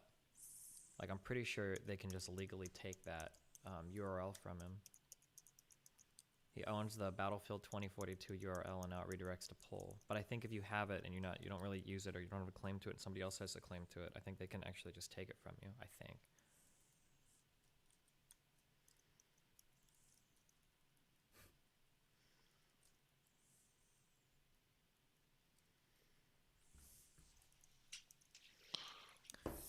Booty.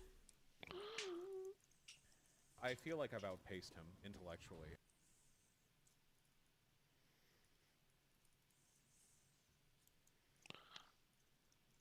Oh, you have to do 2 slots in bows for Quiba to let you take it? Can his other slot make him a specialist in it, Will? I believe so, right? What do you mean 2 slots in bow? I have 2 slots in bows. Mm-hmm. Yeah, so that doesn't... I think Nick is specialized in bows, or he has bow expertise, is my guess. And you just have bows, so I don't think you get, like, some amount to hit. I don't fucking remember, though. The fuck are bows? I don't think I like the proficiencies that much in 2E. Like, a lot of the other systems seem okay. I don't know how I feel about the proficiency system. It seems very punishing if you don't know exactly what you want to do in the late game. Yeah. Yeah. Maybe if there was, like, in-game mechanics to redo proficiencies, or there should be other ways to acquire proficiencies, I'd be more... He will let you do that. He will let you acquire proficiencies. It just takes in-game time. Yeah. So, yeah. It also feels like there are too many... This is a problem with 2E and 5E. It feels like there are a lot of proficiencies that need to be way, way, way stronger. Otherwise, you would just roleplay them away. Like, because I think... I'd have to go back and check, but I think in 2E, aren't there, like, over half the proficiencies? Like, oh, take this and blah, blah, blah, blah, blah, blah, blah. You have a +1 to deception checks or something. And it's like, why the fuck would I waste a whole slot on it? Like, a +1? Really? Like, I'd rather just, like... 5e? Yeah, or I think in 2E too, right? Weren't a lot of the non-weapon proficiencies, like, they'll give you, like, a thing... A lot of the non-weapon proficiencies are, like, weird ones, like appraising or... or stuff like that, yeah. Which Quiba will let you now make appraisal checks on, like, oh, how much do I think that this gem would weigh? Or how much would it be worth? Mm-hmm. Whereas in 5e, I do agree with you that it's, like, more, okay, you get a +1 to deception. But, like, even in 2E, like, he tells us, like, what stuff is worth anyway, right? Like... Mm-hmm. I guess I could just steal things and try to gauge how much stronger I feel, and then I'll know the GP value.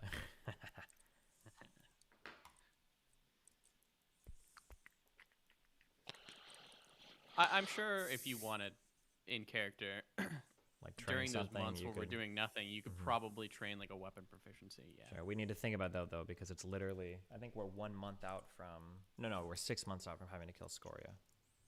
Yeah, I am good on my weapon proficiencies. I did it perfectly. Did you see this crazy clip of this cop pulling someone over? That dude is a fucking lunatic. I have no fucking idea what this insane fucking dipshit was doing. This is the guy who like pits him?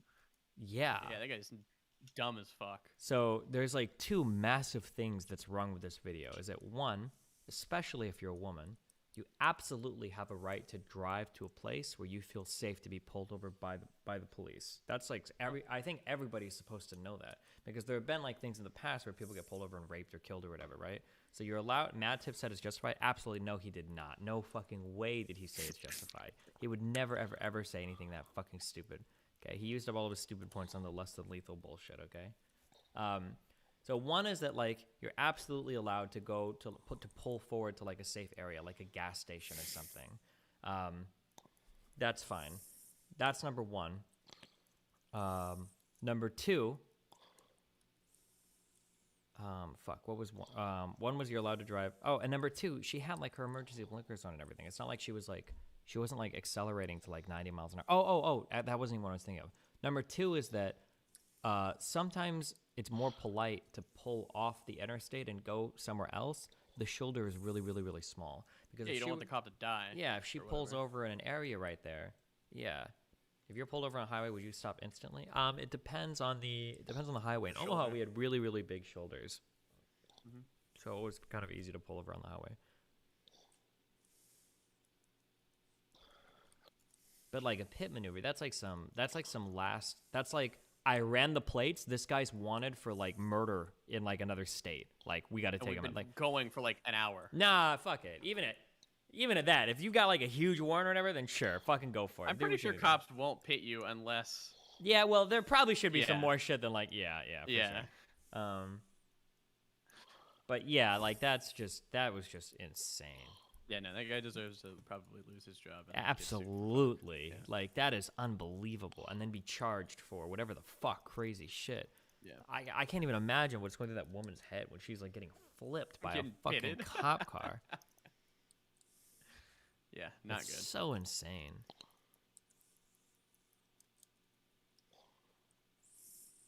That's absolutely so insane. Jesus. Okay.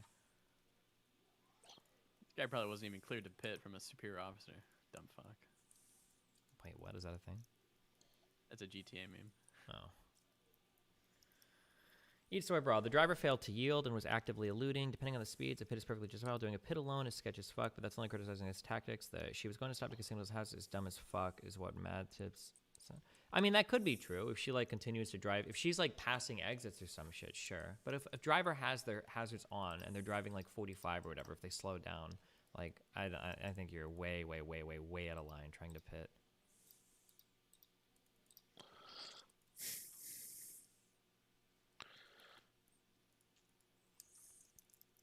But isn't it just kind of obvious that like if you're putting your hazards on, you're slowing down a little bit, like that you're complying. You're just looking for a correct spot. Well, I mean, you could be fucking around, right? Looking for a place to escape. But like, I mean, it's I guess, yeah. There's just a lot like situationally that you should like. Okay.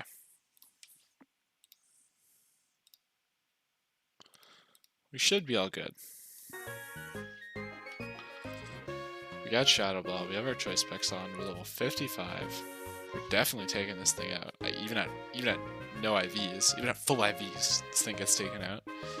And I know it doesn't have full IVs, but we're gonna treat everyone like they have full IVs because I don't know. This table is only for speedruns, so I just don't know. I have to treat it like it's bad.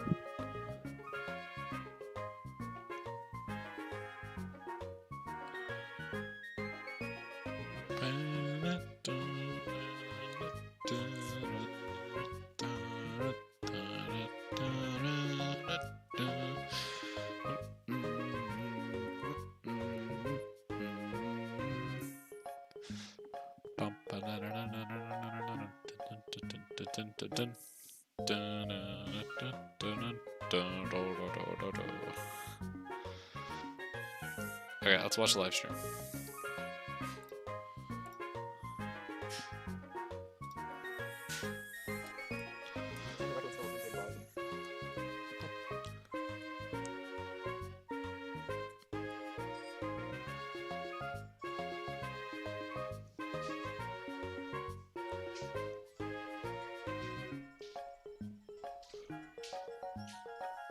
Trust me, if this run was pre-recorded, I would just never show it to anybody.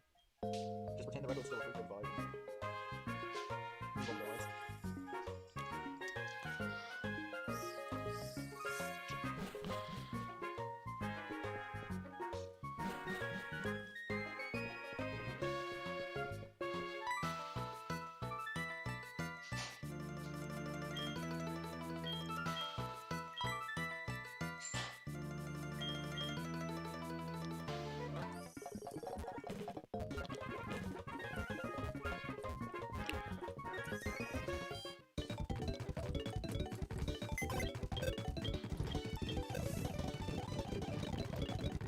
Also, by the way, Eradicate, his job's done. You're banned. Okay, buddy? I'm sorry. It's not gonna happen. There's no useful situation in which Eradicate is helpful. Except, like, literally running away.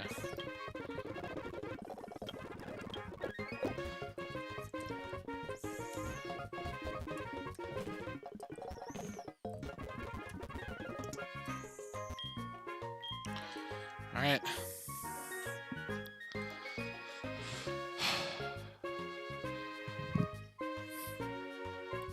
Let's do it.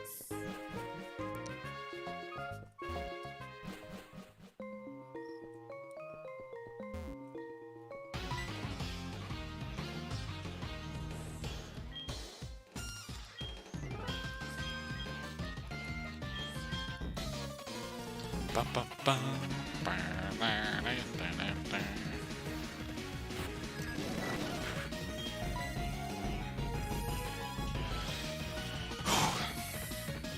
Walk us into Shadow Ball.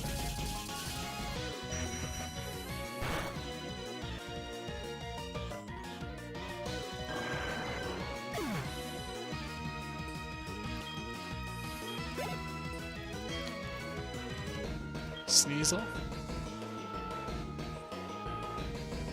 Once again, the Sneasel only has Fan Attack, Quick Attack, Icy Wind, and Fairy Swipes.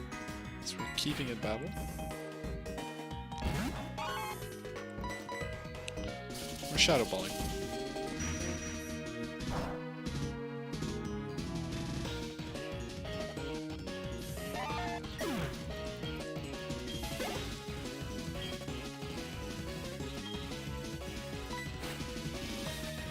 this thing only has Shadow Ball.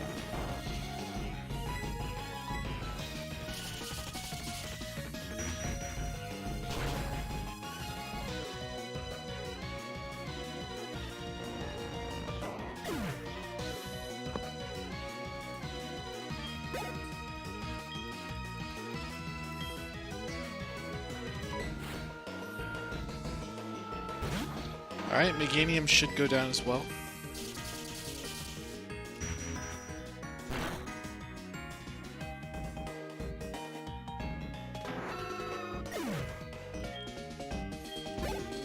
Does he have like less levels for Cyndaquil as well? Oh no, he just has a Quilava for no reason. Literally the only one where this fight is lesser level is for some reason this one. I literally have zero clue why. Magnemite we're switching.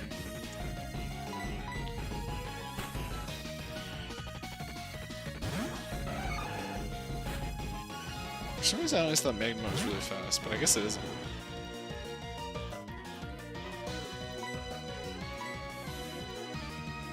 Pow, pow, pow, pow, pow, pow, pow.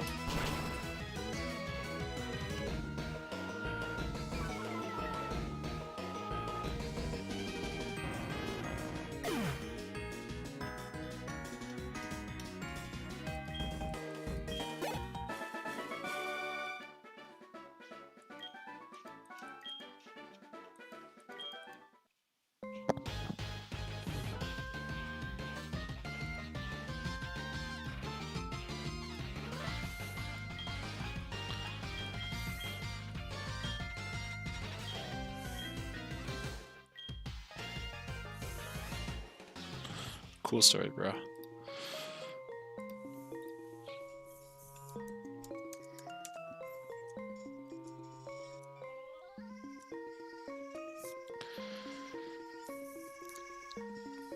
And then red.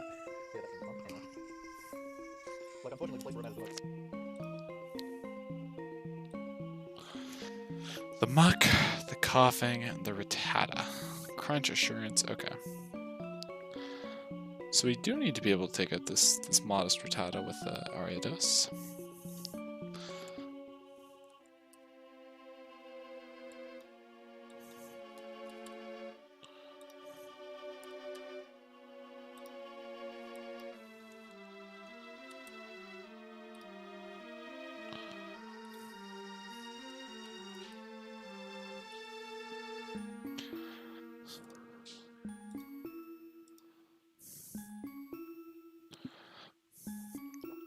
Minimize large sludge bomb disable. Stench, levitate. What is stench? What does that do? Stench.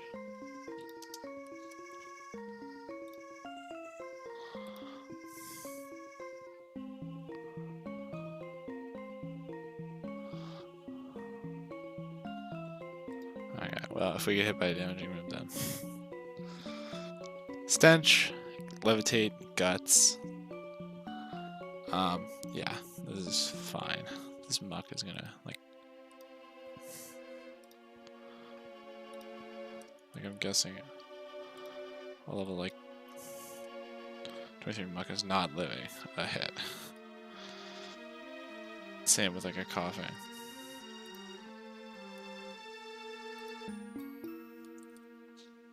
Yeah.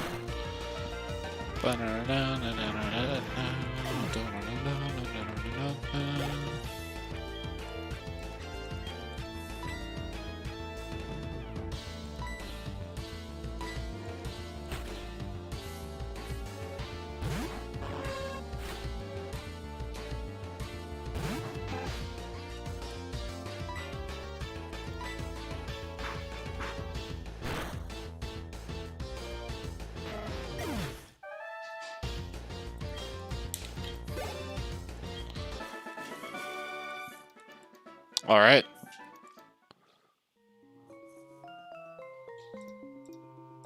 Okay, red. Please go. Please not. Not. Actually, but actually. Wait, so he goes in, and then he presses all three. 1, 2, 3.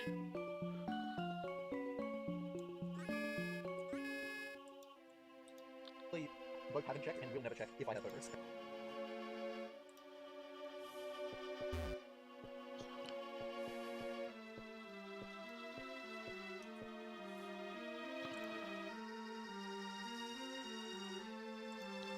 Oh wait, are we locked in now? Yeah, we are, but we can just surely escape. At any stage. Like, I would by this stage, because it's been so many fights. But I don't teach rugby anymore. This is the girl with the gloom and the gloom. Gloom.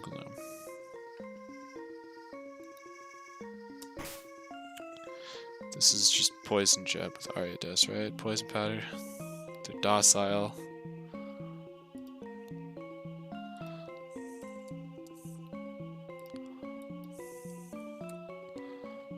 It's just poison jab, I'm pretty sure. It's the best course of action.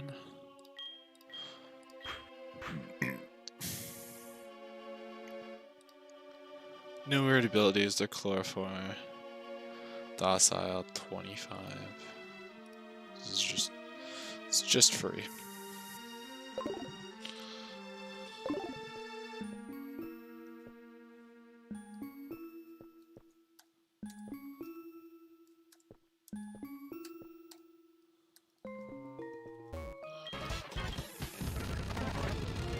I'm not gonna engage with this one, dog.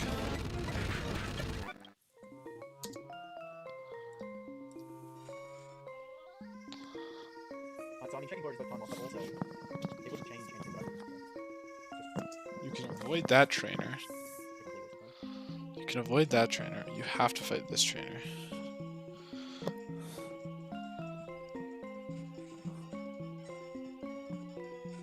The only thing that could potentially change it.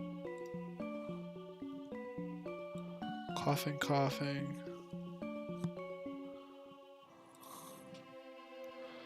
Okay, I don't know how to feel about this dude.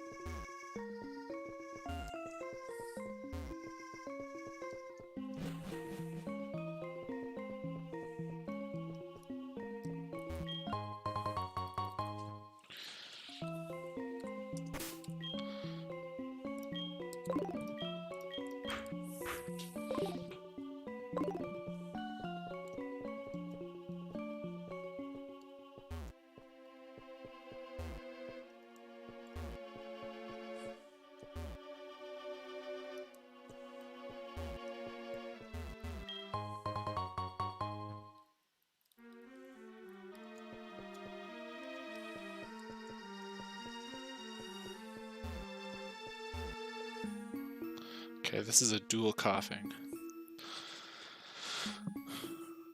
They have nothing fancy. They're hardy nature. They have levitate, self-destruct, smoke.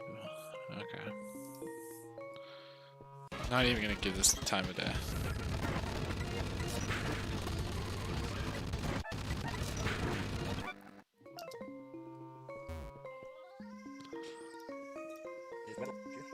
Because of the fact that I don't have Pokerus, usually EVs tap during the elite course, like you hit 510 and then you don't get anymore. But because I got Pokerus late, that won't happen. And so I'll get more EVs afterwards that I would normally get. Like I'll still end on 510, it'll just look different. Like the spread will be different.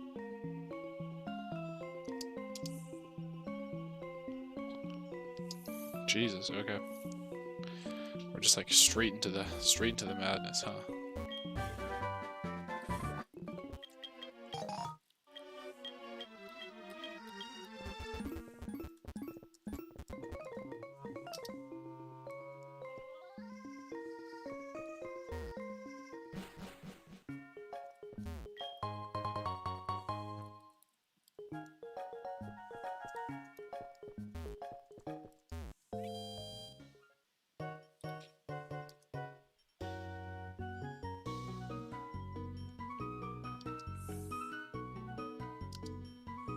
And you do have a little bit of buffer on speed, so I should be fine. So you do get a lot of speed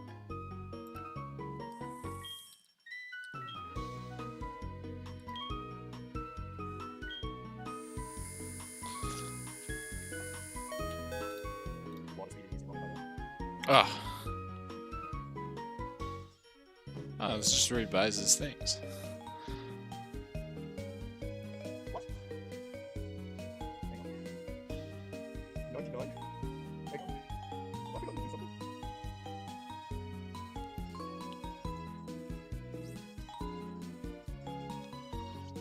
Or is that just because I have way more money because I don't take bankruptcy card anymore? And it's always going to be 99 right now? And I just hadn't thought of that. That's still fine though. Okay. Here I was thinking like, we're gonna go up to that floor. They're gonna battle us instantly. He's just like, nah, I'm just picking up my items, dude. What's the big deal?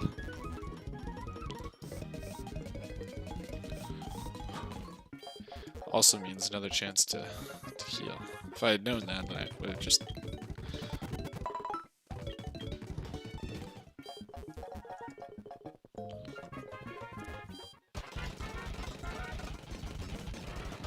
Okay, let's run the calcs.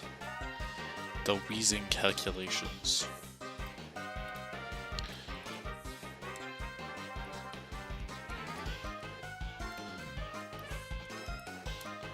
A level 26 of wheezing.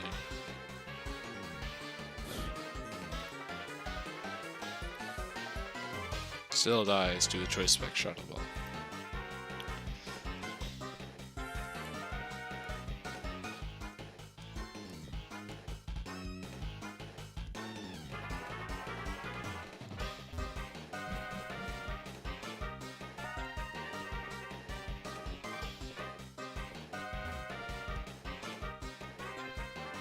How did he do that? Or is that just because I have way more money because I don't take bankruptcy card anymore? He went one more time. Or is that just because I have way more money because I don't take bankruptcy card anymore? So he ran across the path of this yellow chair.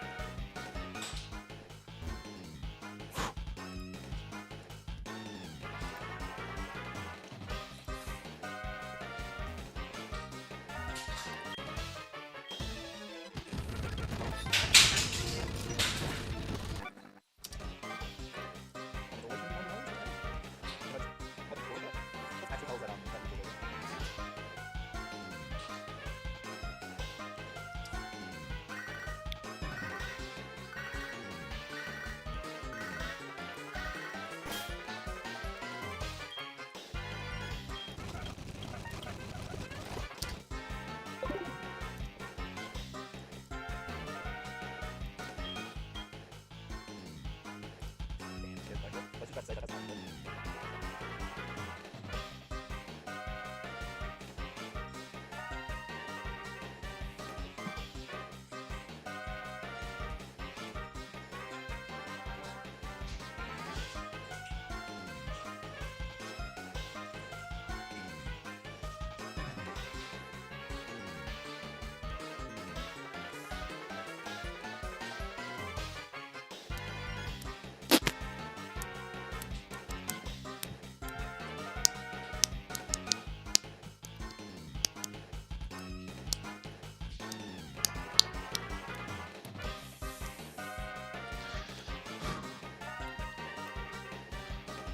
Eradicate.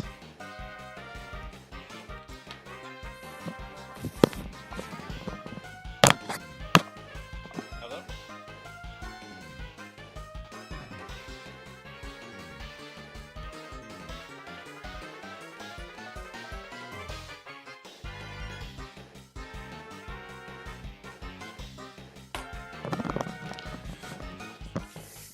Stupid spam call. Okay.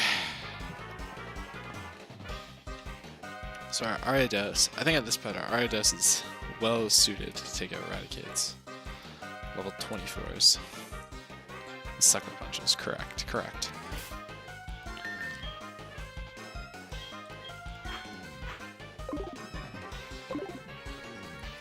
There's nothing fancy here though. Assurance, self-destruct, sludge, it's the same as the other ones. This one just has the Guts, bold, timid. Just like to check these things beforehand, you know.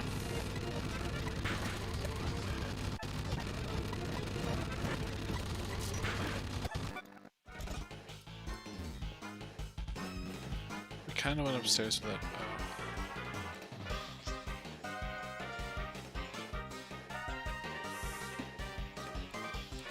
Proton. Level 28 equipment.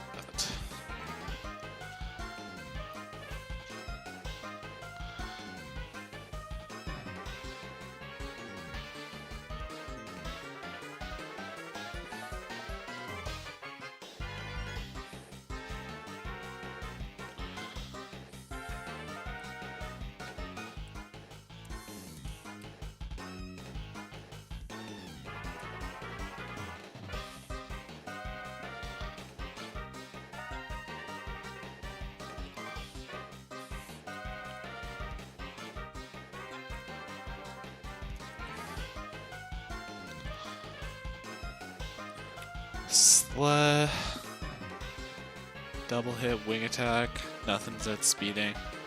This is an easy.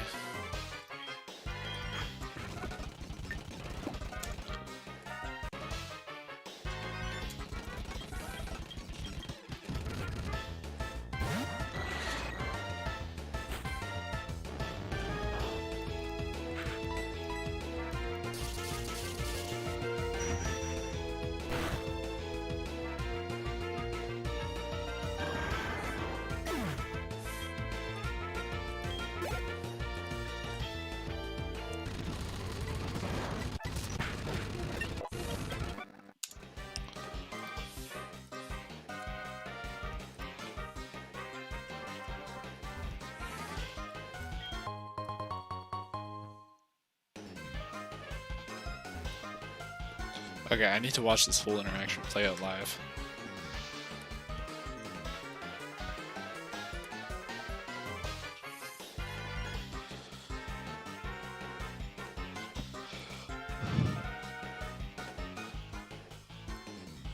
Our book.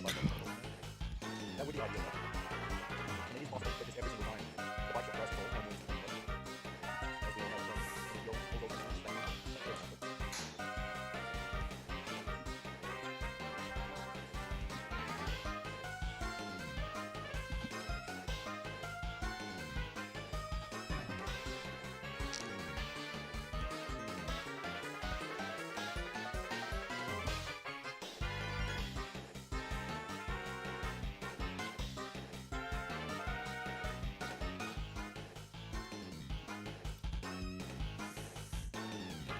Okay. So we do get to go back. Crunch, Wrap, Poison Sting, Glare, Crunch. Mega Drain, Sweet Scent, Sleep Powder, Acid, Wing Attack, Astonish, Nightshade. No priority moves. Amazing. So we'll do Grav there for the R-Block. Since we know it goes with ease. Yeah, we'll save.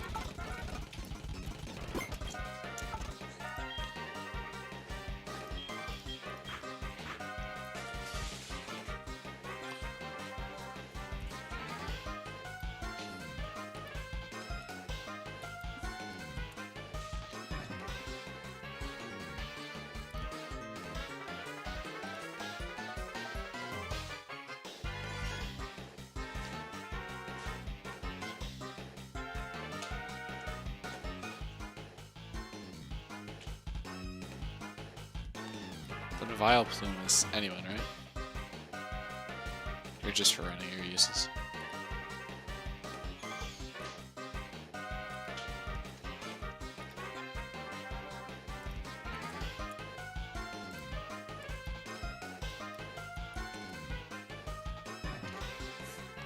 That would be memes if we did it with. It's a little bit mean. Nah.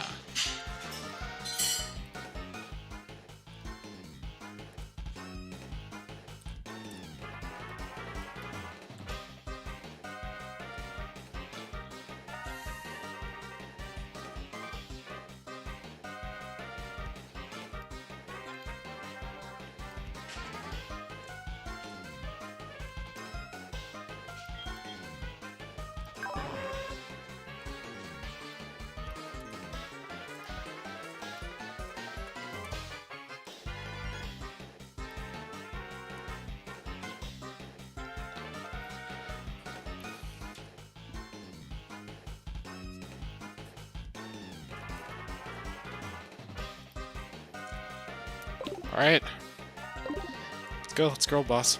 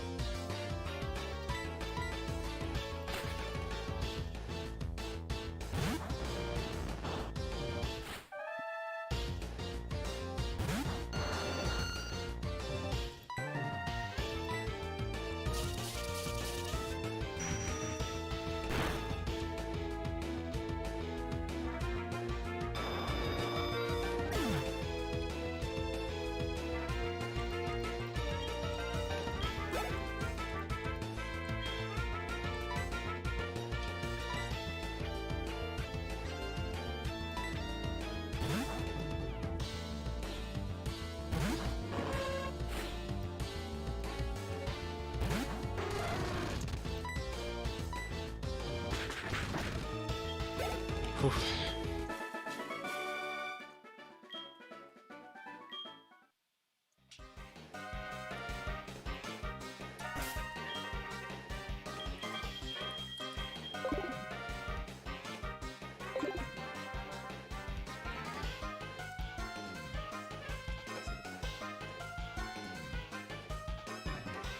Last time, there's a bunch of them on that list. Whereas in my video, I don't know.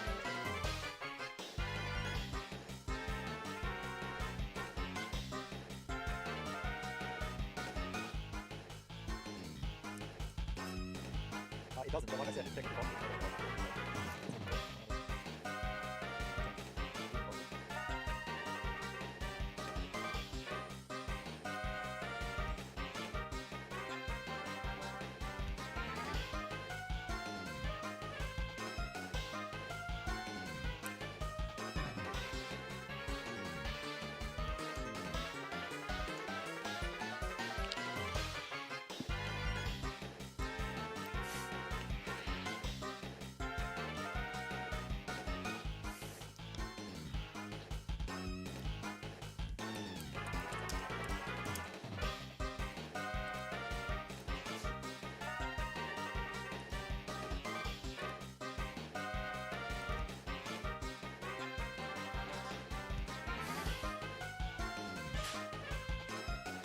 Allows the Pokemon to quickly awaken from sleep.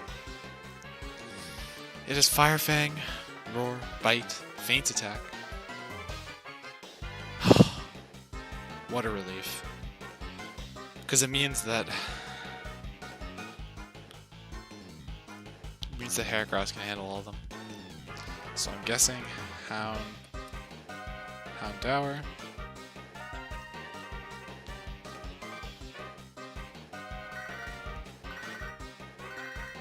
Who's calling?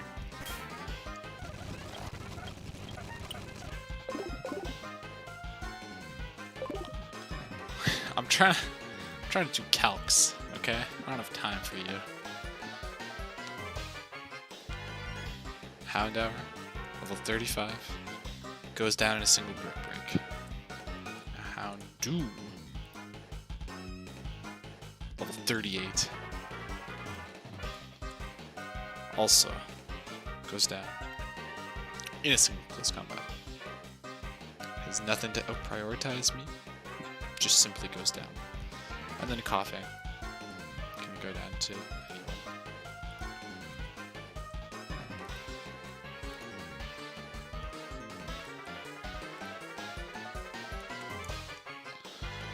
Coughing goes down to Hunter. It's levitate, quirky, nothing. I can't believe it. We're going to get through Rocket Hideout.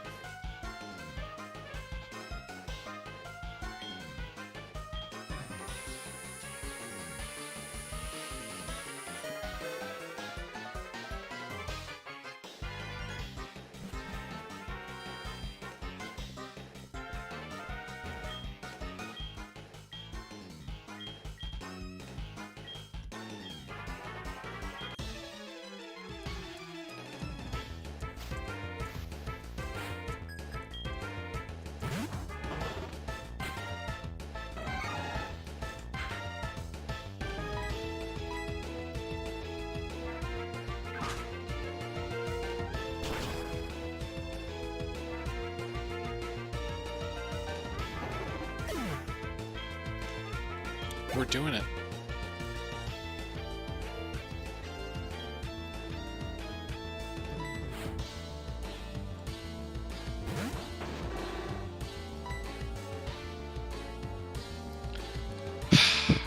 You know what I feel like doing?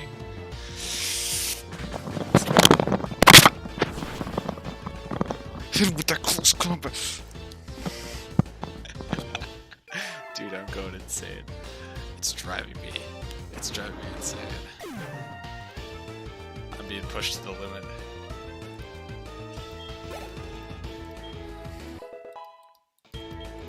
Pretty boy's getting back up there. Demons, come on out and finish the job. Claire, you're next. This is the run. I know we still got a whole lot of game left to play, but this is feeling like the run. What? Oh.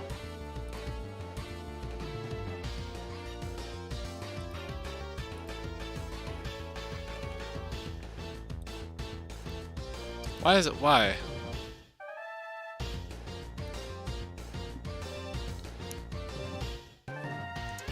There isn't even that much game left to play. It's halfway through the speedrun.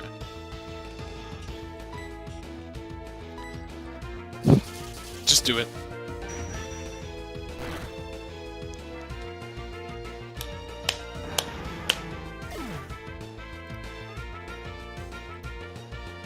Feels good.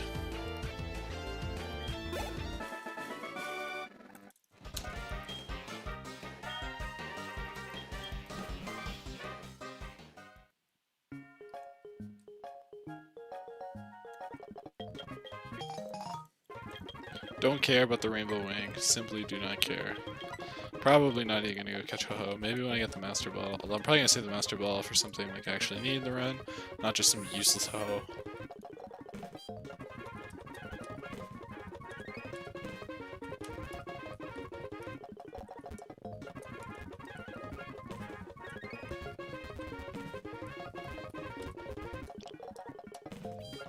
What comes next? Do we just fly out of the way? Do we just fly back?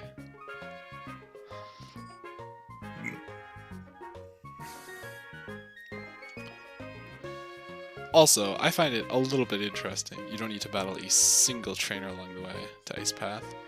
Nothing on Ice Path. Yeah, like, okay. Might go pick up some repels. Kind of want to deal with. Kind of don't want to deal with whatever the wild Pokemon have in store for me. Might want to pick up Ice Beam as well. It feels like a useful TM.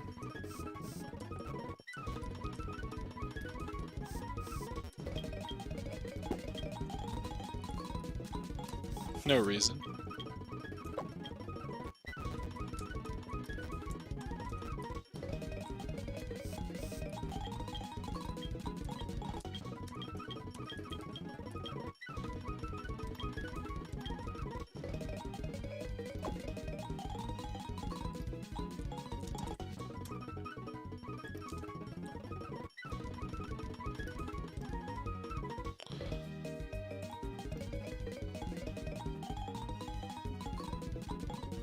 Goldenrod Department Store.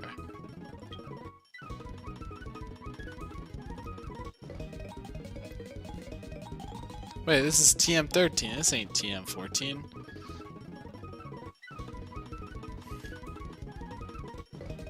Where in the Goldenrod Department Store?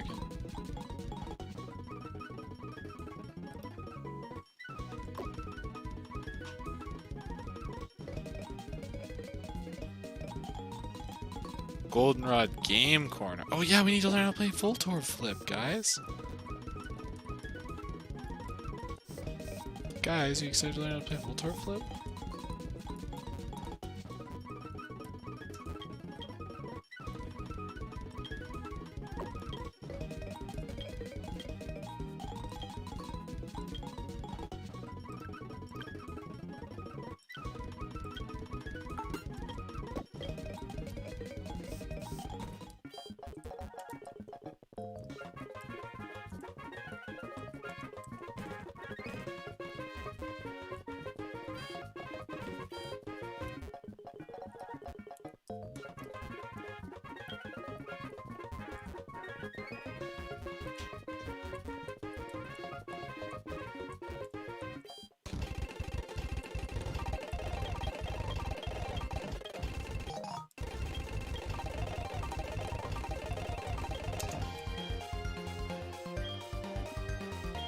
Alright, let's play some Voltorb Flip, baby. Alright, big brain in it. So you know, in this row, there's one Voltorb, right? Isn't that how that works?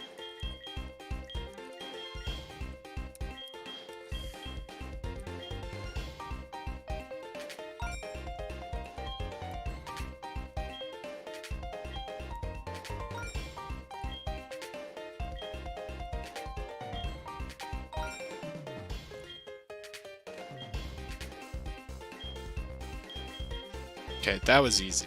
We knew there was no Voltorbs there. I don't know why this says 7 though. I don't know what the top number means. Oh, I guess there's 6. 1, 2, 3, 4, 6? That's 7? Okay.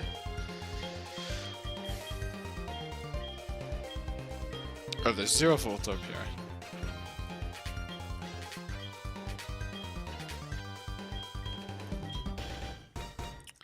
We know there's gotta be the Voltorb has to be here basically. What's the X button?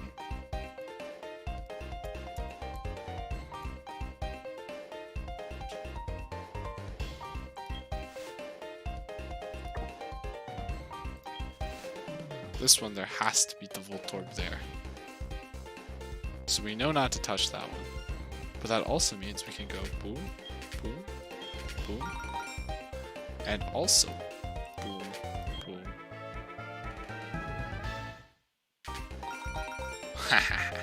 Trying to fool me?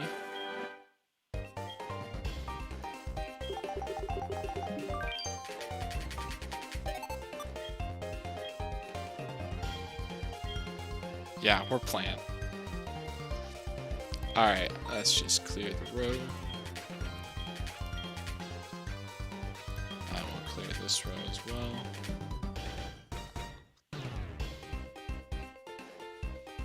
Ba, ba, ba, ba. Okay, we're done now. We can listen to. No, actually, I want to listen to music. So we know the Voltorb has got to be here.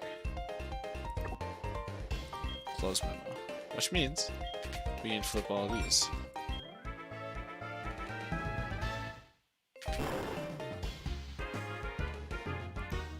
Oh.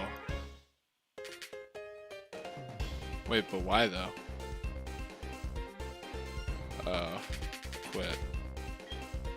Alright, we'll play this again.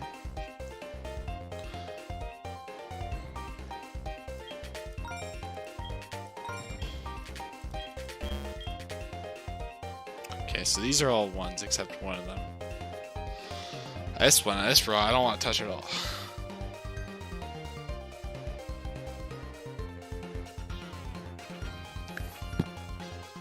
What new information do we gain?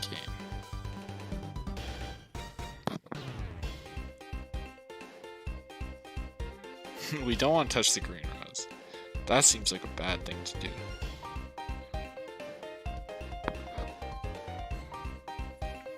It is unlikely that these two are together. It's also unlikely that these are together. It's probably the case that this one's a Voltorb. That's probably a bad thing. Okay. Now we have a ton of information. So we know Voltorb is there.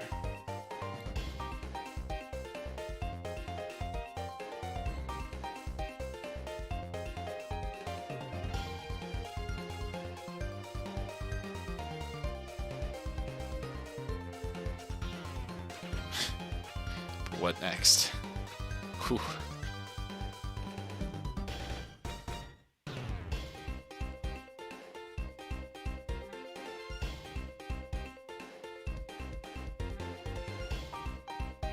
This one's got a lot of high point values.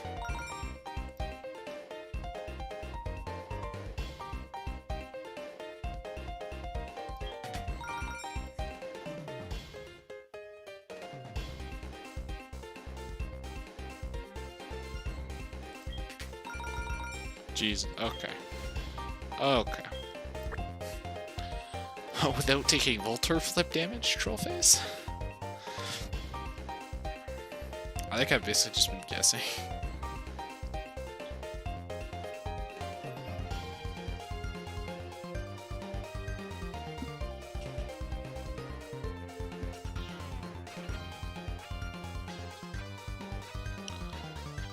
It's probably safe to guess like one of these two, right?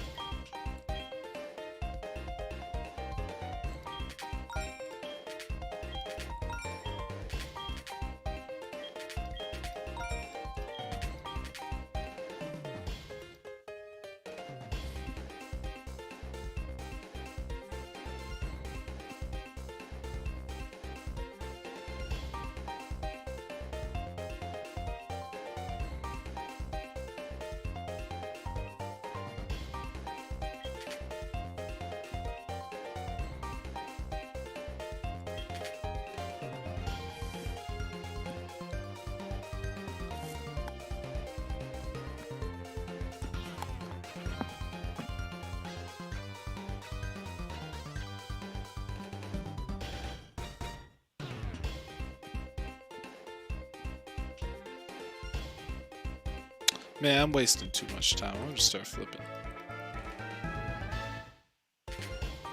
Oh, see what I mean?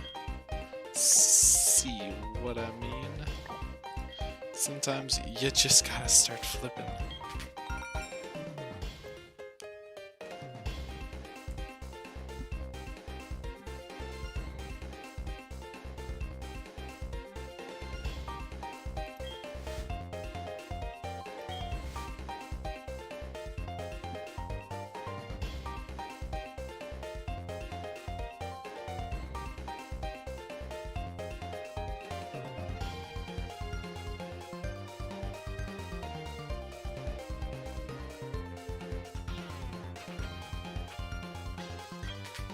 Boom.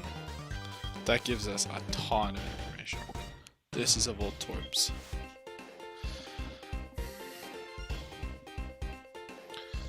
These two. Wait, one of these Voltorb. No, I don't want to quit. How much gold do we need? Oh, oh, we need 1,000 coin. We don't have 1,000 coin.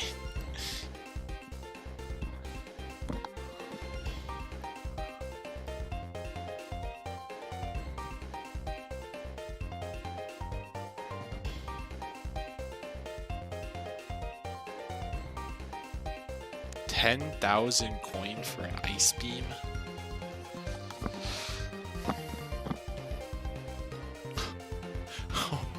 Oh my god, dude. Alright, so it's pretty safe to say this guy has a Voltorb.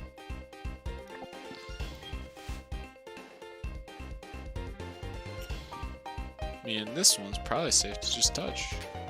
Yup. And that also means absolutely nothing, except we narrowed it down a little bit more.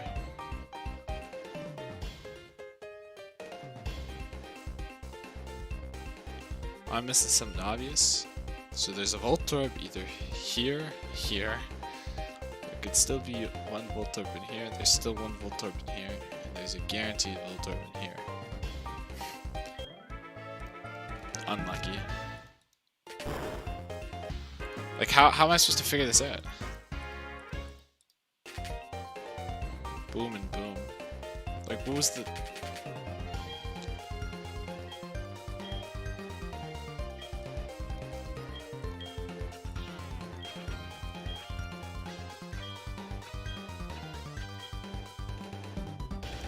By looking at the number of cards on the side... Oh, I guess it's kind of helpful to determine the number of...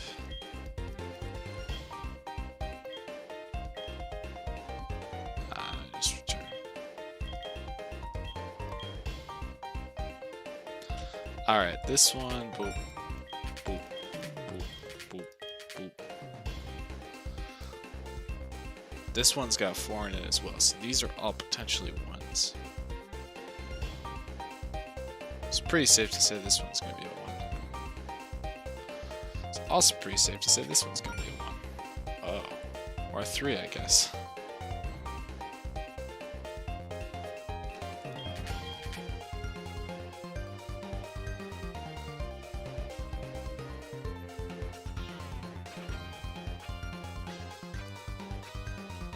So we're looking at 3, 1, 1, 3, 4, 4, 5, 6, 7.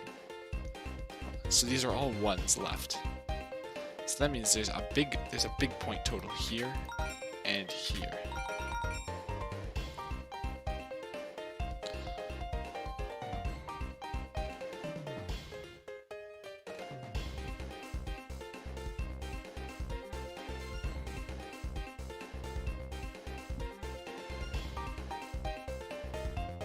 I'm also willing to bet on the odds.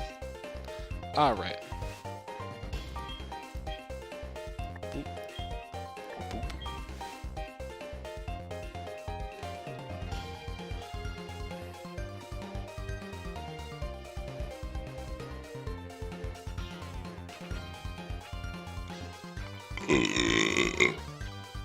So there needs to be a 3 and a 1 or a 2. So I'm starting to think it can't be this one. Which makes me just want to flip these two.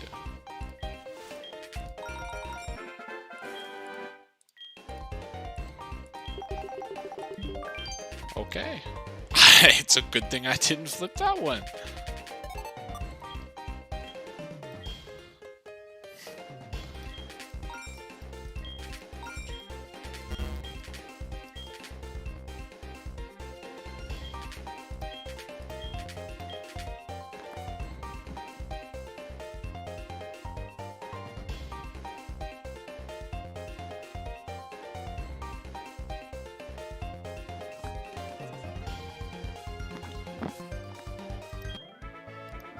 Oh, well, that's a Voltorb.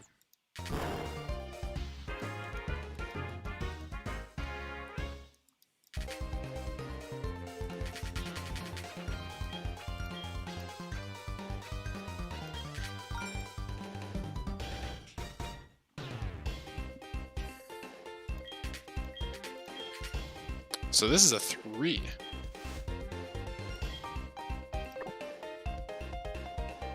Which is kind of cool.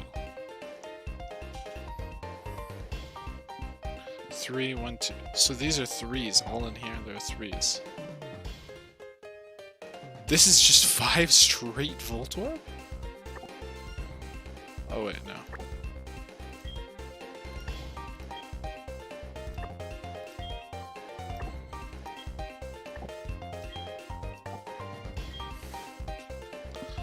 Alright, so I guess we just...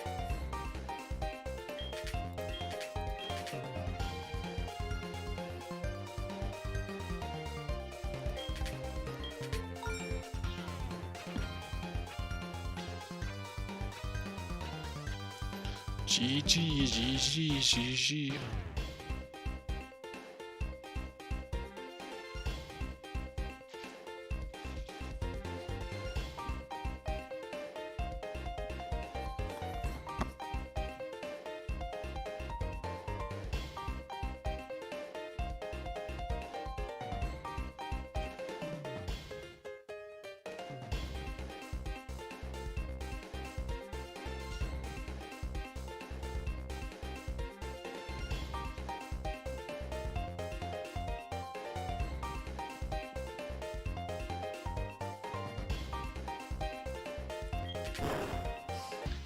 What are the odds of that?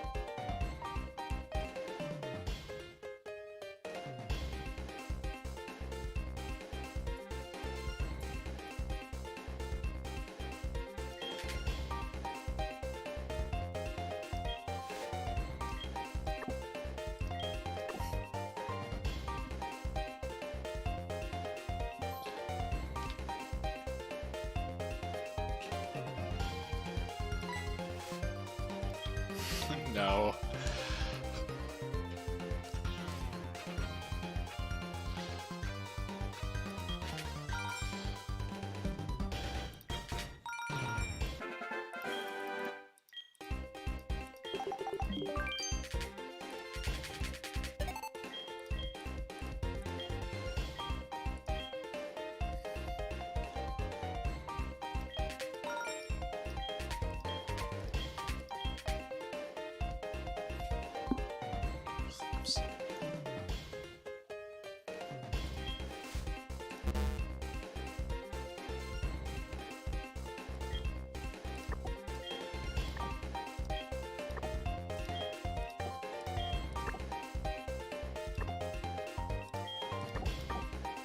So basically, we don't care about touching those ones because their ones are...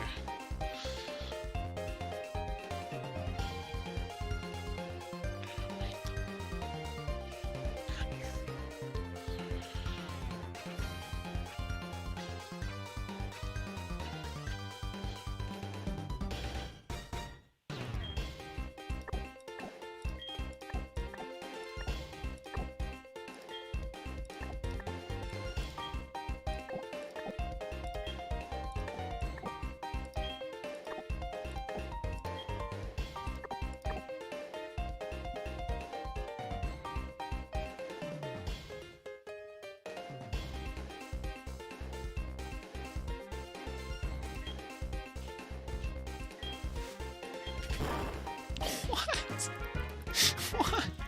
What? I was like, there's either a 1 or... Oh, okay, well, I guess that makes sense, actually.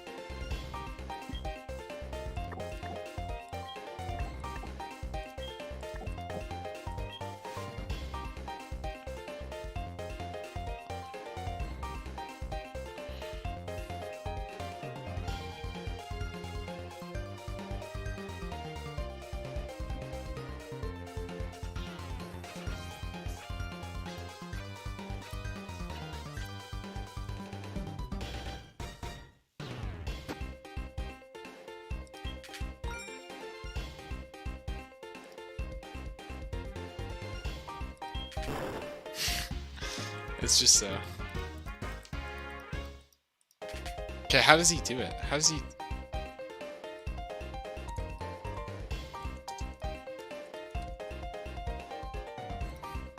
Just give me the Voltorb flip guide, dude.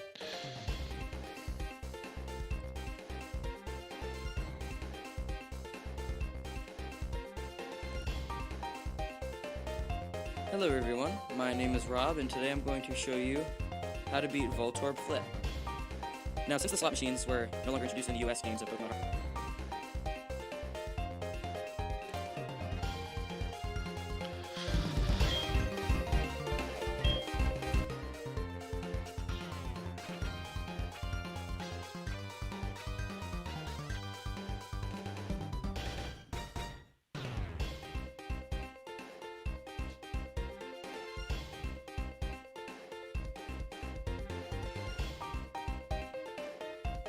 Like, how does he... So he just guesses that for no reason?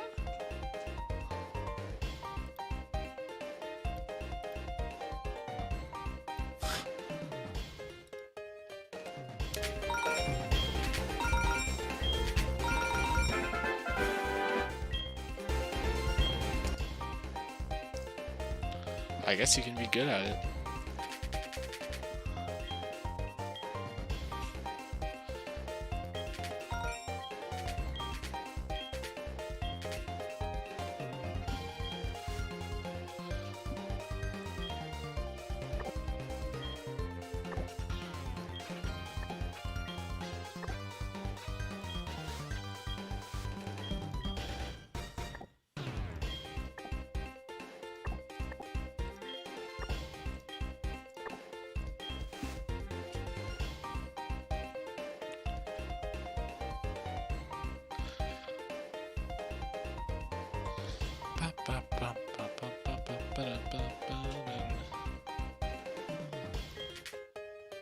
What? Doesn't make any sense. Okay, wait. Now we know at least that these are either like a high value or...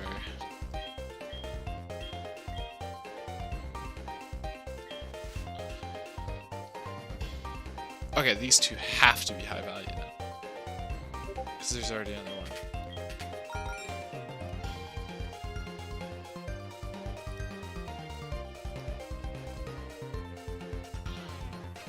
Six, 8. Okay, so we're done with this then. Because there's only one here. It's still 2 points and then... Okay, so then we just go these two, right?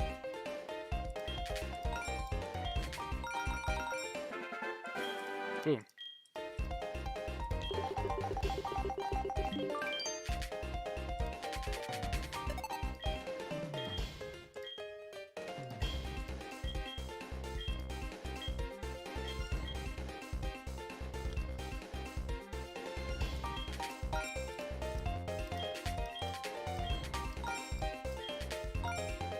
Oh. So this is dead now, this whole route. 1. No need to touch that.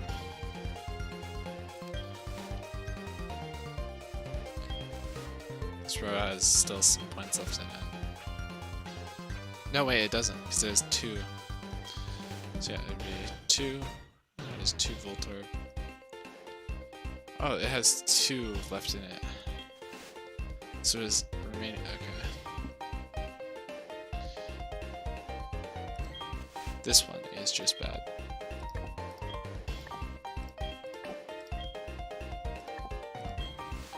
That one's just bad. We don't want to touch that. Same with this one. This one's just bad. We don't want to touch that.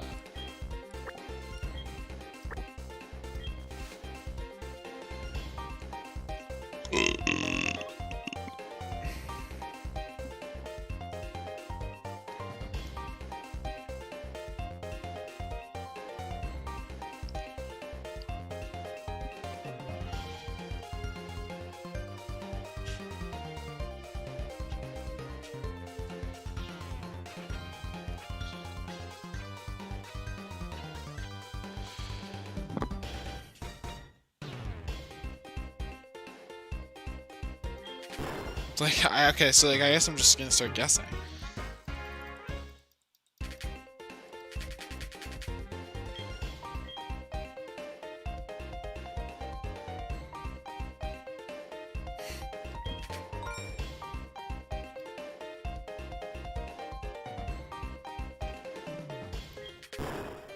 Like, thank God that runs over.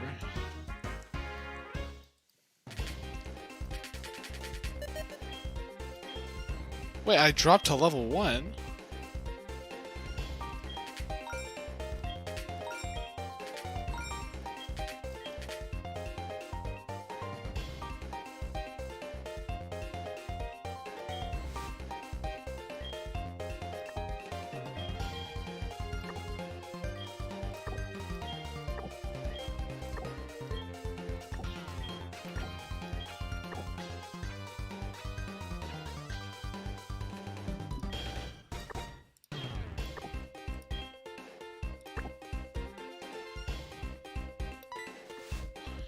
No, I don't want to.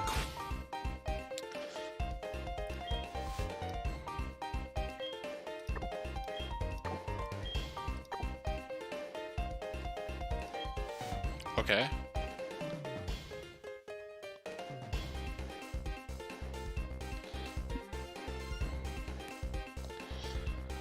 So there's 2 Voltorb here, 4 points.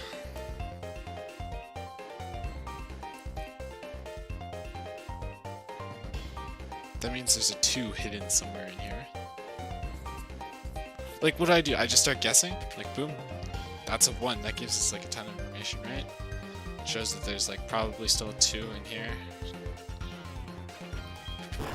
Like, what's the point of that? That's so worthless. Okay, I just need to look up Voltorb Flip Guide. Or go.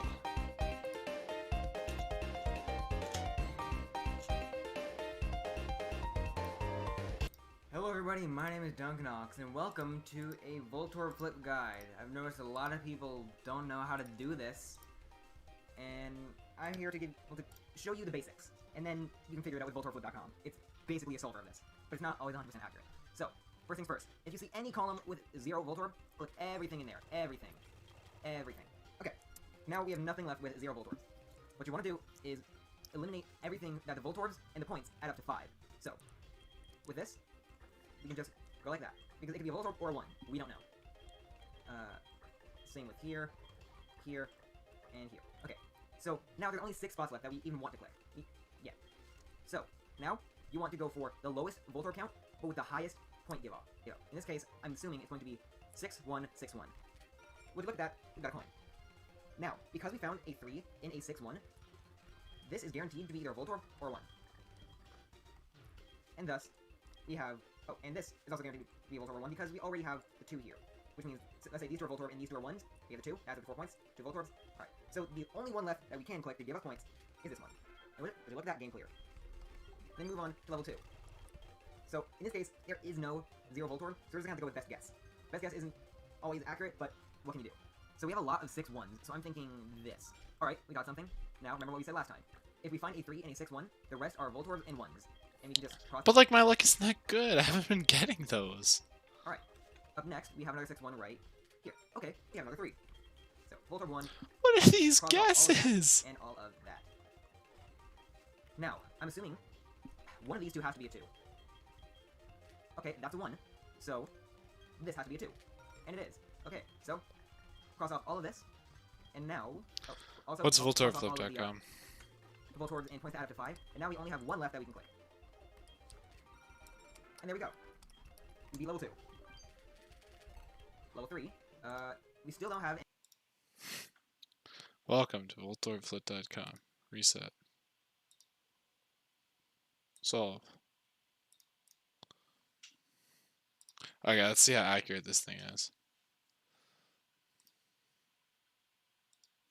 So 7, 0,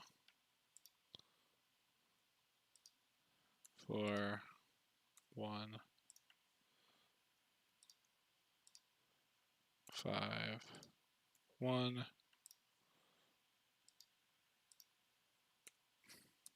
3, 2, 6, 2. That's 5, 2.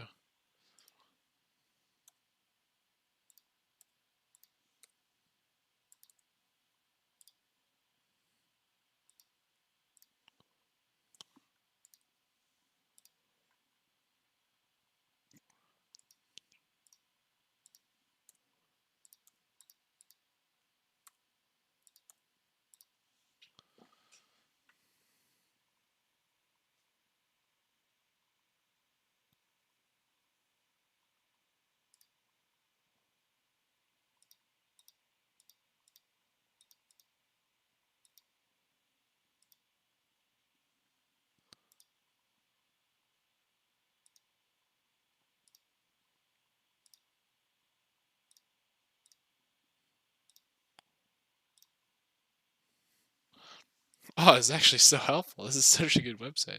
This card's a 3.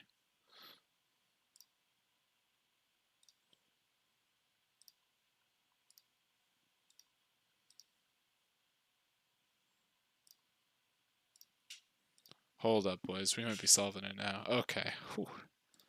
Okay. We got our website. They're good and bad about all people, but this guy, out of his love and passion for his people, even if they're faceless to him at certain points in time, allow him to be an absolute hero.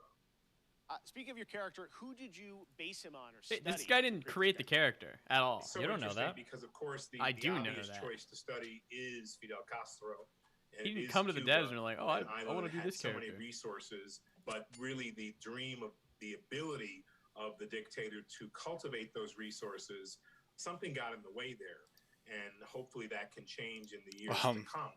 It's funny you asked me that question because I was just talking to one of my daughters about Ceausescu and also Hitler, because we were talking about zodiac signs and what signs were certain people. What is that mindset that has you wanting to have power over others? And for each dictator, it's different. She'd never heard of Ceausescu and studied political science and all this in college. Where'd my money go? So anyway, All right, well, one last question for you. Who would win in a square-off between Gus Fring, Moff Gideon, and Anton? This guy's about to go mask off. You know, and I have my favorites in those two. So you asked me this question. And you know, immediately I say Moff Gideon. Immediately. You know, somehow I think Gus is colder and displays that coldness in a very particular way. You know, I think Anton could be the most violent man on earth. But given his situation, he may not rise to that occasion or may not have the time. Moff Gideon is otherworldly. This guy thinks in a different way, and he knows what you're thinking before you say it. And he he does all his own dirty work. How do I walk and he out? has an incredible tool to help him Hey, out. get this loser off the screen. Hold on, this guy is not dying. Fair enough. All right, Giancarlo. Hey, thank you're you not so killing much this for hanging guy, out with dude. us. We will check out Get it the over with. Revolution in Far Cry Just die. 6. And I can't wait for it to begin. Let the game Die so we can go back to RimWorld. Awesome. All right. Thank you so much, Giancarlo. Oh my If you haven't God. picked up on it yet, Prime Gaming unlocks a ton of in-game benefits for Amazon Prime members. 'Kay. Like an exclusive Valkyrie skin in Apex Legends, $200,000 in GTA cash every week you play GTA Online, and in Fall Guys you get a You didn't even special kill him. Burning Circuits 'cause I'm costume saving You're a green literal through soy June boy. 21st. Now, speaking of Fall Guys, the time has come to reveal a brand new costume coming to the game based on a legendary game franchise. You know what? I like the 3 minutes of Runaway where it's just auto-tune garbage. It's so bad. Oh my god, you're cringe. It's just nice, you know? It's It's a nice little cool That's down. what it sounds like. Nice little cool down. What? That's so not Is fair. that 2B? 2B, fuck by this dick. What?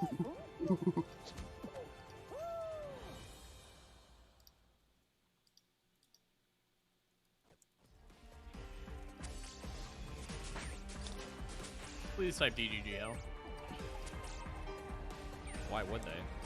After your cringe comments. I feel like Pretty about emo- paced Soy overload. Bonus mean. No bonus mean. She's 14. I don't care. What? It doesn't matter to me because I'm not gonna fuck 2B. What the pixels? She's pixels. Organizing the clash is my way of uncovering hidden talents, and hopefully this time, getting a vision to glow again. Your opponent is new. Wait, what happened? I thought we were just watching Fall Guys. What the fuck I are we don't know watching what now? happened. I have no idea. What the fuck happened? The sounds of nature turn into a clamor of noise during stormy weather. The winds are coming. Clouds high. The birds come. Is it all Fall Guys? Okay, So announce today Elden we've Ring. announced We're ready games, now. A publisher, Prime Matter, so why not announce Where is the Catherby at developer again? too? I feel like I knew Joining me about this now are place for Dave fishing Anthony or and Jason something. Blundell from the newly formed Deviation Games. We know you guys well from all your amazing work over the years at Treyarch and Call of Duty Black Right Ops, above you. But what can we expect from your new studio, guys? Well, thanks, Jeff. Catherby. I'm thinking Elden look, Ring Jason in and I, we've been December, mates for like donkey's 25th, years. chat. And You're never we're getting like an old Elden married Ring. couple, That's not a Jeff. real game. And, Elden Ring on we've been Christmas working Day. together for decades. And we've worked on some huge franchises. You know the games. You know they've done well. And but we thought, you know, when you're working on those franchises, the long-established IPs, you're working within very, very tight constraints creatively about what you can do. So we thought, Unlucky. after all these years, you know, what if You know, we it's not deviate? perfect. We Let's know get that it's not Deviation perfect. Games. Okay. So Jeff, just trust me. Also, all stop bringing bets are off. developers onto the stage. From day one, we True, got they're complete cringe. financial Lock them Stop in a that room. shit. to work with Just make the creative fucking freedom game. and time, not just to make a brand new IP, which is what we're doing, but a groundbreaking new IP with innovation at its very core. And the team at Deviation Games, the culture we have is really, really simple. There's no place for ego. It's the best idea that always wins, and that's Deviation Games. All right. Well, big ideas Doubt from it. you guys as we would expect. Now, I know it's very early and there is nothing to show on the game today, but can you tell us a bit about what kind of game you're making? What can we expect? Yeah, I mean, you're very right there, Jeff. Very early, but a lot of exciting stuff going on. So essentially, we spent the last year building the team, right? And so what No we one knew was we cares wanted about your to team, collect bro. What are you talking passionate, about, dude? creative, Mutin, this is important. Collaborative people and bring them together kind of under one roof, and that's what Deviation Games We don't is. have anything to show right now, then yeah, get we the don't fuck have off the anything to show right stage. You're now, wasting our but time. That collaboration, that imagination is going on, and we're going to have something that's going to, I think, leave an indelible mark in the industry when we come out. Yeah, an indelible mark in the All right, industry, well, Mutin. with you guys involved, as I said, Get we're the fuck excited off about the it. There is stage, one losers. more piece of the puzzle, though, that you want to reveal today, and for that, let's take a look at this. You're stalling me like the cops stall XQC. Now I know how you What? True.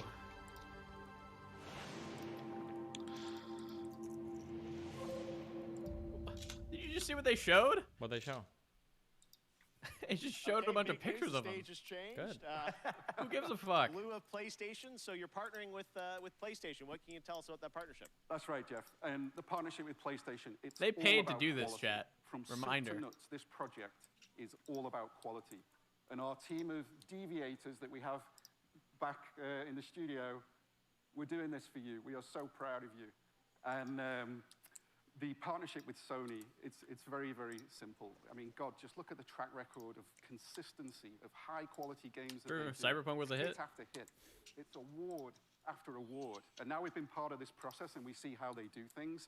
It's really clear how they're managing to accomplish that. So we couldn't be more proud to expand PlayStation's portfolio, which we're going to do in a very, very significant way. I mean, let's just face it, right? Sony rocks, and they get our kind of brand of crazy, so we're very happy with this partnership. All right, so Deviation Games, PlayStation, brand new IP, a mega IP, it sounds like, coming in the future. And, yeah, hopefully they'll come with the trailer we'll next see you time. guys again in the future to see more on what you're working on.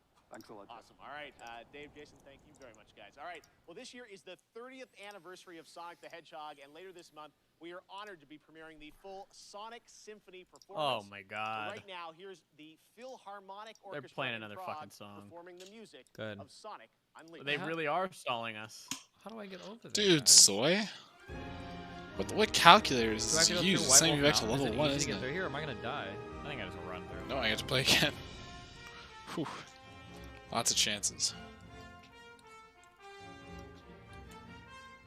Look! Look, there's the video game, and they're playing the music at the same time, Moot, and it's a real orchestra. Isn't that cool? These guys trained for 20 years.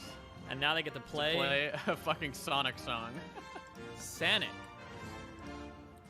A fucking blue hedgehog, dude. Based. Look at that guy back there with the fucking sticks. Hitting the drums. I like that. It's called a timpani. AKA, smash yo mama's ass. Me bang drum.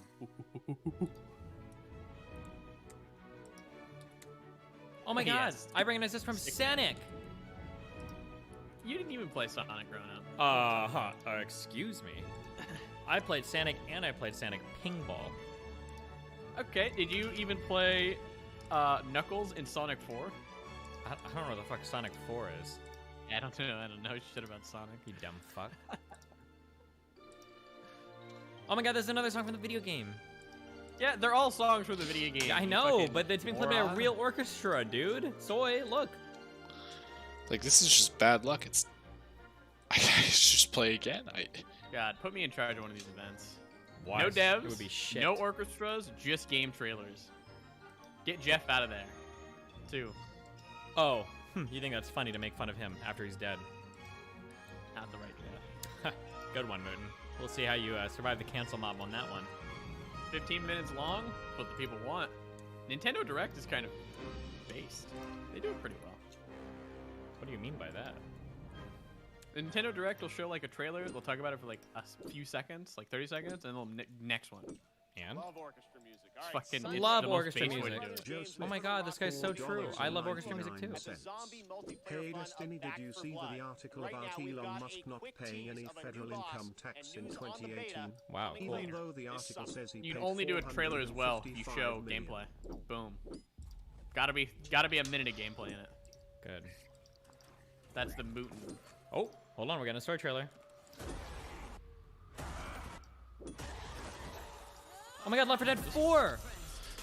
No, it's from the same devs though. Yeah, so it's the spiritual successor to Left 4 Dead 4. Are they allowed to do that? Is Valve gonna sue them from the creators of Left 4 Dead? Why? You can't say you created a game? Yeah, that's Valve's IP. Mooten is like, can I put McDonald's on my resume or is McDonald's gonna sue me? Cringe! They're owned by Valve? Well, then why didn't Valve just create Left 4 Dead 4? Why'd they make a new one? Because Gabe can't pass 2. Left 4 Dead 3 was One a of the mistake, things okay. I'm most passionate about is getting you guys access to play more games at home. Last year, Steam and Xbox did incredible demo events around Summer Game Fest. What do you mean and Left 4 this Dead year, 3? Steam's Chat, Next Fest starts they next skipped Wednesday, iPhone 9 and to go to 10. Xbox No, they is didn't. back again Wait, to what? do an ID at Wait, Xbox which number did they demo skip? event, They which skipped I'm one number, didn't announcing they? right now. No, they had It iPhone starts 9. on Tuesday, and it's completely free. Wait, who no skipped a badges number? required. One of the games Nobody I'm most did. excited about Oh, in the lineup Windows. is Wait, Tunic. no. My fellow No, Windows. someone skipped an. You're trolling me. You're Here he is gaslighting to me. give you a little sneak preview I've been of a brand new gaslit. demo I that have you been can I got exclusively play on sufficiently Xbox gaslit. starting on Tuesday. Nice. Put this in the in the video Hi, Vosh my of name's him Andrew gaslighting. Schuldeis, and I'm working on Tunic, which is an isometric action adventure about a tiny fox in a big world. No devs. Where you explore the wilderness, fight monsters, and find secrets.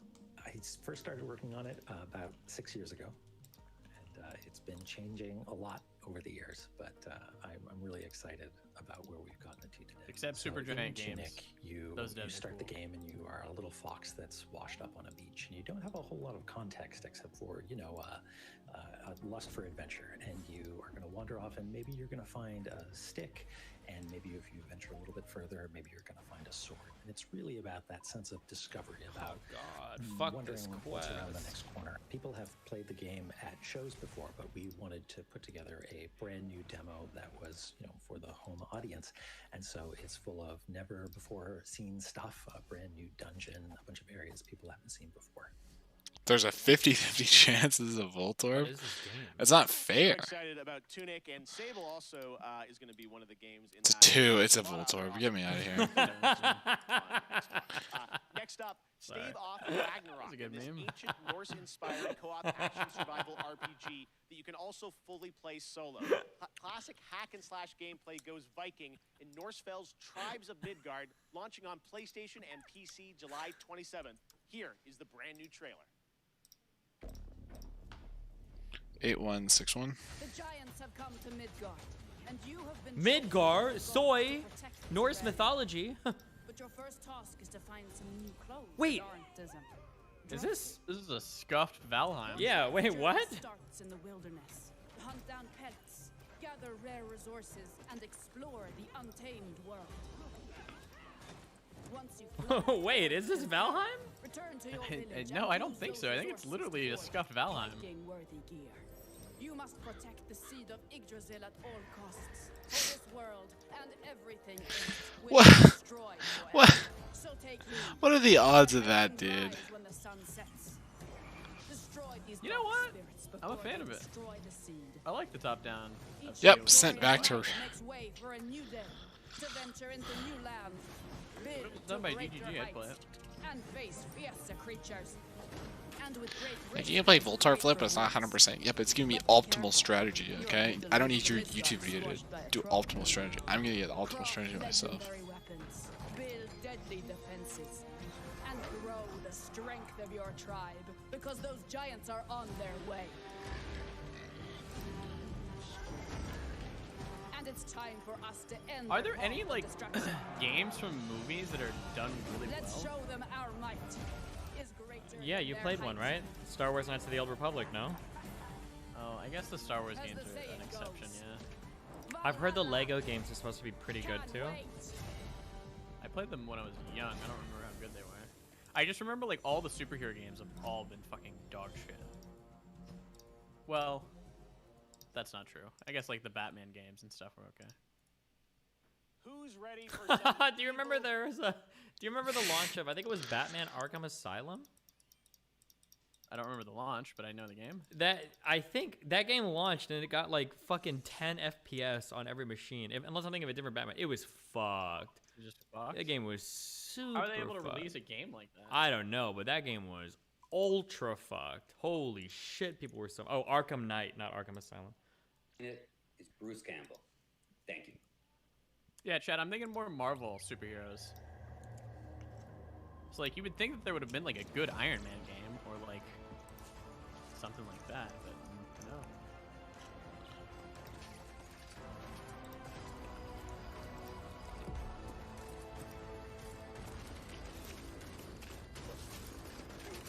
Yeah, the Spider-Man games are always good, Chad. No,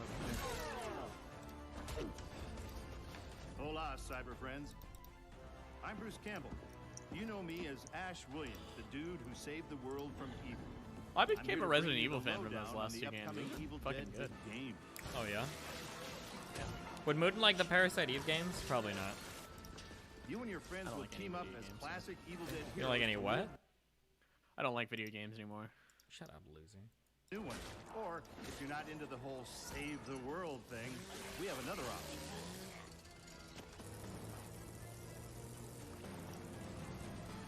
You can play as the vile Kandarian demon itself.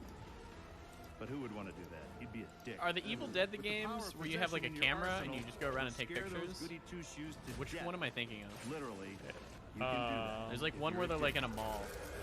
Whether you choose the path of evil or righteousness, Outlast. you'll be throwing down in places you've Fatal seen Frame. before. I thought it was Outlast. Collect pages of the Or maybe you do it in Necronomicon, another game too. This is a different kind of uncover grinding. lost tapes, and track down other legendary artifacts. Have you seen the? There's like a zombie survival mobile game, but all the ads are like super sexual. Have you seen those on your phone? No, I haven't seen It's those. so weird. It'll like All start mobile with games like are super sexual, but yeah. no, but it'll start with like a girl will be like lifting weights, and it's like a super like animated ass and everything, and then like zombies run in. It's like oh, and it's like every Attacking 'em? single every single ad is like that. It's like some weird like sexual hook, but it's like a zombie game. Oh yeah, the guy who slaps the girl's ass. I think that's the same game. Yeah. I'm surprised Apple lets that shit fly.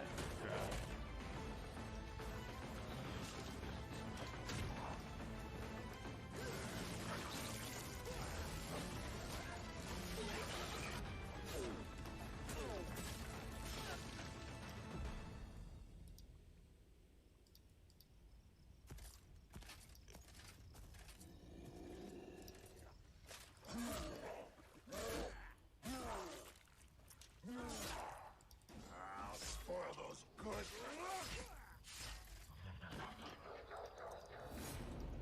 Wow. Okay, guys. The grand finale. Now it's Elden time Ring. for the grand finale to the show. This is extremely special. Today, It's I am time. so deeply honored to be given the opportunity to share this next game. It comes from one of our industry's most acclaimed Game of the Year winner. developers and a previous Game of the Year winner at the Game Awards. Game of the Year winner. I want to personally thank It's this time, Elden developer Ring, baby. for believing in my vision of Summer Game Fest as a new way to bring all of us together for a cross-industry showcase and kick off the summer in the right way.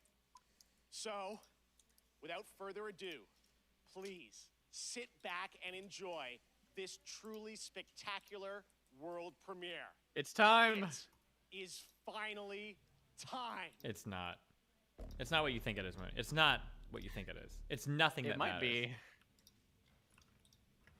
Oh my god. Oh, it is. Oh, fuck, it is. My god. Chat. He was gonna bet anything on this too. I won all your money. You have to pay me everything you own now. Oh, fuck, it is. Oh shit. The Tarnished. The Tarnished. Oh my god, is that the new?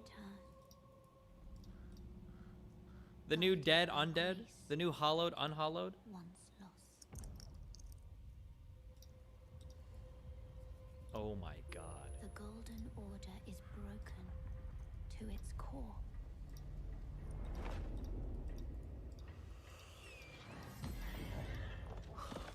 Oh my god, he's a horse mutant.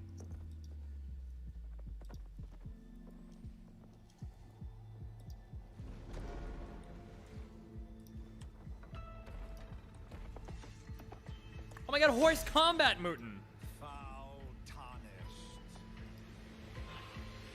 In search of the Elden. Oh no, it's gonna be parry mechanics, isn't it?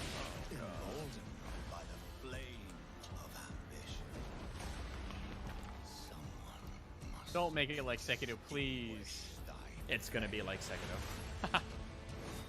No Havels for you, mutant. Oh, it is, Steven. Oh god, they are gonna make it like that. They will die in an unending curse.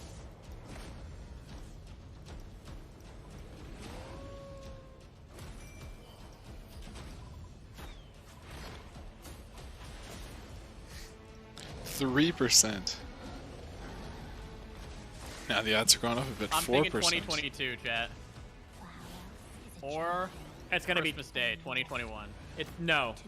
It's gonna be 2022 quarter 4. Ready? It's this year for sure. It's not this. Bet $1 million on it. 1 million. No, I'm typing copium. No. Yeah, that's right.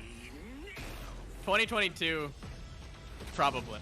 I'm Quarter- hoping for Christmas. Quarter 4, 2022. That's what it's gonna be. Christmas this year. Look, it's already finished. Coming out now.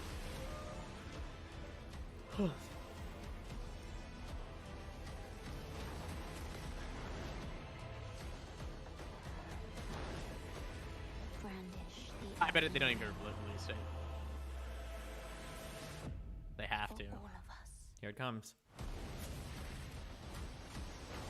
January 21st, 2022. That's not that far. That's gonna get pushed back, guaranteed. Okay. Actually happened. Elden Ring is coming, as you saw, January 21st, 2022 to next gen, current gen. That It's shit's getting so delayed. incredible, and I want to thank so much Miyazaki-san and the team at From for sharing that in-game look at Elden Ring. I hope you guys are happy. Oh my god. You're I'm all free out now. of prison. All right. And that's going to do it for Summer Game Fest Kickoff Live. Thank you so much to all the developers who took part, and for you and watching around the world, it means so much to me. Summer Game Fest continues all weekend with Netflix Geek Week and Prime Matter tomorrow, Ubisoft Forward on Saturday, and Xbox and Bethesda on Sunday, Square Enix as well. Head to summergamefest.com for the full and complete schedule, and this is really just the kickoff to summer and a ton of other amazing events that I'm fully supportive of, and I'm very excited to see what they have in store for us as well. As for me, I'll see you again on August 25th for Gamescom Opening Night Live. And this December, I am so happy to say that the Game Awards will return as an in-person ceremony at the Microsoft Theater in Los Angeles. More details are coming Well, later D&D this time. summer. Thanks again for being a part of Summer Game Fest. We will see you tomorrow for more, and stay tuned for the Day of the Devs with I Am 8-Bit and Double Fine right now. Good night, everybody. God, I told you it was Elden Ring today. I knew it. You weren't even close to right. Where is Nick at? I want to get this inventory shit done before we fucking. We'll do it right now. I'll yeah, set up tell the me to get on call. now. I don't want to waste 30 Okay, minutes I'm gonna do the sorting our Team fucking Discovery call. inventories. Let's No go. one cares about that.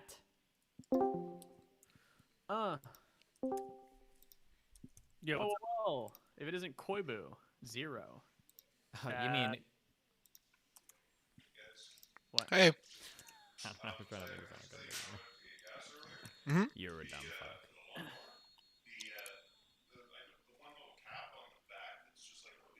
Koibu, trivia question. Ready? Hit me. What is an ethereal quiver? Wait, is it ethereal Yeah? or ethereal? How much does it weigh? Ethereal. Okay. 2 pounds? Okay. See? Yeah, I would. What is the damage of an arrow from a longbow? Good to know. There are 2 types of arrows with different damages and ranges. I'm not The sure. Long range does D4. The high damage does D6. Sure, yeah. Christ. And if it's a +1 bow, does that mean it is 1 to hit and 1 to damage? Yes. Christ. No, just 1 to hit, Neil, right? Is it just 1 to hit? Is that what we had? I don't know, We no, ruled that mate, the I arrows just- aren't magic, so. Wait, so it is +1 to damage. I've not been doing We'll that. look in the DMG, figure out. Yeah. I just assume a +1 weapon is +1 to hit and damage all the time, but maybe for well, bows, if it's +1 to missiles have damage, to then do the damage. then the weapon is gonna be magical, or the arrow is gonna be magical at that point, right? Well, but in the I think rules as written said that anything fired from a magical bow becomes magical. Was the point, right? All right, here we go. Bow +1. This gives a +1 bonus to attack and damage rolls to the arrow fired from it. If magical arrows are used, the total bonus of both arrow and bow are combined. Blah blah blah. A non-magical arrow fired from a magical bow is a non-magical missile, so it won't pierce dragon armor or dragon scale, or any of those other fancy things. Do we think that we need magical arrows to fire from our dragon bow? Then It would help. your if bow is a these- dragon slaying bow. Yeah. It would be a shitty dragon slaying bow if you needed magic arrows. Neil, please mute and zoom. Thank you. Thank you. Please what? Please Okay, mute mute and zoom. myself and zoom. Oh, why don't you just mute it would yourself? I don't be know why nice- Nick just doesn't mute. Yeah, Zoom. why do you even connect your audio to that? We do this every week. Yeah, Nick, we do this every single week. Just don't join with computer audio. Just mute Zoom. God, Nick. Sorry, I thought Neil was a dumb fuck, but it turns out You were the that dumb actually fuck. it's me. I was the dumb fuck all along. All right, tell him what items he We're has both dumb in options this from, situation. Steve. Tell him what? Tell him what items he can choose from. Okay. Nick, Yeah. do you need a ring of free action? Yes, please. Okay, add that to your sheet. I'm deleting it from this thing, okay? Oh, and he just Okay. gets up and walks away like a little. No, I'm doing it. I'm opening the window. God. It's Yeah, hot they don't here. have AC, Steven. Yeah. Ooh, that's actually true for a lot of. Wait, do you live in London? Nope. Oh, do you live I north? live in Manchester. Oh. Yeah, it's colder up here. Yeah. Well, for now it is. Give it a few That's, years. It's still going to be colder here than in London, though. True. All right, ring of reaction. Someone is saying Neil has the wrong mic active. Excuse me? We can't hear that, Mike. I can. Well, when he tapped his mic, I didn't hear anything. Not hearing Yeah, anything. you're right. Can't hear that.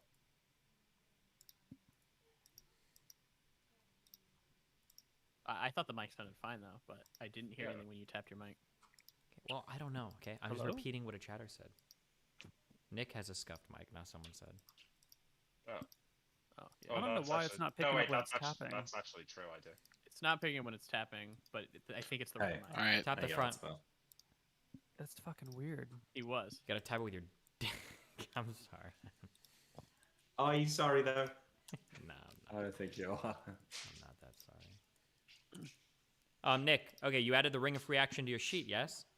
Yes. Okay. Do you need to delete a ring, or are you gonna hold on to that whatever extra ring? Oh, I've got another ring of protection +1. If you guys want that, if either of you can make No, use of we it. should all have protection +2. I and thought if you had a ring want of your protection +2. +1, you can keep it.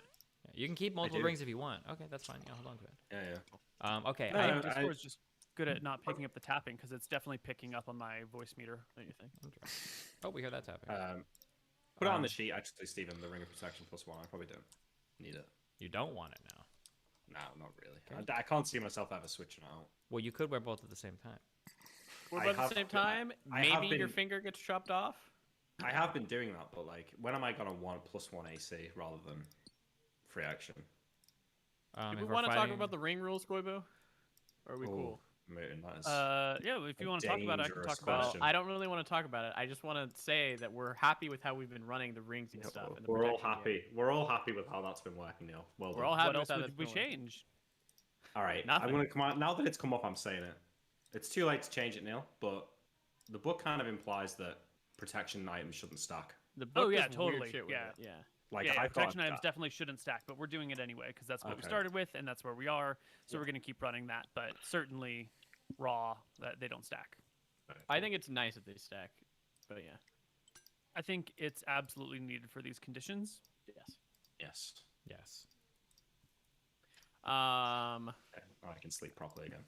Are we allowed to wear 2 of the same types of rings and get the benefits from it? I will throw Yep. out the. Okay, so ring of fire resistance, we will take -4 to damage then. Per dice. Oh, you Per dice. If we had two. yeah. So the the protections will stack. The fire resistance won't stack. Okay. Yeah, we fire go. resistance Well, will it's stack. pretty Drinking good. multiple fire resistance potions or whatever. But wouldn't fire stack. resistance from different types of spells will stack, correct?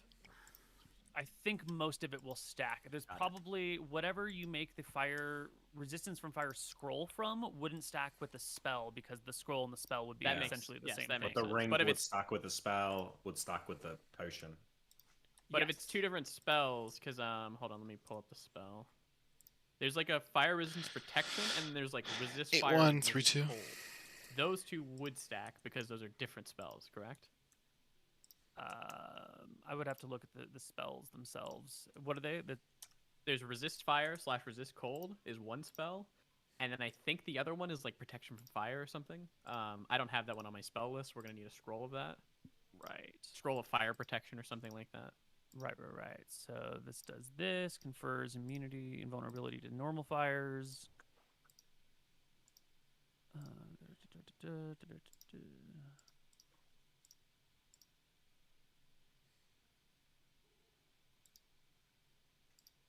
Nick, can you hear me or? Yeah, I can hear. Delete that ring of protection from your sheet. I added it to the party sheet. Okay. Yep. Is there any other items or? is Yes. 2 rings of fire resistance. Do you want either of those, or do you already have one? that- I don't have one, so yeah, I'll take a ring of fire resistance. Okay, I'm gonna So add the 1 to the party sheet. The cleric spell protection from fire, if cast upon the caster itself, makes you immune to fire, to dragon fire. But if cast on another person, gives them a bonus of 4 to their saving throw, and reduces damage from fires by 50%. Okay. And then the resist fire spell, it says, therefore, if the saving throw is failed, the creature sustains 1/2 damage, and if the saving throw is successful, the creature sustains only 1/4 damage. So how is that going to work? Are we going to take an 1/8 damage if we pass that other one? Against attack fire. Failed, half, I think that these are both the same thing, and one of them is a stronger effect than the other. So resist fire cold or protection from fire won't stack. They will work. Which level is protection from fire? Is that 3? How is resist fire from cold? This is a better spell. I don't. Because if you pass your saving throw, you take a 4th damage. No, you take a 1/4. Nick, I'm gonna call you, okay?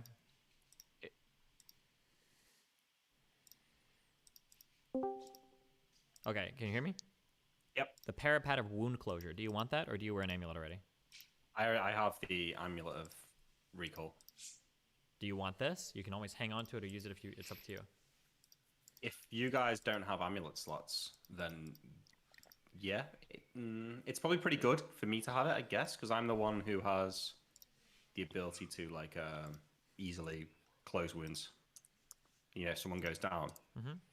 If I go down, neither of you can save me, so it's probably worth me having that so I don't bleed out. Is a Parapet, does it go in the amulet slot, or is this something different? I think it is, yeah. I'm not 100% sure. But, I mean, you don't wear a necklace, do you? I have an Amulet of Charm Resistance that I've had for a long time, but I've never... I think I got to use it once when a vampire tried to charm me. Yeah.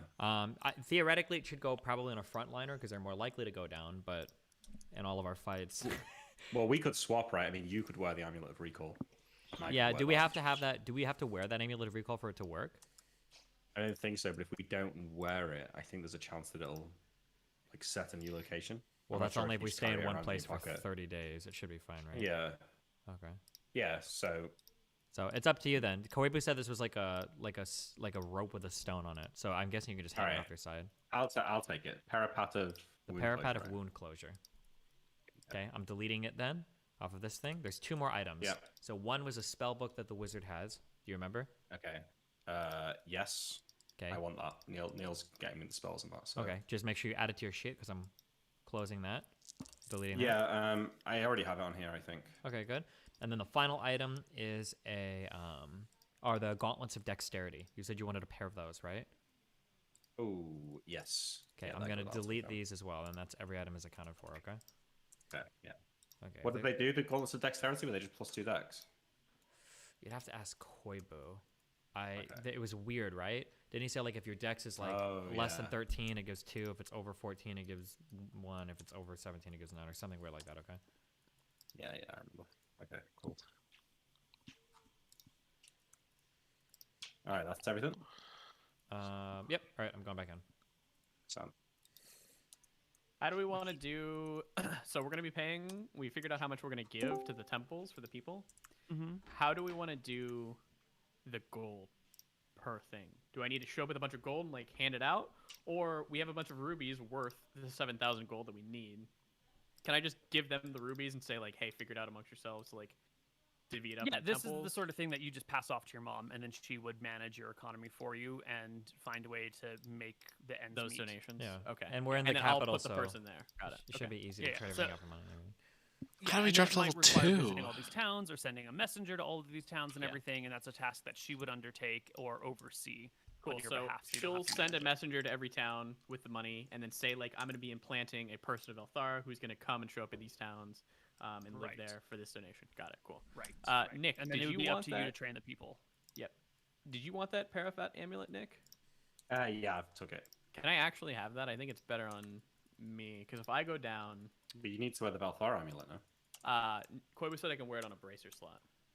Oh, yeah, sure. I think it's probably better for you to have it then. The only reason I thought it might make sense for me to have it is that if I go down, neither of you can automatically stop me from bleeding to death, whereas I can. Or I can. Oh yeah, you can. With what?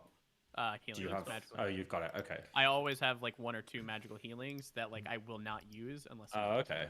I was going to say that it makes sense for I was gonna say it makes sense for one of us to wear it because we're the front line, but realistically, it seems like in every fight, the only one. Have any of us ever been down before, Mooten? I You or have. me? You have? I got downed immediately. Oh, but by the dragon. Yeah. Okay. The issue is if like Nick can't get to me for some reason, and I'm down, I will. You can't save me reliably. Yeah. Well, I've deleted it, Mooten, so go ahead and take it. What's it called? Yeah. Parapat of wound closure. Parapat? Wound closure. And that is going to be on my wrist.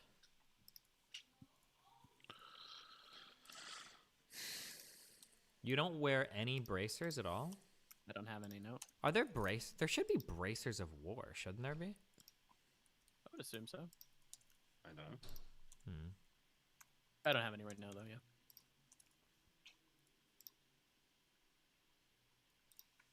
I didn't ask Koiba this, because he's not here. Do you think that a girdle and a belt overlap? The girdle should be, like, on your stomach, right? If it's a girdle? They're going to overlap the same slot.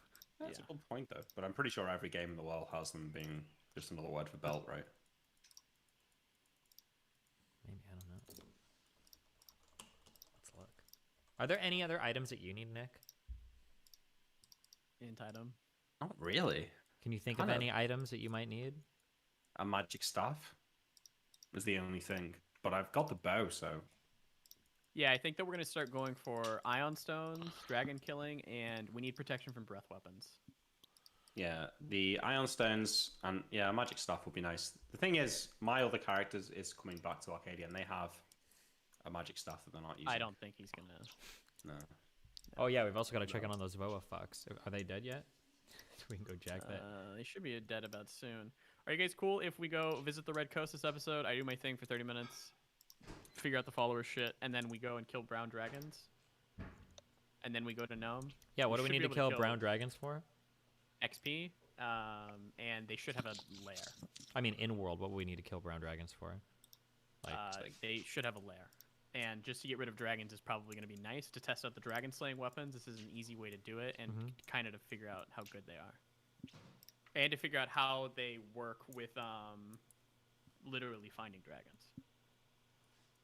And I need to visit the Red Coast anyways to do my shit. So how are we gonna find them though? Oh, you mean just use the weapons? Yeah, the weapons will tell us. All right, we're done. Yeah, we did the lair. In there now. Well, depending on how familiar you are, but the lair didn't have shit in it. Remember?